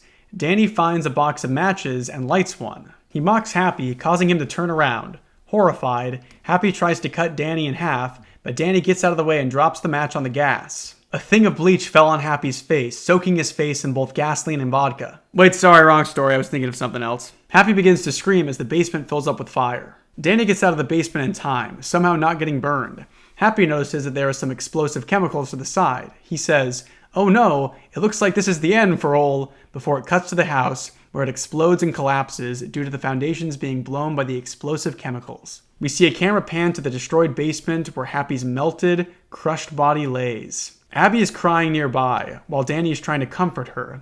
Suddenly, Forensic grabs both of them and coldly says, "You have killed my creation. Now I will do the same to you." Are we really not going to get to see Happy rot in hell? I thought we would go into hell with him, but instead he just gets burned up. That's not... He's already survived something like that before. I don't trust that he's actually dead. We do get more confirmation that Forensic is in fact Happy Appy's mother, so that's kind of cool, but I was expecting a lot more for Garrison and Jim Forrester's favorite episode. Finally, I played the epilogue.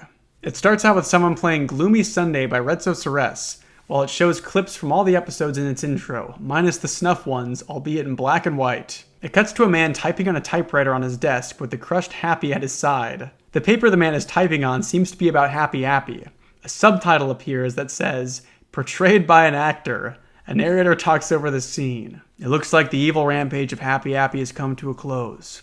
Although he had died, his unfortunate impact on the world lives on. The many people who died on that show did it so the sick man who directed the show could see his true vision. A snuff TV show. Where the director is, I have no idea. But I think everybody would like to see that he died in a gruesome way. Okay, so they actually were killing people in Happy Appy. I guess Happy Appy is just a real thing that exists. I mean, I should know that. He shows up outside my window every night, but it's just so weird. But the man turns his face to the camera. You'd think he had died, but although Happy is long dead, the director lives on, and somewhere in the world, he is making private home movies, which continue the horrible story of Happy Appy. But you might be wondering one thing. Why did Happy Appy go so bad? We might never know until the director comes out and reveals why he made Happy kill all those people. You know, maybe it was just Happy Appy's parents that were terrible people. After all, the apple doesn't fall far from the tree. We see the director slowly fix Happy's puppet with clay model utensils. Somewhere in the world, the director is slowly rebuilding Happy's clay model, damaged in the series finale of Happy Appy. And if the director rebuilds Happy's clay model, who knows who might be killed next? It could be a celebrity's child. It could be the president's child. It could be any child. We can only say two things. The director is alive, and he might be killing someone. I hope someone will kill the director, Frederick Gogorte. In one of my other videos on this, I made a joke about Forensic's middle name being Frederick as like a subversion instead of it being Forensic F Forensic for Forensic. It was Forensic F Forensic for Forensic Frederick Forensic. But I think I might have been a bit of a wizard about that because I'm pretty sure that Frederick is Forensic because he made Happy Appy. So that would be wild if that comes true. But I guess Forensic is also supposed to be Napoleon, so I have no idea what's going on. It cuts to Happy's rebuilt model. The director adds a knife, it cuts to black, and a scream is heard. I hope someone will kill Napoleon. And now we know who Napoleon/Forensic is. He is the director who made this show, Frederick Gogort. Okay, somebody will have to go back and see if I actually predicted that correctly, because if I did, that's insane. That's just how in tune my brain is to Happle Apples. As the disc ended, Jim said, well, at least that's over, and we know who Forensic is. He gave the disc to me and said, keep this. Even though I want this destroyed, keep it so you can learn more about how these episodes were made. I said, okay, and left his house to tell you about the last episodes. Oh, and I remade the episode list. I guessed on where Hospital Doctor was. It's not Happy the Doctor. I'm going to spare you guys and not read this entire stupid episode list. I've read like 5 episode lists in here. It's just a waste of everybody's time. November 5th, 2011. You know, I don't think that revealing Forensic's identity was a good idea. When I went to sleep on the 4th, I heard someone open the back door. Since it was probably Frederick or one of his friends, I grabbed a gun and went into the kitchen. In front of me was a man in Forensic's clothes trying to burn down my house again with a lighter. However, unlike the normal Forensic, he was quite fat, giving me the idea that he was John Wilkinson in disguise. Before he could turn on the lighter, I shot him in the leg. As he stumbled to the ground screaming in pain, he dropped the non-lit lighter on the ground. He tried to light it up again, but I stepped on his hand with my right foot. With his free hand, he tried to slash my Achilles heel with a knife, but I kicked the knife out of his hand with my left foot. I grabbed the knife and held it to his throat. The man proceeded to say, "Do it, you stupid foreigner, jeez.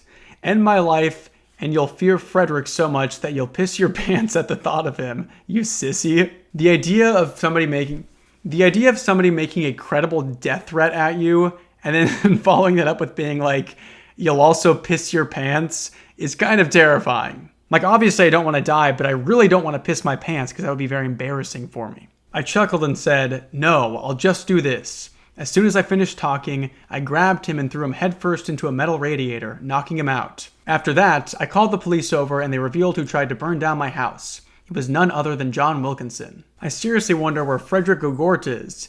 He can't have possibly returned to the John Wilkinson summer camp. Why couldn't he have done that? The police left that crime scene unoccupied for like 20 years. He could easily be hiding out there. In fact, of all places for a serial killer to be hiding, abandoned summer camp is a pretty good option. November 6th, 2011. I got it. You know the address mentioned in the Can of Kill and possibly the Rose episodes? I think Frederick is hiding out where the address is. Now that I may have a possible lead, I'm planning on going to the address soon in the next day or so. I have to go now. I need to find some small weapons to bring just so that I could run from Frederick and protect myself if he chases after me. November 7th, 2011. Today I found out that Mr. Oscar Matthewson died today.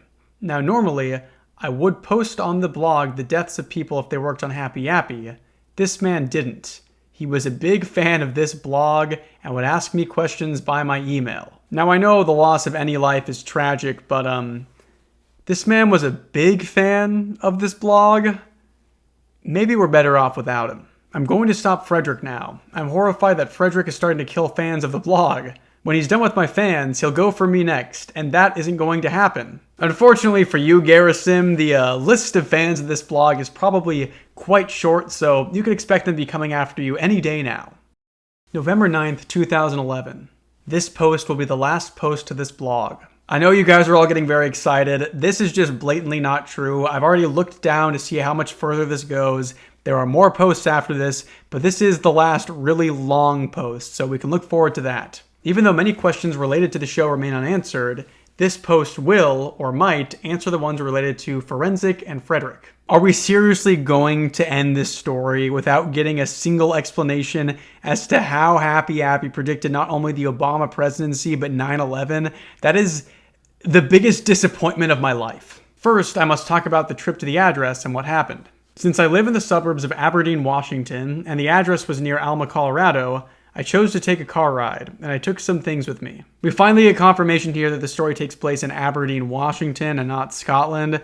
If you guys didn't know, Aberdeen, Washington is like the single most depressing place I've been to in my entire life. It's so sad there. It used to be kind of like this industrial hub, but then like this crazy Apple showed up one day and like ruined everything, and they just haven't recovered since. The first thing I took was a photo of Frederick Gogort, for when the forensic I find is actually him. I also took some weapons, like the knife and a pistol.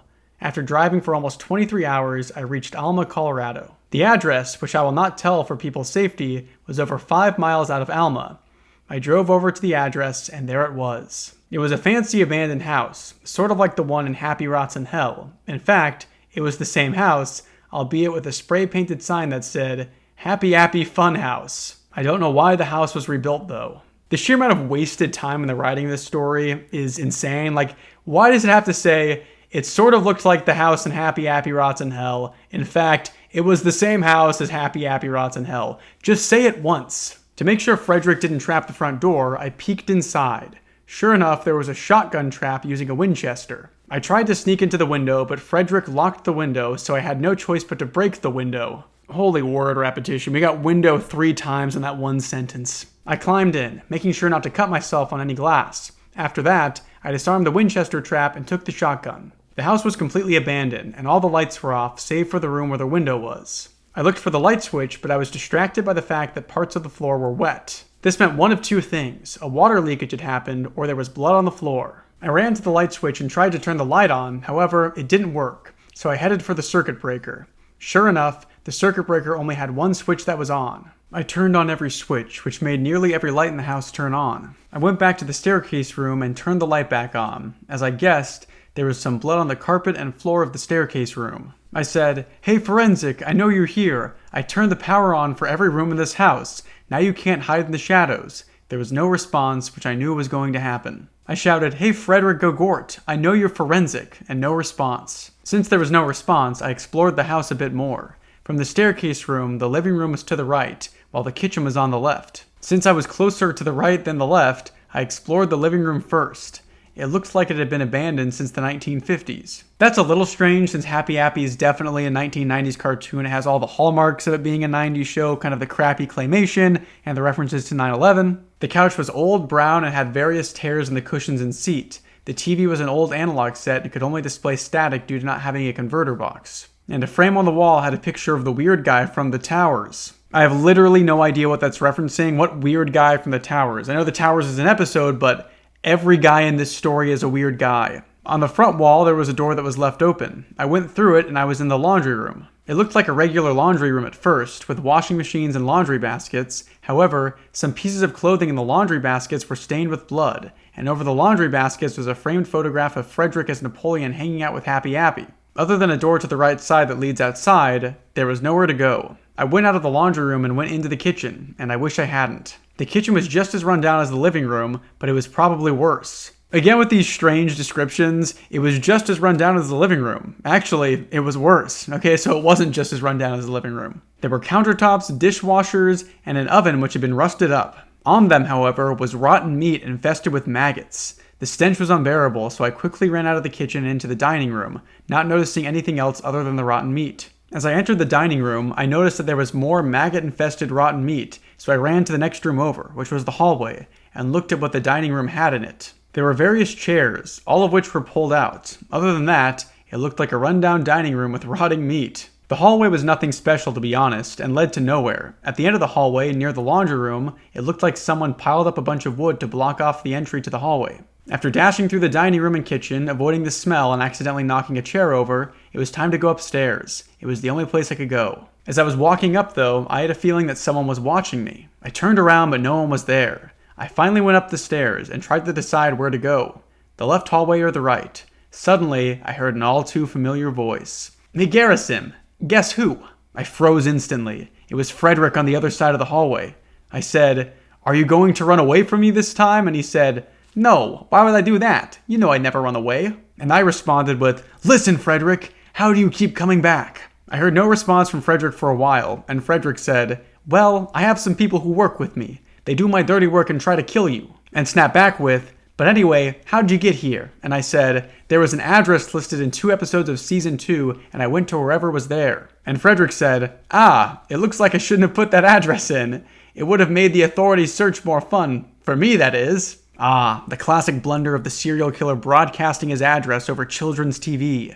Happens to the best of us. I wondered if I could talk Frederick out of killing me. I said, "Listen, Frederick, why do you kill people?" And he cheerfully replied, "Well, it depends on who I killed. If it was a worker of Happy Appy, it was because I wanted Happy Appy to be more mature, but those damn employees and managers wouldn't let me." Now that they're all dead, I went after your fans, and I'll soon go to you. Hey, Frederick, if you want to make a more mature show, you should probably make it on a network that isn't Noggin. This is literally like if the creator of Bluey went crazy and started murdering people because he wanted the show to be rated R. I was about to say that John Tresty, Jim Forrester, and Tristan Drews were still alive, but I stopped. Probably because Frederick killed them already, except for Forrester. Don't ask me, I don't recognize any of those names except for Jim Forrester. Luckily, he's the one who's still alive, so he's probably the most important. I said, well, you don't have to kill people just because they ruin your show, or should I say magnum opus. Frederick took out his blood-stained scimitar knife and said, do not make fun of my show. I bet you don't have the balls to make another comment. Well, do it. Sighing, I said, you should have been happy that your show aired and got decent ratings. Look at some of the shows now that only air for a few episodes before being canceled. Frederick put away the knife and said, you're right. I should have been happy about my show. I was relieved to have finally corrected Frederick. Garrison pulling out the classic Steven Universe, you don't have to be evil anymore monologue that always works. But I still love my lifestyle. I love killing people, evading cops, and most of all, stalking you. Oh, the joys. Okay, so I guess the Steven Universe monologue doesn't always work. I take that back. I knew that because Frederick was mentally insane, it would be hard to stop his ways. Frederick, have you ever wanted to be successful? Frederick said, yes, at covering up Happy Appy forever. I don't need your help because I'm doing just fine. I said, no, I mean having a successful life. He shut up before replying with, well, yeah, who wouldn't want one? I cringed before saying, well, because you've, to put it best, effed up your chances of having a successful life. Frederick was offended.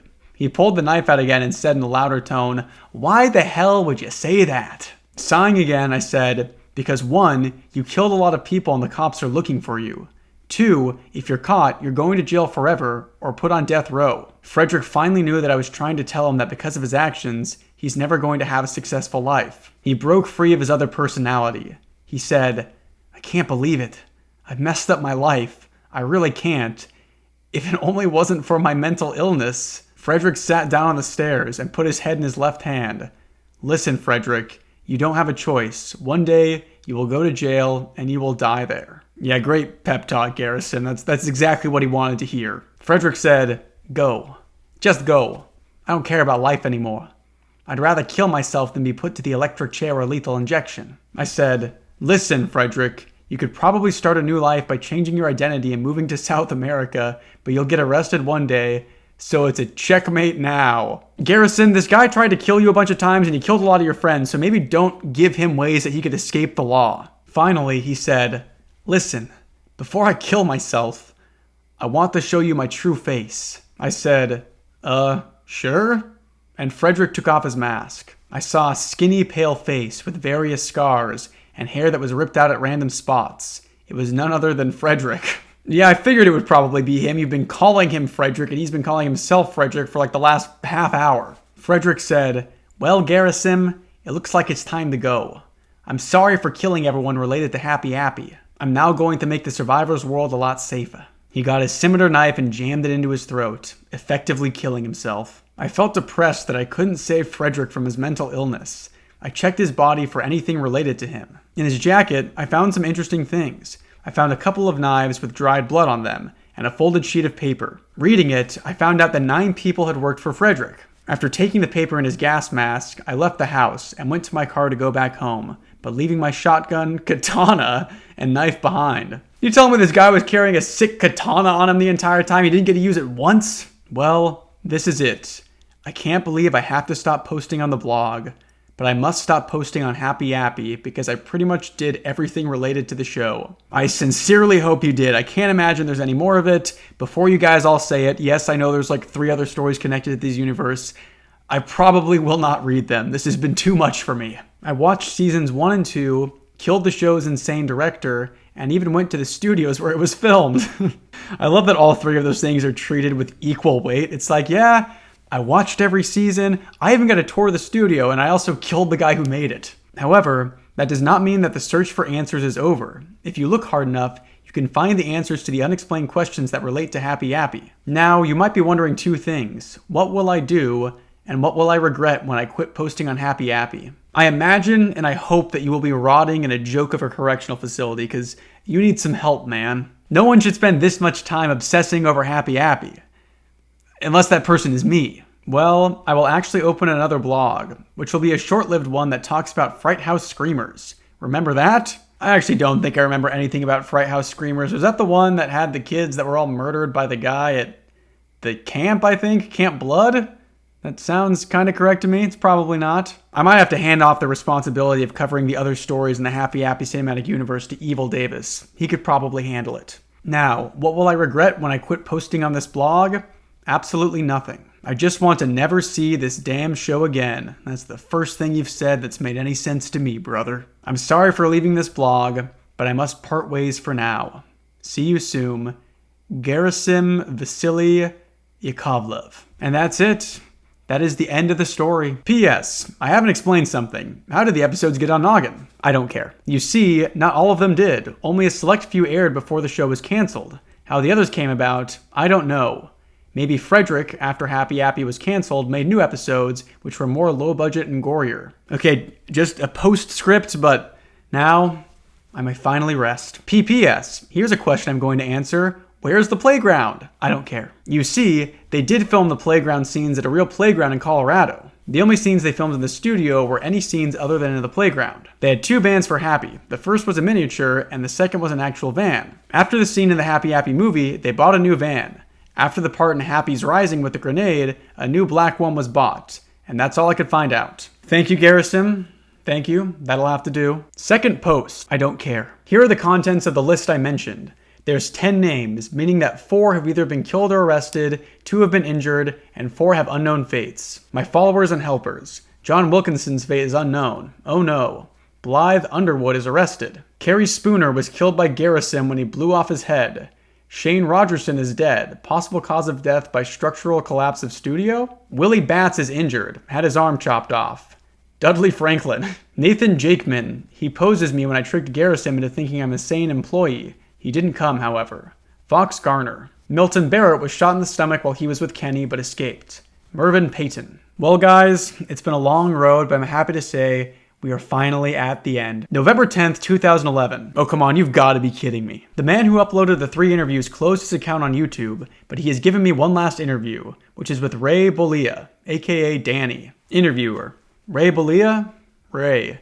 Keep it quick, please. I still have nightmares about what Frederick had done to me. How are you involved with Happy Appy? Well, it all started in a town called Alma, Colorado.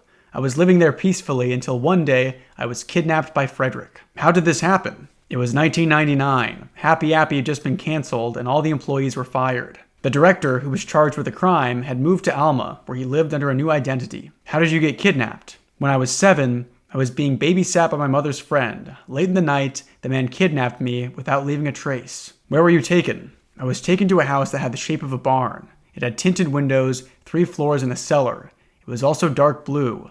There, Frederick filmed more episodes of the sick show. How did you escape Frederick? After filming Happy Rots in Hell at his house, an anonymous person tipped the police, saying that the kidnapper of me, Miranda, Abigail, and some other kids was living in the dark blue house outside of town. So, the police broke into his house and saved the 4 of us. Frederick ran away though, which I find stupid. He needs to be found and killed for what he has done to me. Sorry, I get too carried away. Last question for now. What happened to Frederick? He became a creature known as Forensic. Why is this even here? It's treated like him giving us the information that Frederick is actually Forensic should be a reveal, but we've known about that for like 17 years at this point. July 15th, 2012. As soon as you've seen this post, you're now either asking this or you're about to comment with something like, where the hell have you been? Actually, my question is more like, why in the name of everything that is holy are you writing here again? I thought we were done. Well, the easiest answer I can say is that I basically decided to stop caring about Happy Appy. Way ahead of you there, buddy. There are 2 reasons why. The first is that some members of Frederick's group, to put it in simple terms, are still seeking revenge. The second is that there's nothing left to say about the show anymore. During the time I was gone, I went back to my family in Perm, Russia, and sometime later this month, my younger brother, Vladimir, is coming over to visit. Just a month ago, I got a job, meaning I have even less time to post. I'm sorry, are you a police detective? Wasn't that like the whole point at the beginning of this story? Did they fire you? They should have. Also, during the time that I was gone, only one Happy Appy employee died, which is amazing, considering that, at the very least, 5 to 7 employees died a year before I began research in 2011. Said employee was Joanne Broop, who you may remember as one of the producers during the Real Happy Appy movie. I don't care. She was actually a post-production editor for the show, but she only worked on Happy's Vacation and Nate Needs Help. The interesting thing is how she died. Joanne wasn't killed with a knife or anything Frederick's followers would normally use. She had her head smashed in with a sledgehammer. Thankfully, though, it looks like Frederick's followers have slowed down on killing Happy Appy employees, which is very good. Also, from now on, I'm going to call the people who work with Frederick the followers for consistency reasons. You should have called them the Happy Appleites. That name is just sitting on a platter for you, man. July 17th, 2012. Well, I guess this is the end of the blog. There isn't much I have to say now besides Happy Appy and Frederick O'Gort, and both of those things are dead. Unless something new happens, I'm not going to update this blog any longer. I will still keep it up so everyone can read what happened. And that is, no joke, the actual ending of Happy Appy. Which means I finally did it. I read all of Happy Appy, and I gave commentary throughout. That's certainly a feat that has never been accomplished here on YouTube. It's not like there was, a really big channel that just did this like a week ago or anything. When I started making these videos on Happy Appy, I did not realize it would become like such a meme on my channel, which is kind of fun to see that I'm like so weirdly interconnected with Happy Appy now. On the Creepcast episode where they read this, I haven't watched the whole episode because I cannot stomach this story another time, but there were a lot of comments that were referencing me, which was really, really cool to see. So thank you guys for spreading the word about my channel there. I did think it was kind of funny that people like felt legitimately bad and were like shaming each other for suggesting that the Creepcast guys read that story because it's so bad. I'm sure they knew it was going to be bad going in. I knew it was going to be bad going in, and they probably made like 10 grand a piece reading it, so you don't have to feel that bad about it. If you're somebody who's watched all 4 episodes of my Happy Appy series, then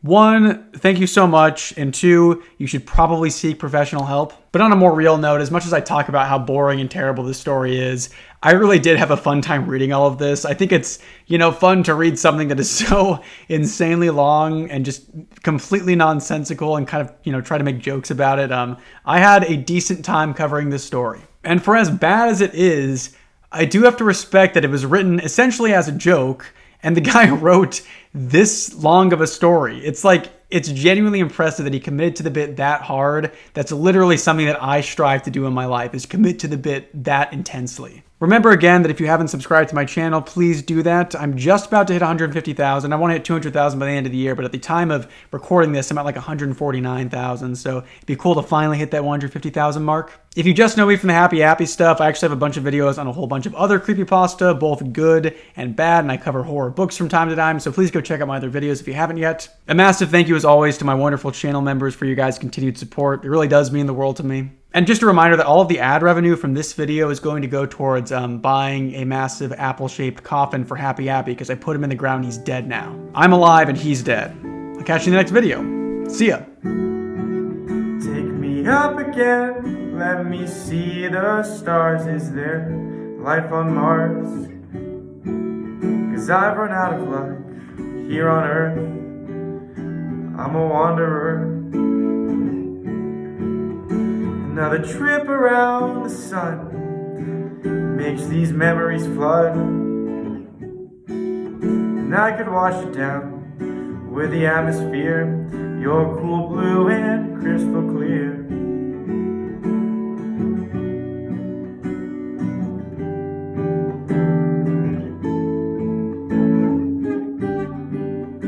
I'm an astronaut flying above, but can't fall in love.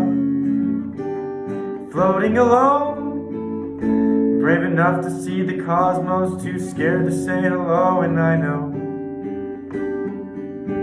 one day I'll be gold